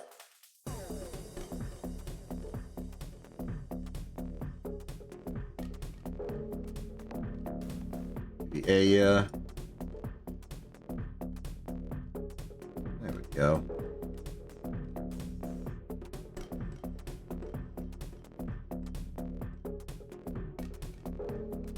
Okay, close the bay. We got our work cut out for us on this one.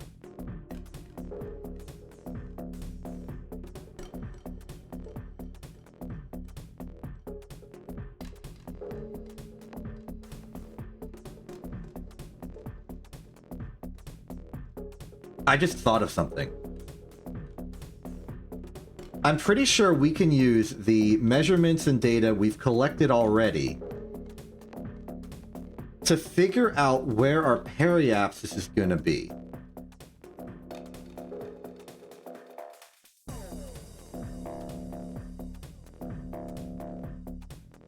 Yeah. All right, you know what?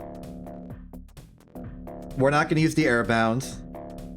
We don't need that good of a margin for this. But let's experiment with using these numbers to figure out what our velocity needs to be to get our periapsis to a particular height. So, we're going to have to program this together. This is our basics of what we have so far. Here, we need to make new math. What's our target periapsis? I'm going to say, for safety, let's go 30 kilometers. I'm going to ignore the decimals, we don't care.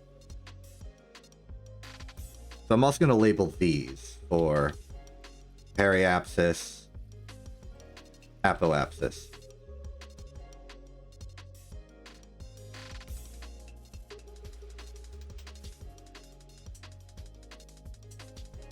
So the basic principle here is we want to have our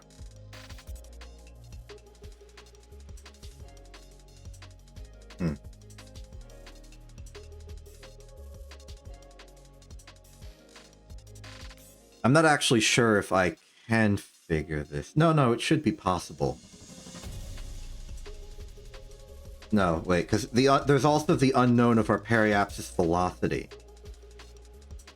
But that doesn't... It kind of matters. Okay. Hold on, I gotta think this through.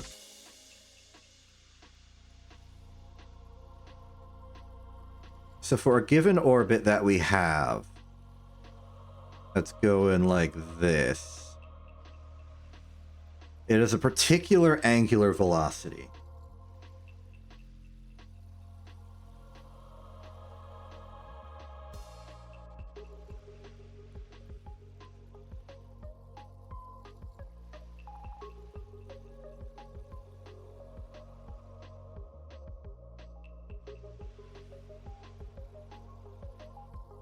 Any angular velocity that we have can be related to a different altitude and velocity, but for any given altitude and velocity on one end, we don't know what our altitude and velocity is on the other end innately. We just know it'll be converted to something else.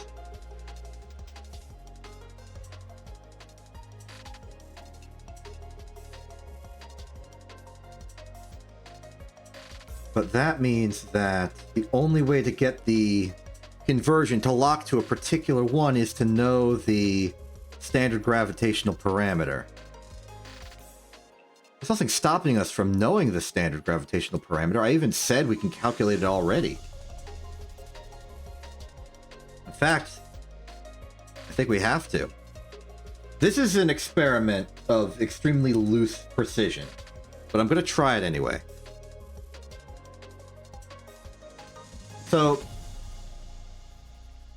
I'm running out of space in my area here. Can I edit the canvas?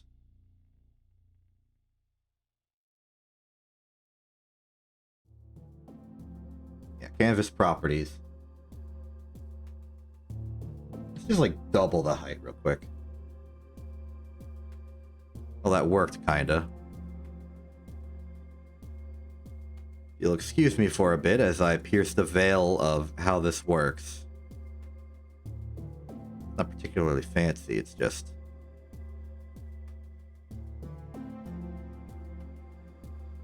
There we go.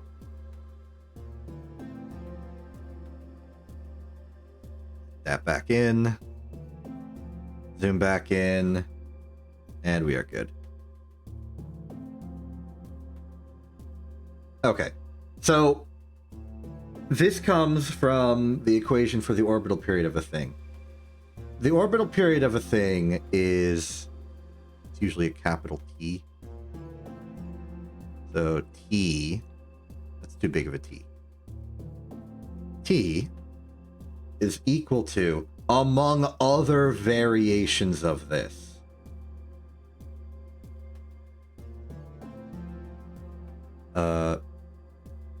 the circle constant divided by the square root of the standard orbital parameter times the semi-major apsis cubed and then also square rooted. It's a little awkward like that.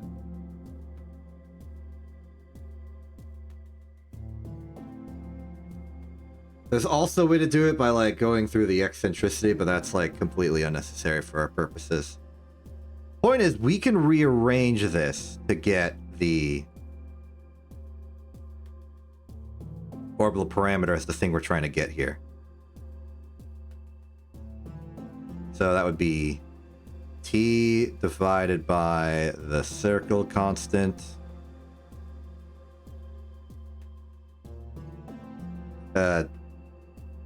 Square root of a cubed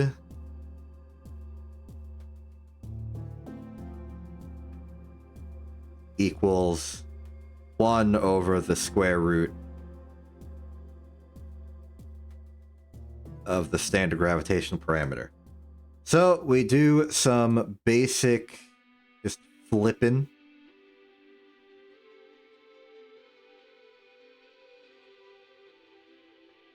And I will do that flipping using my flipping tools. Get this out of here so you can see it better.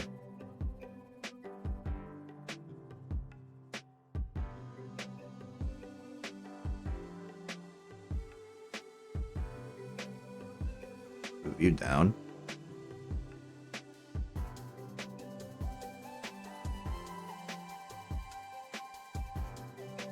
Move you up.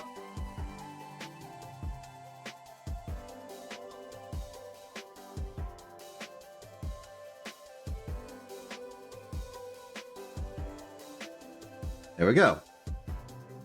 From here,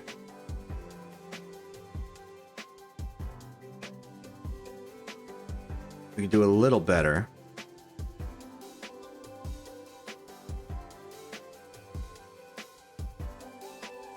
Because we can kind of equalize. Like, this is the square root of it. We need the square. We got to square it. Now, that removes the square root on the semi-major apsis, but it adds a square to this.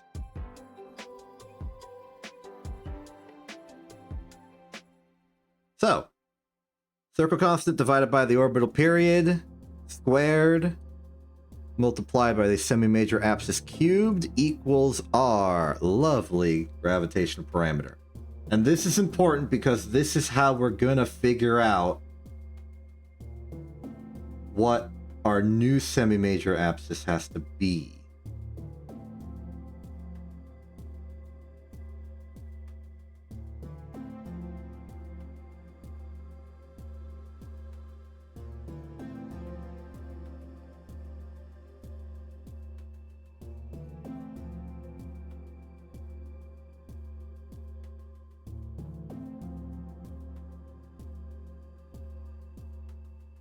And this is because the thing we've been using this whole time to do the calculations, angular momentum,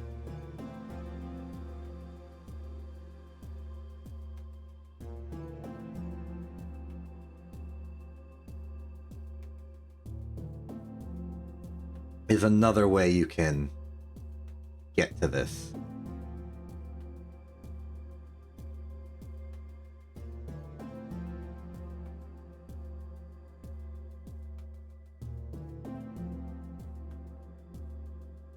Trying to figure out exactly which one to do.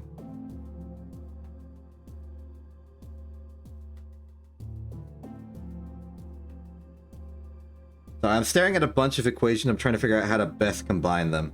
A little tricky. Yeah, the other...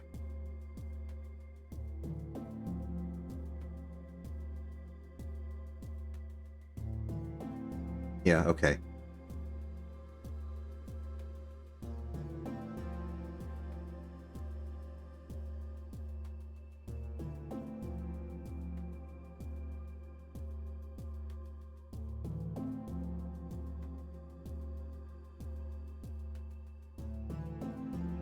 The other major equation for standard gravitational parameter, or orbital period converted to standard gravitational parameter, is T equals circle constant over standard gravitational parameter squared.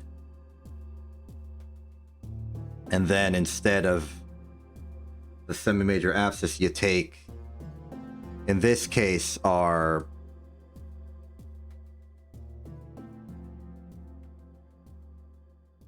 angular momentum that we've been calculating this whole time, divided by the square root of 1 minus the eccentricity. And eccentricity is just difference of radius divided by sum of radius. I'm just going to denote that as delta R peri plus R apo.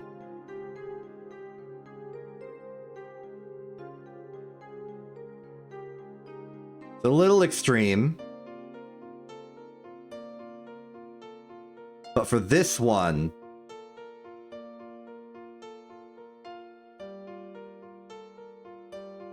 if we know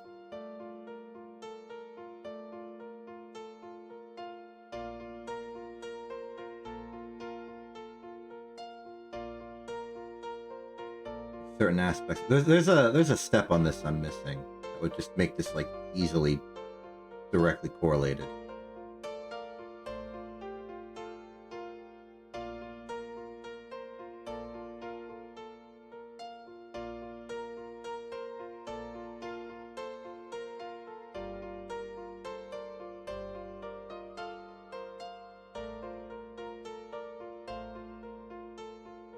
Probably through energy. But that's not important.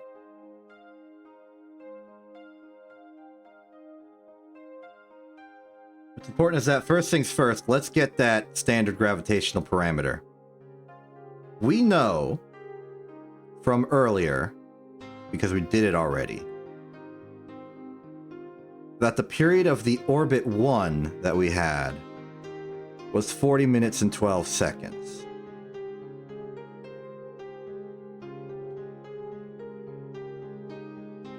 So that would be... I'm going to convert to seconds.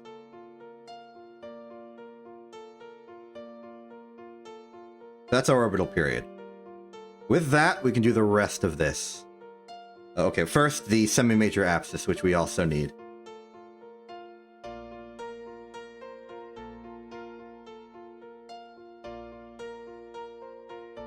That is simply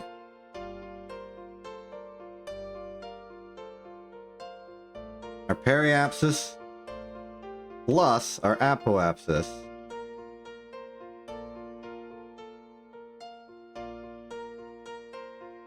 divided by 2.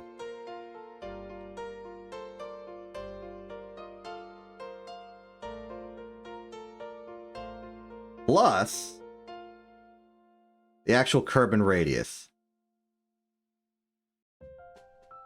Don't think I forgot to include the radius conversion.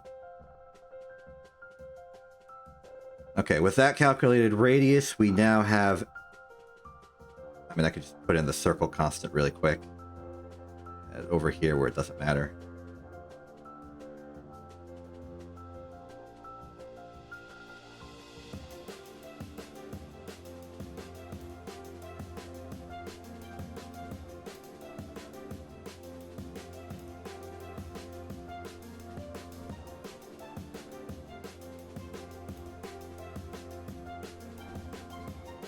Ah, Python function. Cool.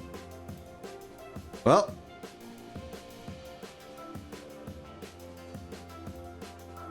Now we have everything. So, the standard gravitational parameter should be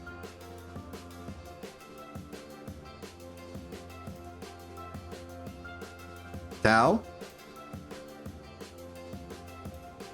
divided by the period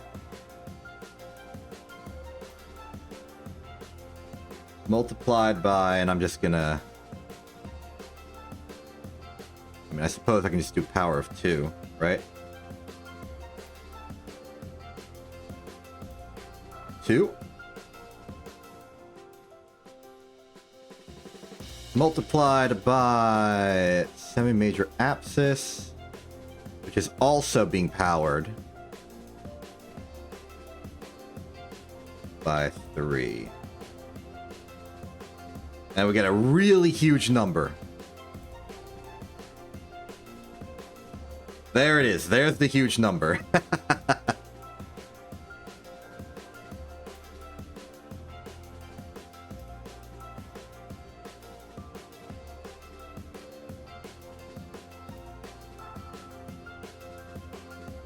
So, what do we do with that?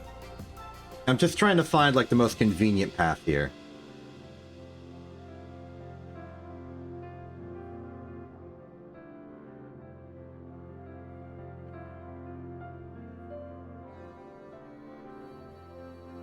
Way I can copy the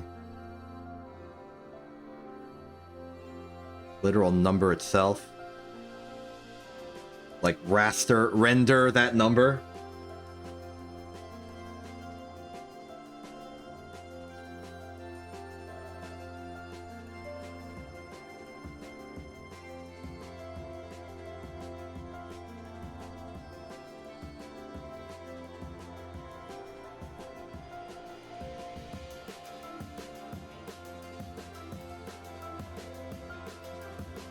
Yes, there is. Excellent. We'll take that to the sheet on the other side.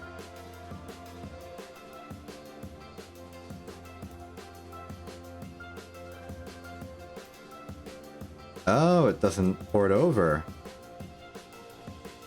I'll copy that. Paste it. All right, here we are. Here's our bootleg estimate for the SGP of Kerbin. Not even gonna bother with the units. I don't care. From here,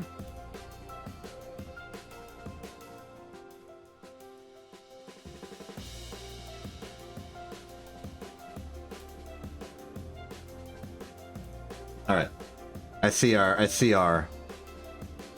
path. So first off, let's get the eccentricity. That's just important information. That's going to be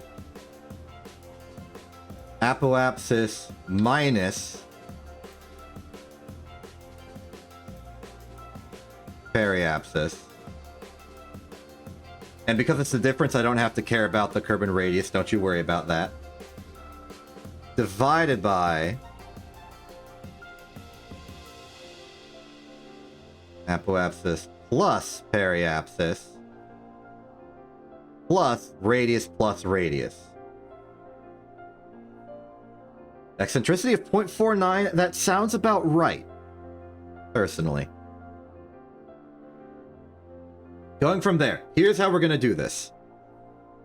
I've devised my plan and my scheme. So we're going to do this through the fact that the angular momentum, so in our case, R up, V up for apoapsis, is equal to the square root of the standard gravitational parameter multiplied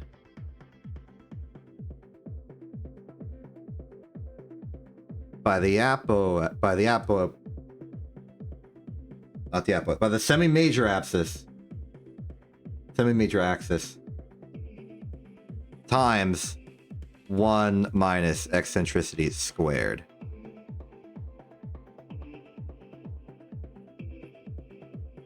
Which means this is our conversion.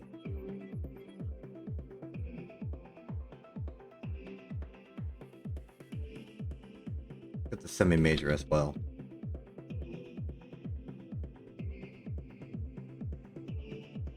Nothing complicated about that. It is simply U plus U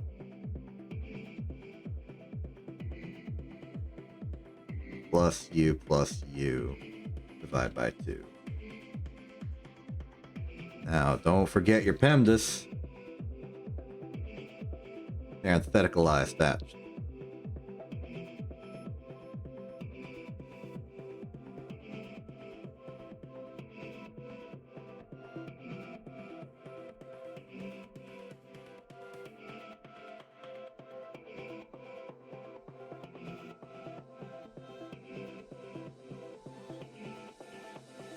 How about we just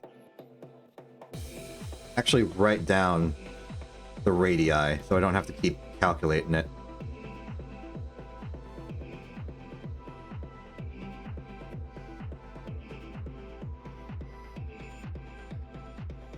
There. And then we can do this by more sane methods. Just to keep it simple.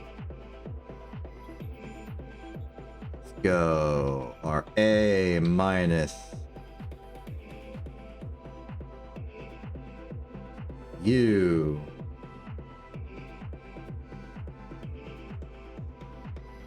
divide by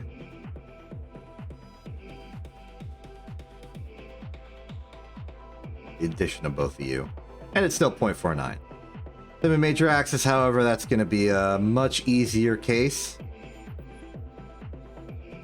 RA plus RP divided by 2. All right, looking good.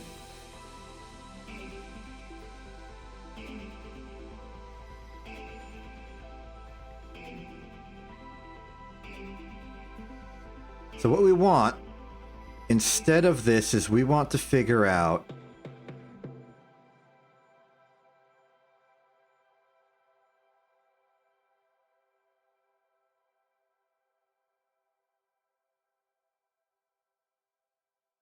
this is a tough conversion, huh?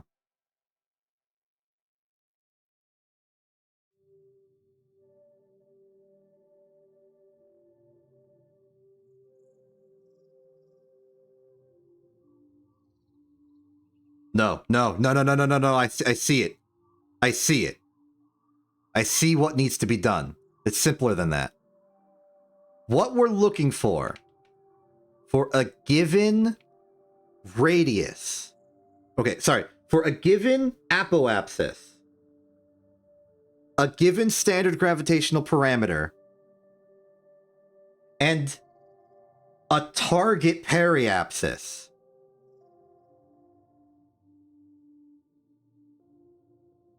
We want to calculate the apoapsis velocity. So what we have here, we don't care about our current periapsis at all, except for the fact that it helped us calculate the standard gravitational parameter, but not even this one. What we want our radius to be is going to be Kerbin's radius plus 30,000.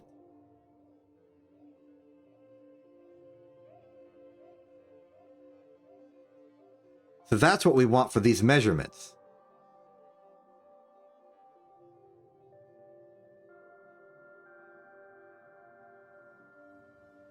Sorry, target altitude. And in that case, instead of doing it manually, let's pick our target altitude and do that. Okay, okay, I'm feeling it now. So, given that, we have our target semi-major apsis, our target eccentricity as well.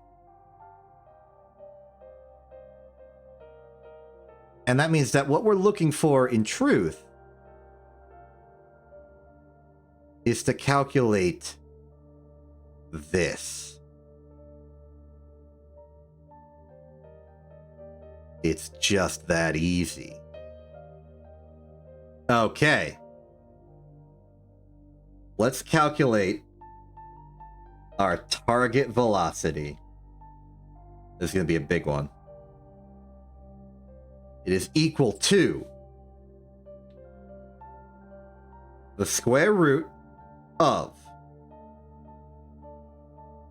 standard gravitational parameter times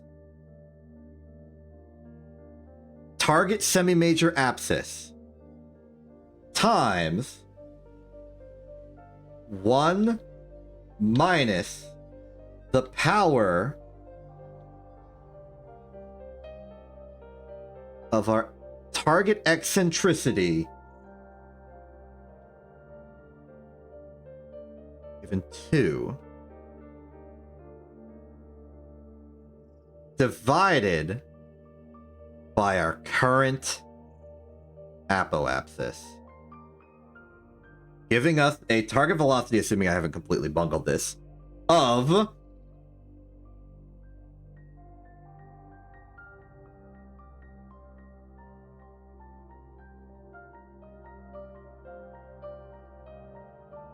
I have bungled something up in the parentheses of all this, thus giving us a nonsensical amount.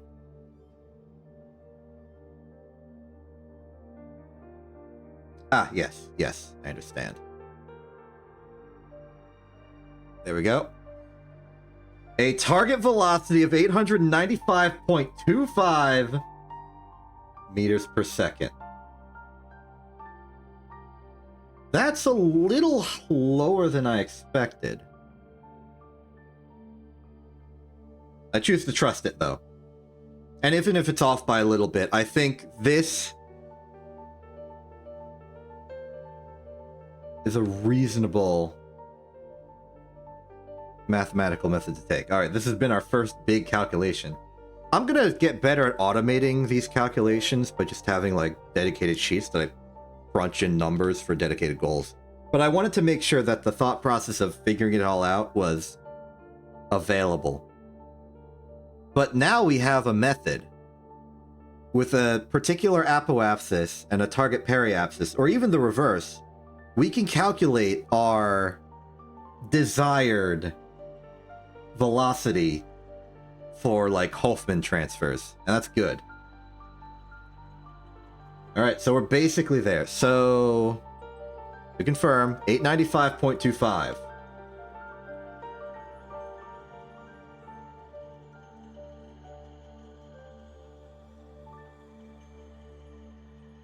All right. Wish me luck. I really hope this works. I'd be really happy if my mathematics on that actually is just solid from beginning to end. Now, if we hit the atmosphere, I think we're going to be pretty confident we got something right.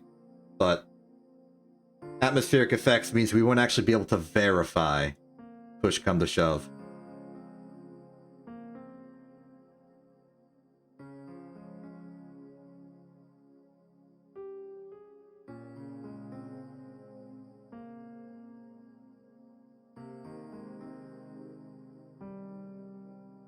Actually, there is a way for me to sort of cheat that knowledge, and this isn't really cheating in any appreciable way that I care about as part of this challenge, but we can actually read the apoapsis and periapsis at our immediate moment by hitting the maneuver mode tool. And I will do that now just to verify my results. That's looking pretty spot on. Yeah, it's a little low, but it's really in the ballpark. I'm happy about that. Okay, we want surface forward velocity so that we're with the, like, air we're cutting into. Because the air orbits with the planet, for the most part. So, we're pretty confident we're at a good angle. It's just a matter of, is this a sound design for a rocket that we can land this sucker? Get that science home from orbital speeds. Okay, that's us lowering into a collision course, I believe.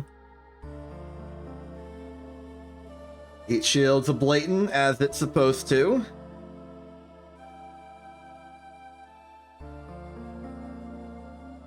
You probably want to see this.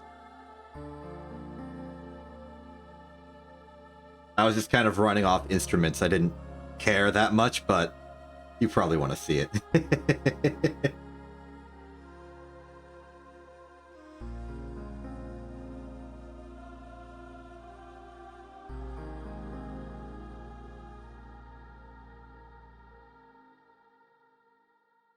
Okay, we're under 30K.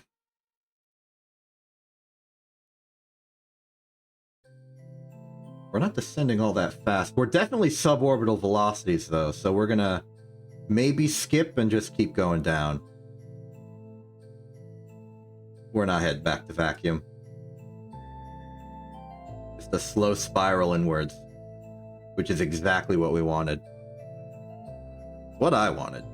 You might be wishing for my downfall, but I ain't letting you get away with it that easy.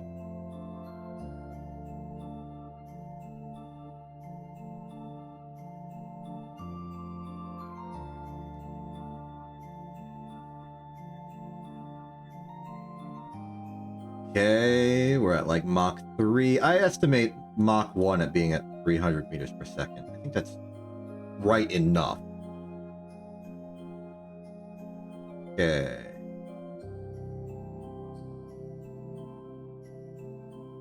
Seems like we're above land given the radar altimeter.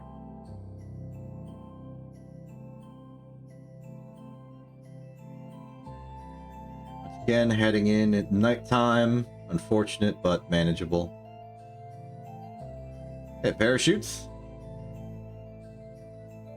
And now we wait. And hope we start seeing something again soon.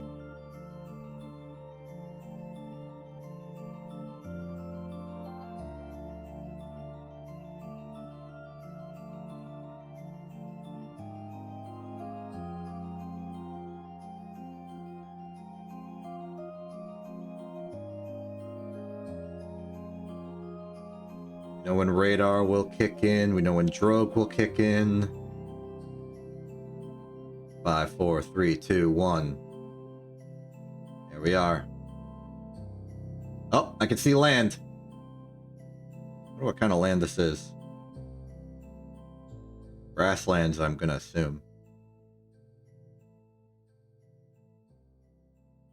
Wish I could figure out where we are. Unfortunately, we have no map.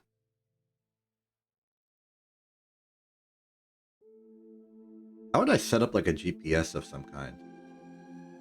That's an interesting question.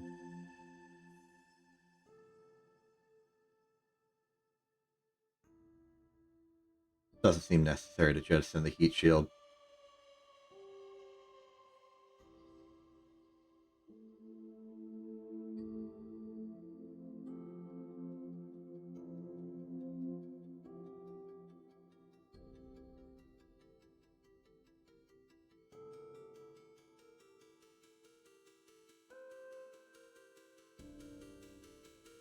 I'll figure out where we are by taking a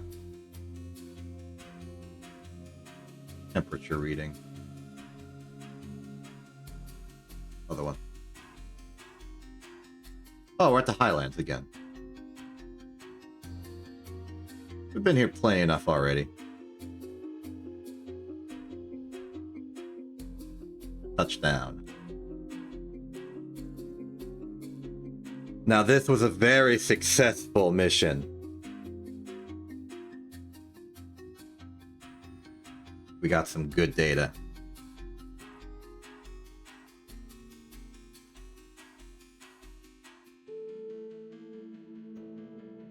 How much science is this?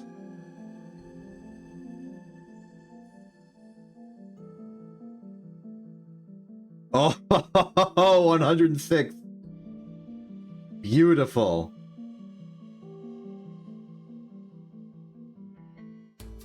Alright, what did I say I wanted? The photovoltaic panel would give us the ability to make use of the GOOBD monitor. Space exploration would give us a rover wheel, which could let us drive around and get science. But I think we want advanced construction. This will solve us many headaches.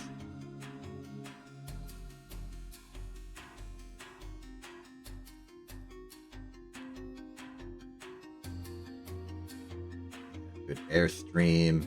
Heavy rocketry could give us some good options for development, but those will be useless without the systems to back them up.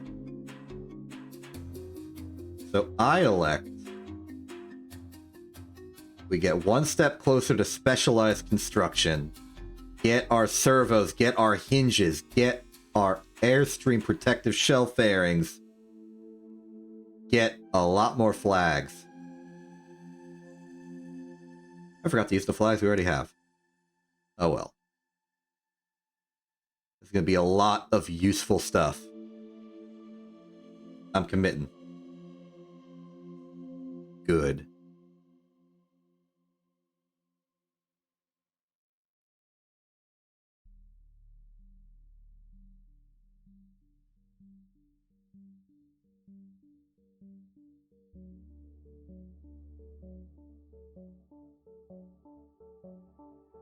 Well, that's the good news. Here's the bad news. If we're going to want to get any more science of any amount of, like, decent amount, we're going to have to go to the moon. Which means we're going to have to find the moon. We are going to have to track the moon. First off, let's make a better rocket. It's like a victory lap.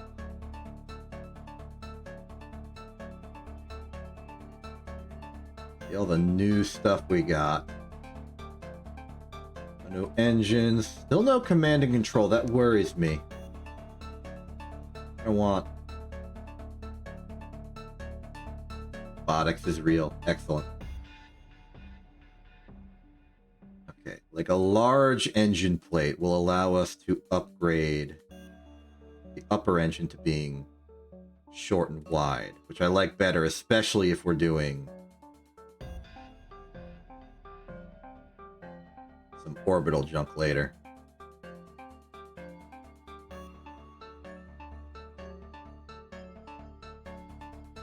So just double these, engine mount. Real short one there.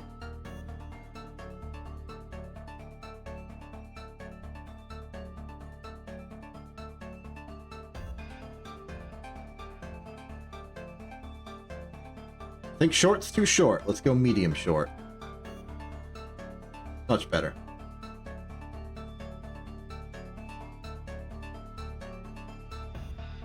And we can ditch this. Another one of these, but more importantly, we could go to a bigger decoupler, assuming we have one. Too big. Splendid. Now for up here. Well, frankly, our heat shield technology is still pretty good. I want to keep that around, but we can get rid of this stuff and go for a protective shroud around it all.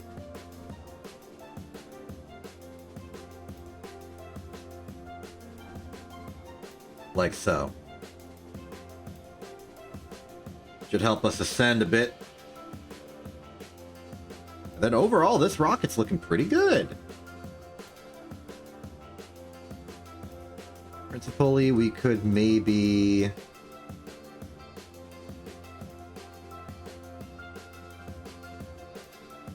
We're really opting for some wackiness. We could up the radius at the bottom purely structurally.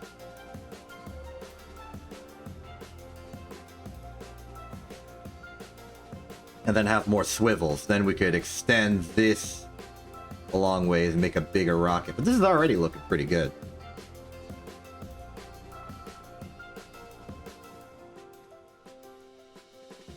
Compelled to do that, actually. Then what is that? Structural. Wrong adapter size. We want a... Would it count as a payload? No. Engine plate, yes.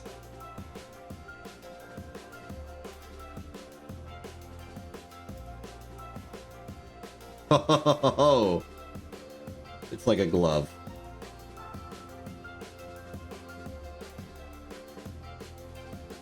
Triple. Yeah. Now we're making a rocket. Go for better radial decouplers. I think at this point, Thumper's at standard. Gonna be good enough. We still want the wings on it. Here as well. In terms of aerodynamics, we've got a slightly cooler looking nose cone. And a really big one, too.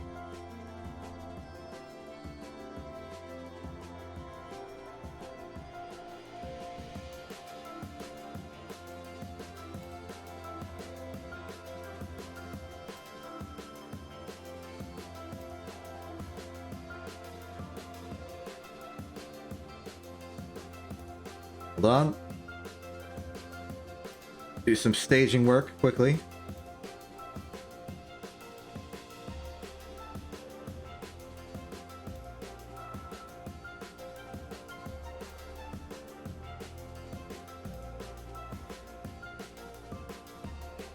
I forgot that counts as a decoupler. Wait, that means this one counts as a decoupler.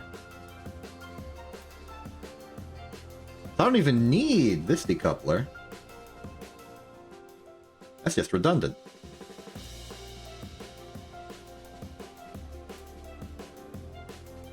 Okay. Slot that there. We got the thumpers. Radial dismount. The engine should be on from the start for control authority. This will detach. Then we want the... In all likelihood, fairing would go first. Then once inside, we basically continue with the rocket like this up to our attempt at landing.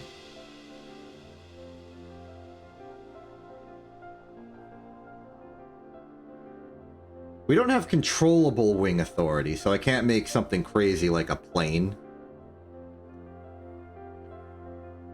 So I suppose we'll stick with what we have right now. Nothing wrong with it. Attach to that, with that, detached. Bearing. Okay. So this is the...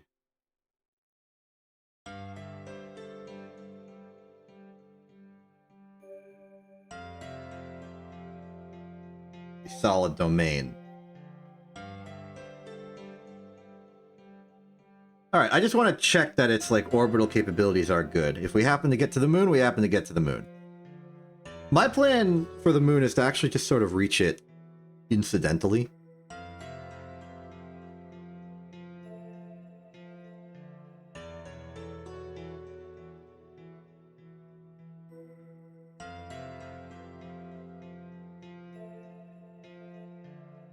I'm reasonably good at Kerbal Space Program in the sense that I know how it works.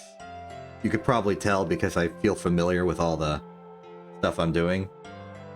I can fly to the moon pretty much blind.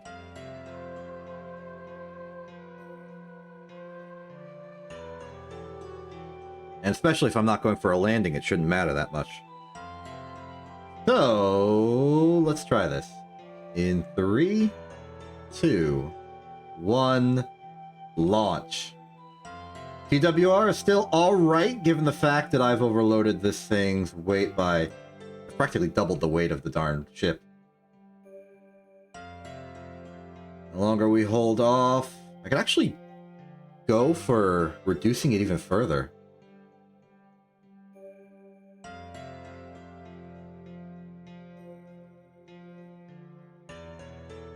Again, we have the normal problem of we're going straight up and not turning. We're actually turning in the wrong direction. Something to fix.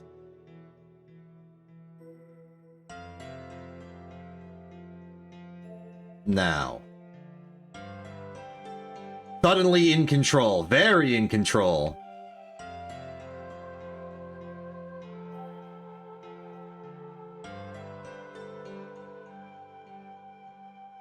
And be careful, while I only doubled the fuel, I've tripled the thrust. It's not actually going to be that good.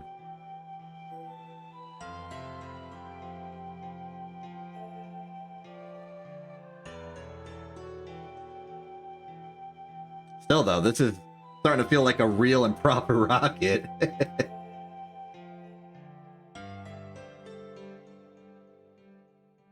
Above 40 kilometers, I suspect it's good enough to ditch the fairing, but I'm gonna wait a little bit.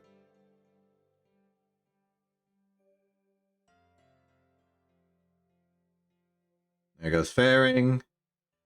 There goes you.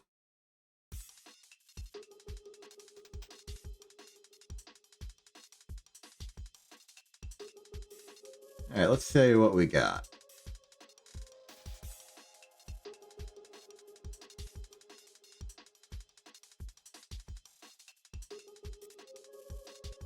We're in vacuum, that's a good sign. Altitude is good.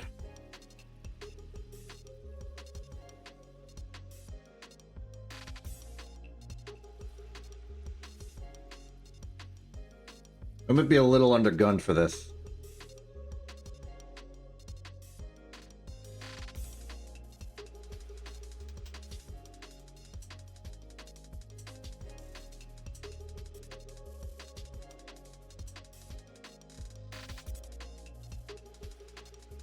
Might need more fuel in the swivel stage.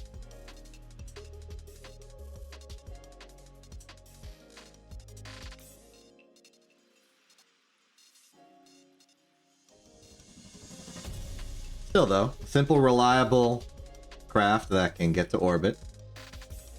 Can't complain.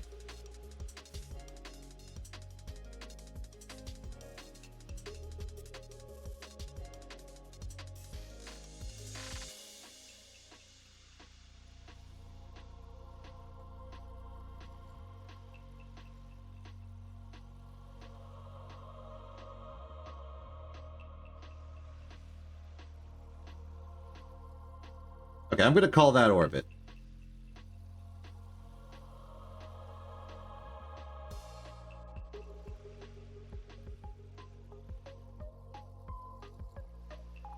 Yeah, it's looking pretty orbital, if I do say so myself.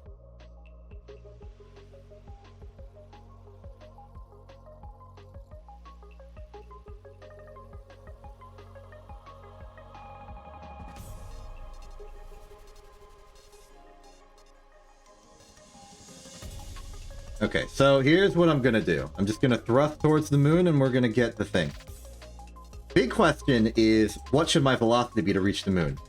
And this is gonna require some dumb estimating math. Let's make another duplicate of this.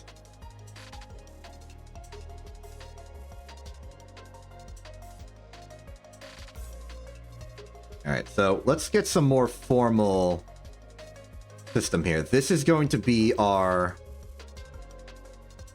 like, Hoffman approximator. So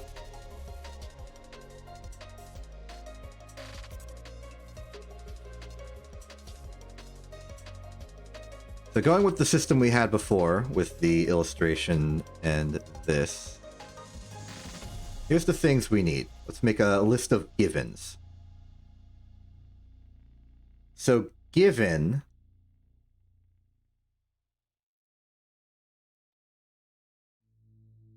a particular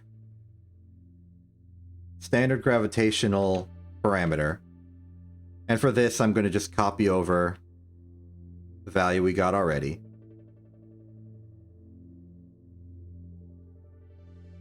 Planet radius.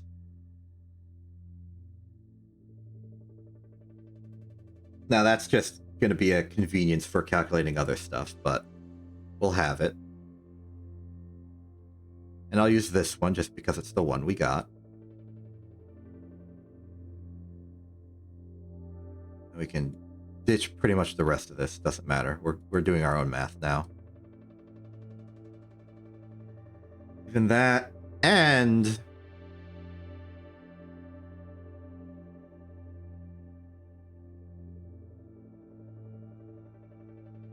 this one's gonna be the from periapsis one.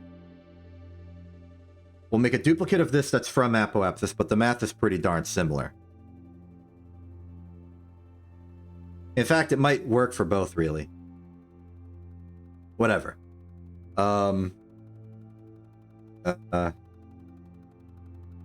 Periapsis of, I mean, that's not a given. Well, it's a given in that you need it.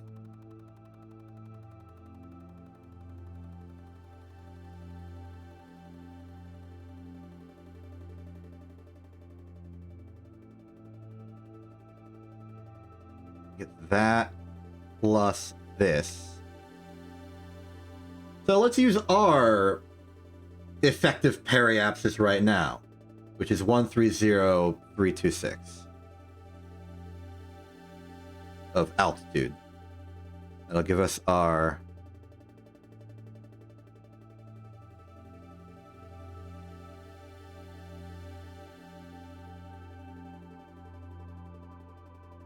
why is that a smaller number?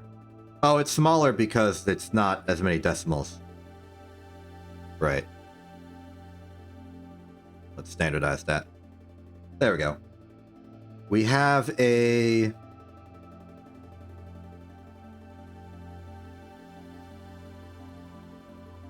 target apoapsis of what? What is our target apoapsis for this? That's its own can of worms, and I'll do that on the old sheet before we destroyed everything. We need to get to the moon.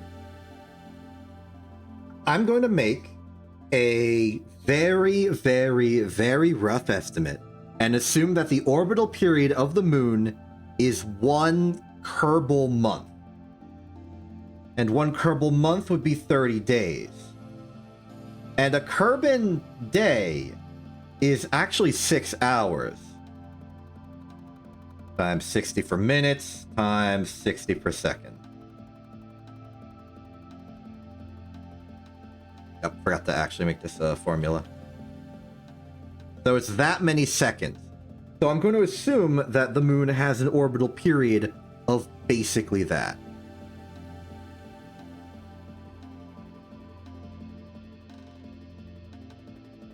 With an orbital period of basically that, we want to calculate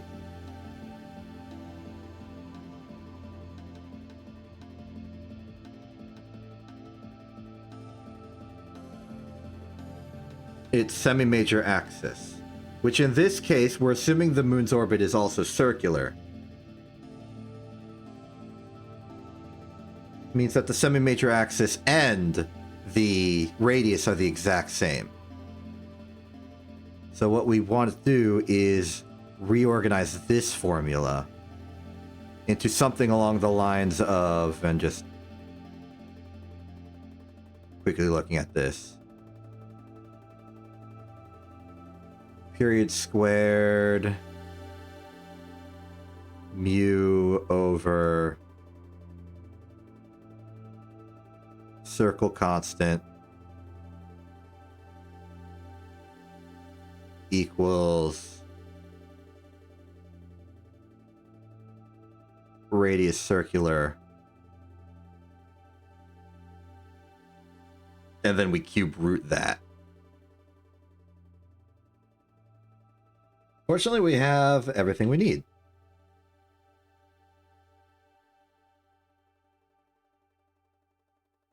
So let's do that. The moon estimate radius will be approximately the following.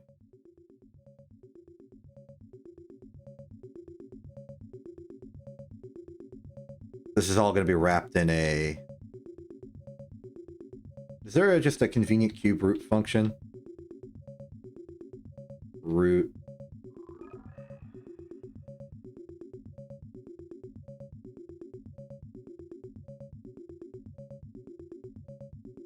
Maybe power can be fractional. I'm just going to assume it can be. Okay, so root that. It's going to be...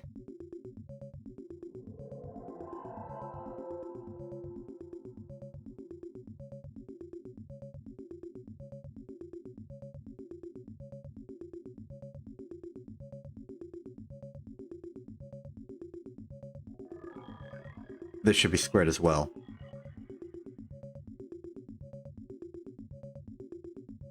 So it's going to be period times period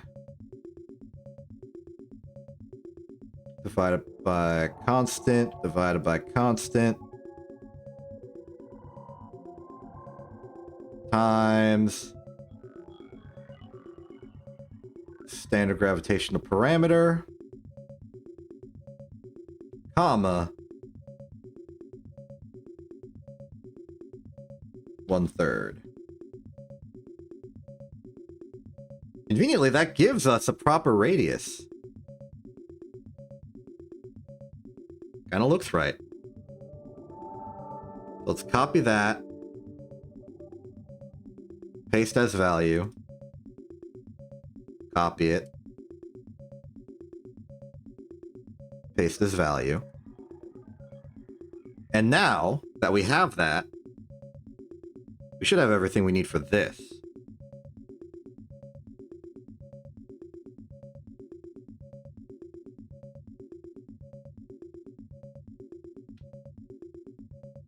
Delete all this. So things we want as a convenient middle ground is going to be the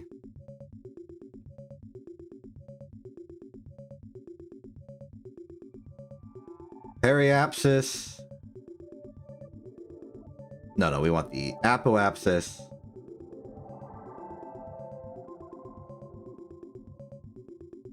Minus periapsis divided by apoapsis plus periapsis.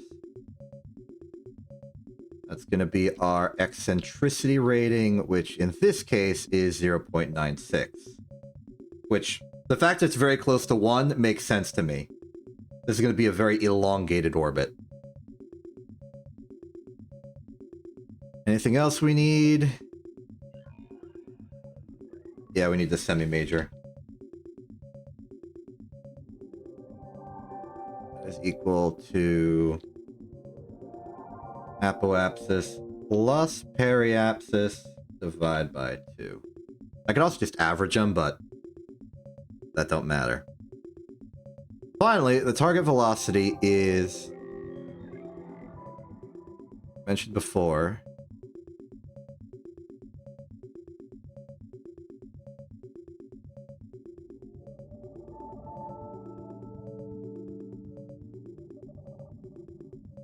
This one is going to be our current periapsis.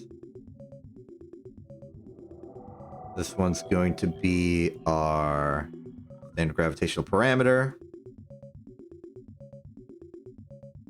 This one's going to be our eccentricity.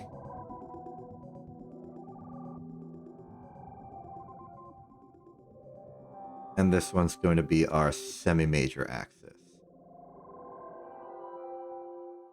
And result is exactly 3,075 meters per second. And we do have the velocity to do that. Well, the delta V to do that. That's great.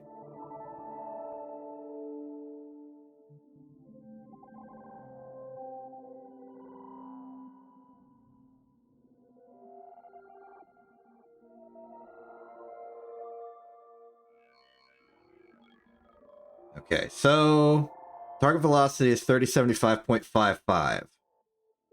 Let's do it.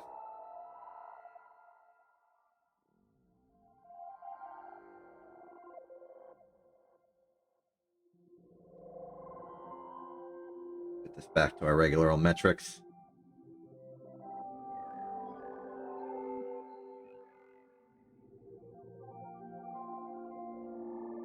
Now, the sphere of influence of the moon is pretty large, and I just know from personal experience that we're mostly aligned with... We're on a intercept course if we launch when the moon is coming up over the horizon at a low Kerbin orbit. So all of this should be in our favor, and we should at least get a flyby of some kind. I'm going to be real careful because it might be a collision course. Even worse, we might get flung out into deep space. 3075.55. That is still the target.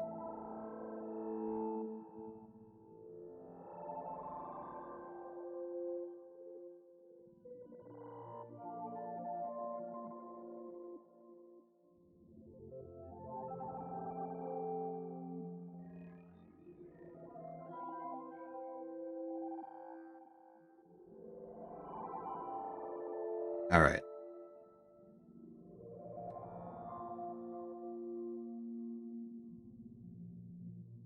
Oh. Well, it feels like we're getting closer.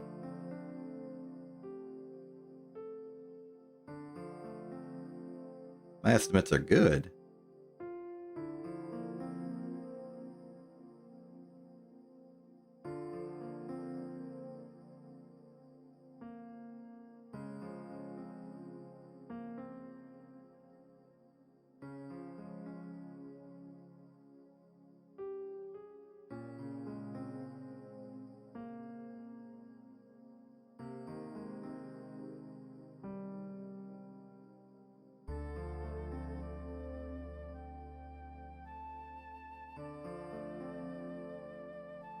Just trying to be very careful as we approach here.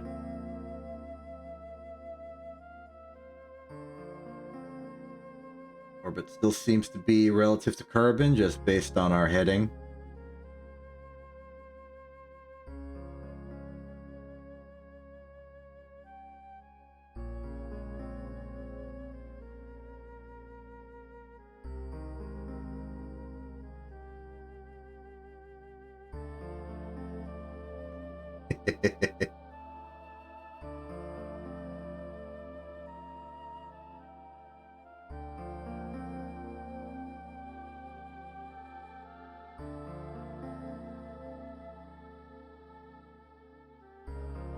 Oh, it's gonna be close.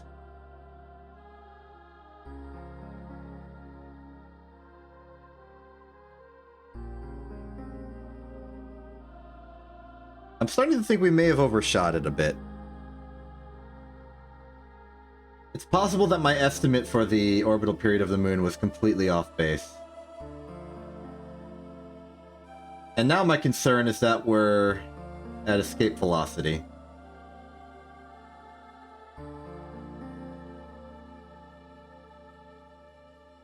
But we shouldn't be. Because we knew that the calculated eccentricity would be less than 1.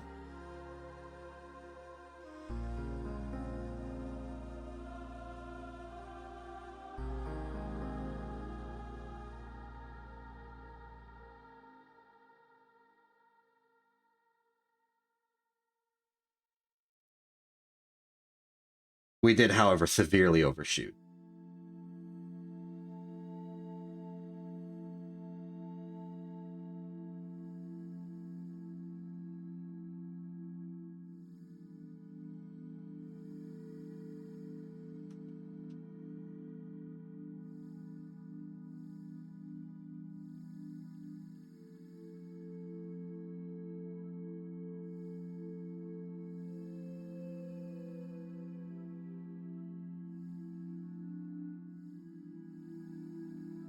I'm starting to get a little worried about our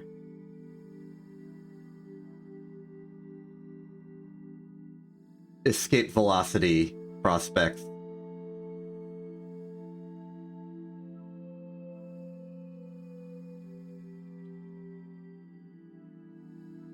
So I'm going to level out our orbit now. And just head back to Kerbin.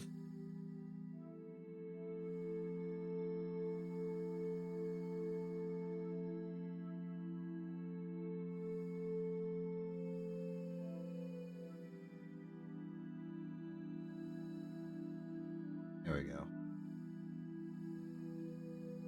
Put ourselves to basically orbital. And now we want to see what our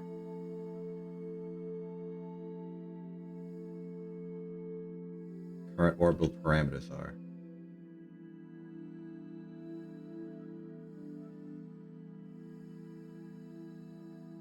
Okay. Let's say that's Apo. And we want to go to a periapsis of 30K again. So we're going to need to duplicate this again.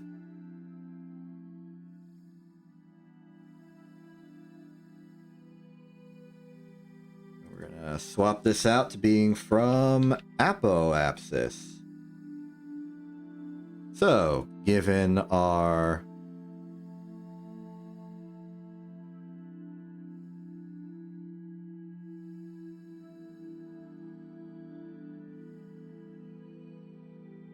and basically the only thing this changes is the eccentricity needs to be reversed.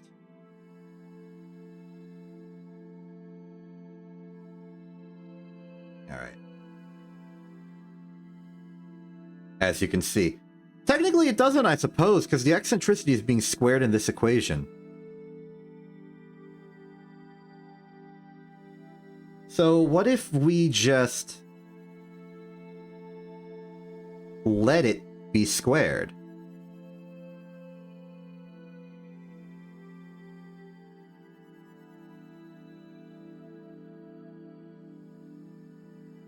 Ahead of time.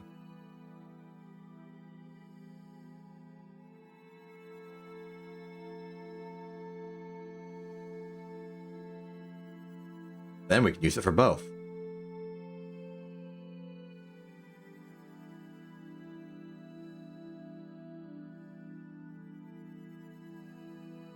Still good on all fronts.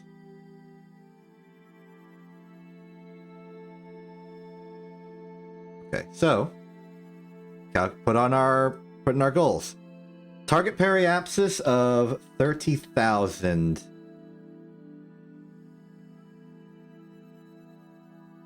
plus planet radius.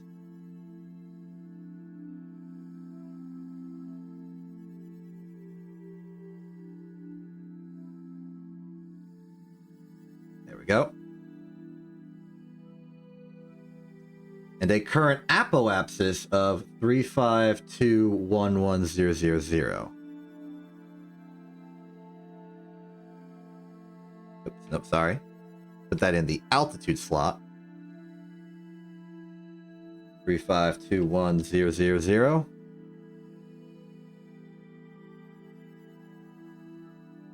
Sorry, no, 3521100 gets us a target velocity of 58.35. All right. Not bad.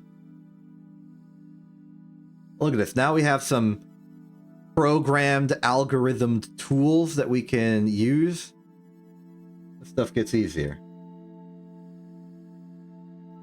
So, target velocity 58.35.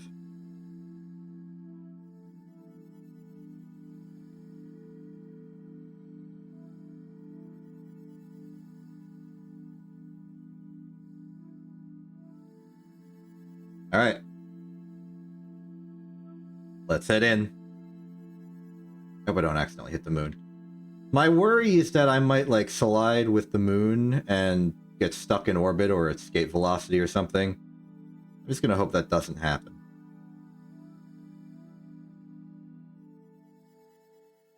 Uh-oh. Okay, I think we're good. Yep, it's passing us by. We have not hit the moon. I think we're going to need to do actual measurements of the bearing of the moon if we're going to want to actually reach it.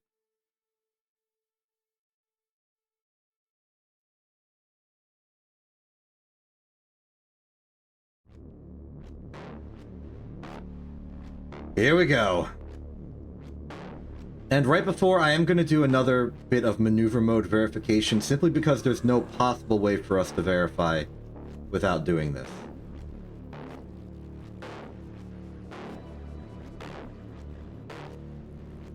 Now, at some point, I imagine we'll become good enough that seeing the apoapsis and periapsis directly will not be any real cheat. But right now, it seems too easy a little bit. So the moment I hit atmosphere, I'm going to check the periapsis, see how close we were.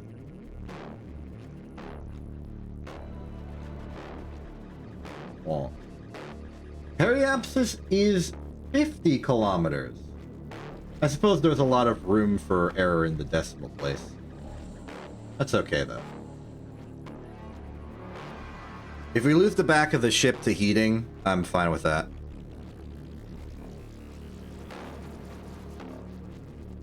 Just hold firm.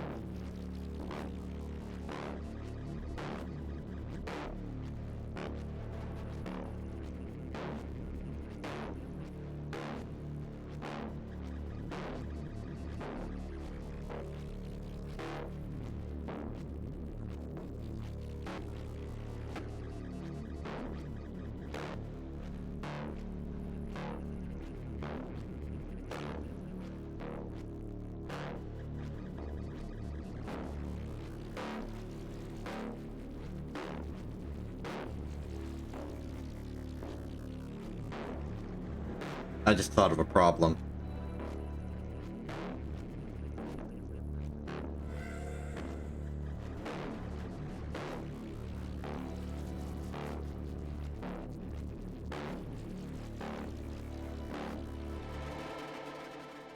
We can't really safely jettison the back tank while going at re-entry speeds in atmosphere.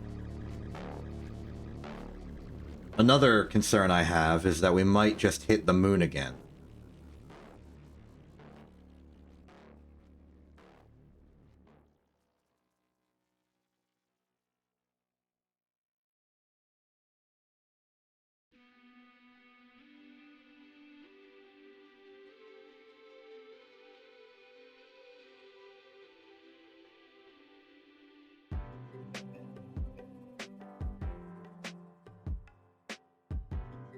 we're not out of the woods yet.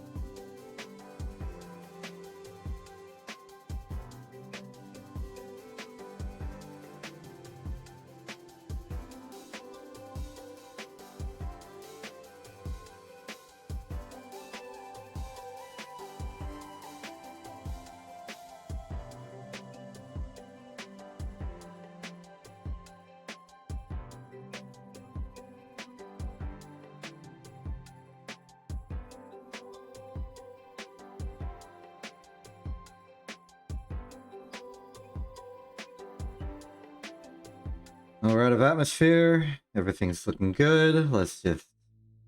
I tried to look at the map again. I don't think there's anything I can do to not hit the moon aside from hope I'm lucky.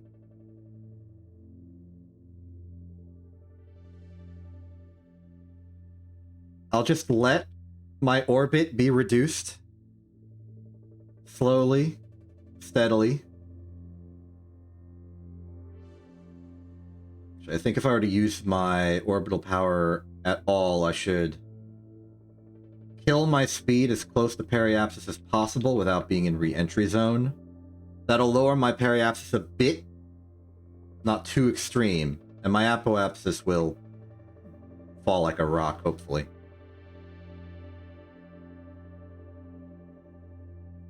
A moment right here.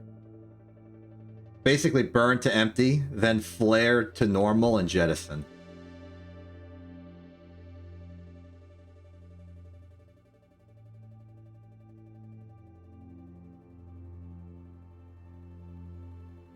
Alright.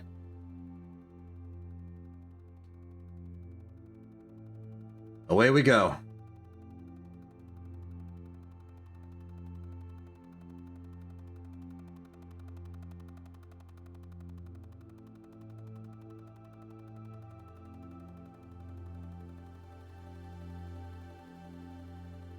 Nothing to see but everything.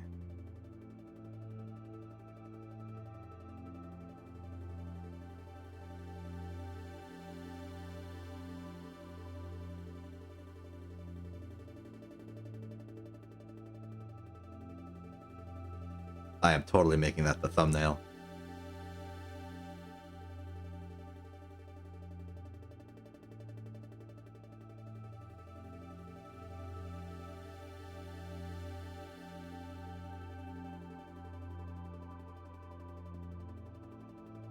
Let's hope the periapsis didn't go too low.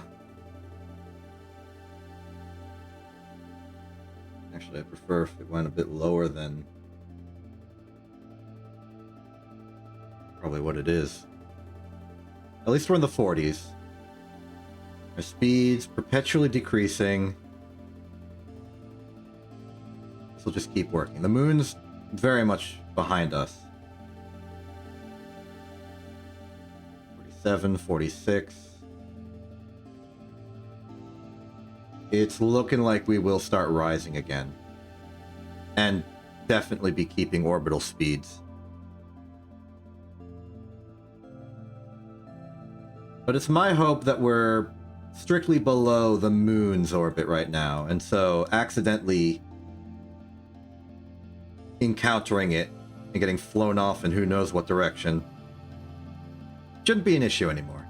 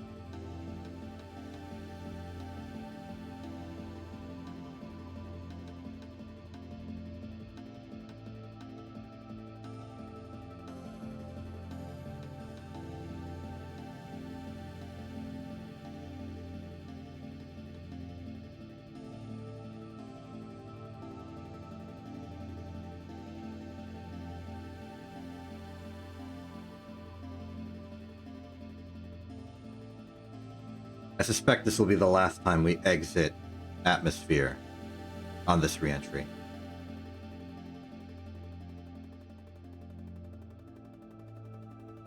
The ablator is at half. Should hold up till the end, but that's still a little concerning.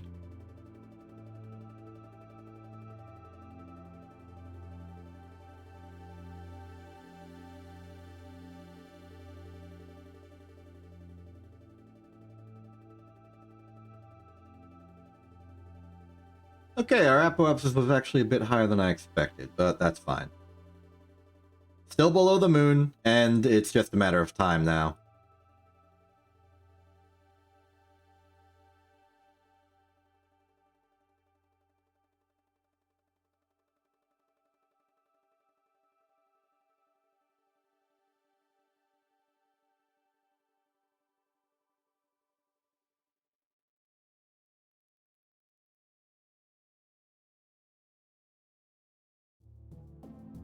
Velocity is set to surface. The ablator is burning, but that's mostly just trivia. Or is it? There's a good chance it might actually run out.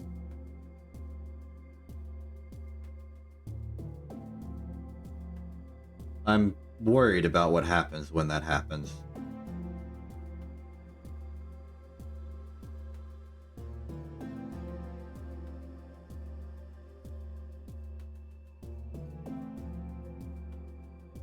Alright, we've got to be suborbital now. Not strictly, apparently, because the camera hasn't shifted, but approximately.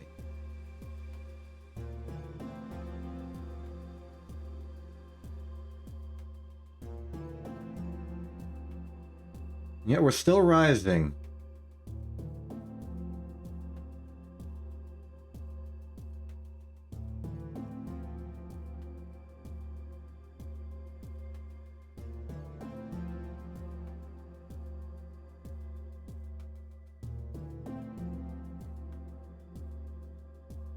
Ablate is now at 1/4 of what we started with.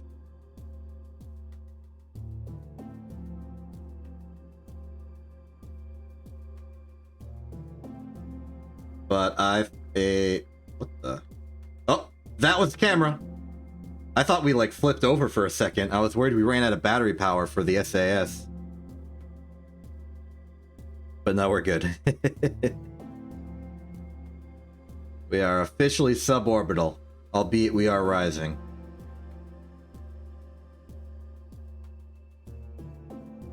It's just a matter of having a spin all the way around.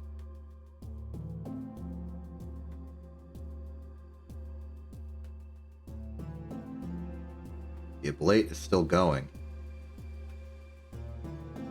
There's no fire.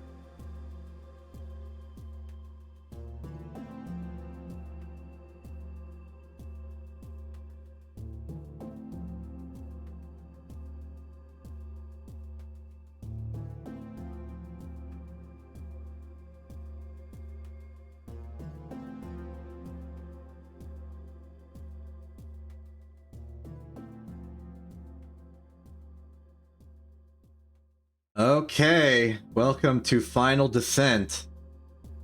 Of all the things for me to be worried about in this mission, I didn't expect it to be the ablator remaining.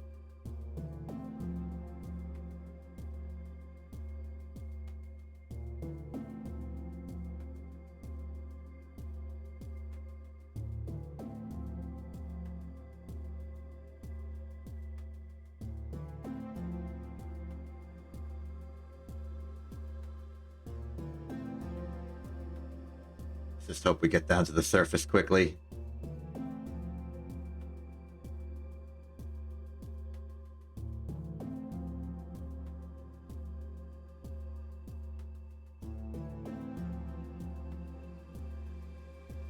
Speed's rising due to descent, but the atmosphere is getting thicker. Looks like we're going to be landing into the sun. That's a one victory, I suppose.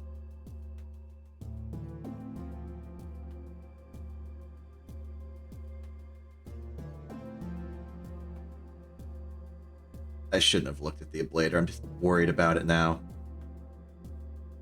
Okay, we're sub 40. Atmospheric pressure should slow us down like a rock.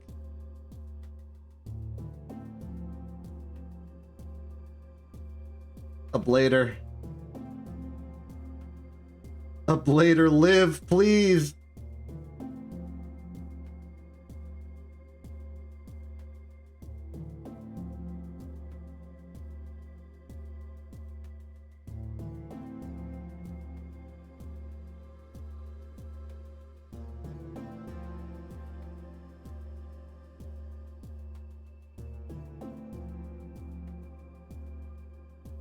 Okay, our altitude's descending. Maybe the heat's not that bad at this point.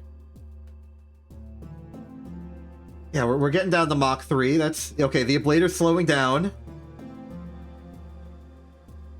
That was uncomfortably close. 5 ablate left. We went through 97% of all of our ablator. It almost went completely wrong. Oh, are we gonna hit land?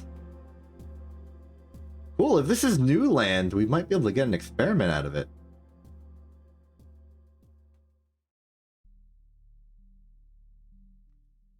Hard to say, hard to say. They're slowing down quite fast. Yeah, I think we're hitting the water.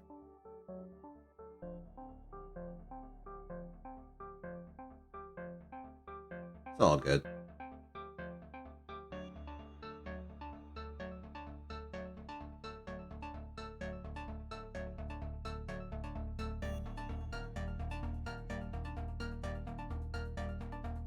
Oh my goodness, it's charred black! I didn't know it could do that. Deploy shoots.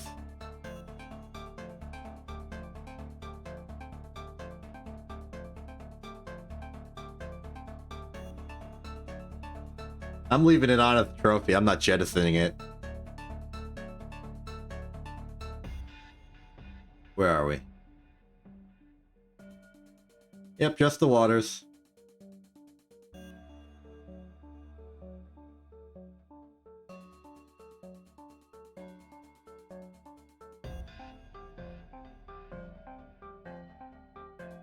So, 6 hours, no major catastrophes.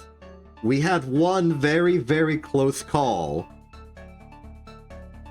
but no major catastrophes.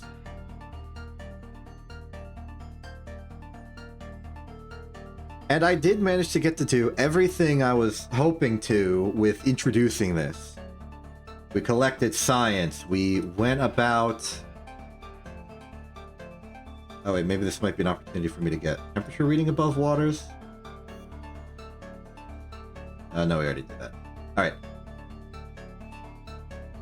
But the premise has been established.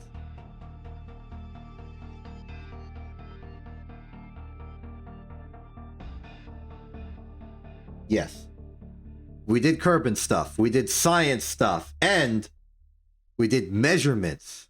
We used those measurements to make predictions and estimates and a flight plan. I think next time we'll get some more formal measurements. We'll try and fly by the moon and survive somehow. And get a better foundation for the data we're using to calculate all the things. What I would really like is to use some of the new mechanical components to make either a ground-based observatory to get perfectly accurate angle readings on where the moon is in the sky, so that we can actually figure out its orbital period and then determine its real orbital radius. And then also maybe attach one to a ship so that I can fly it into space and get like an angle heading for while we're flying, so I can figure out what our angular momentum is at any point other than our apo and periapsis.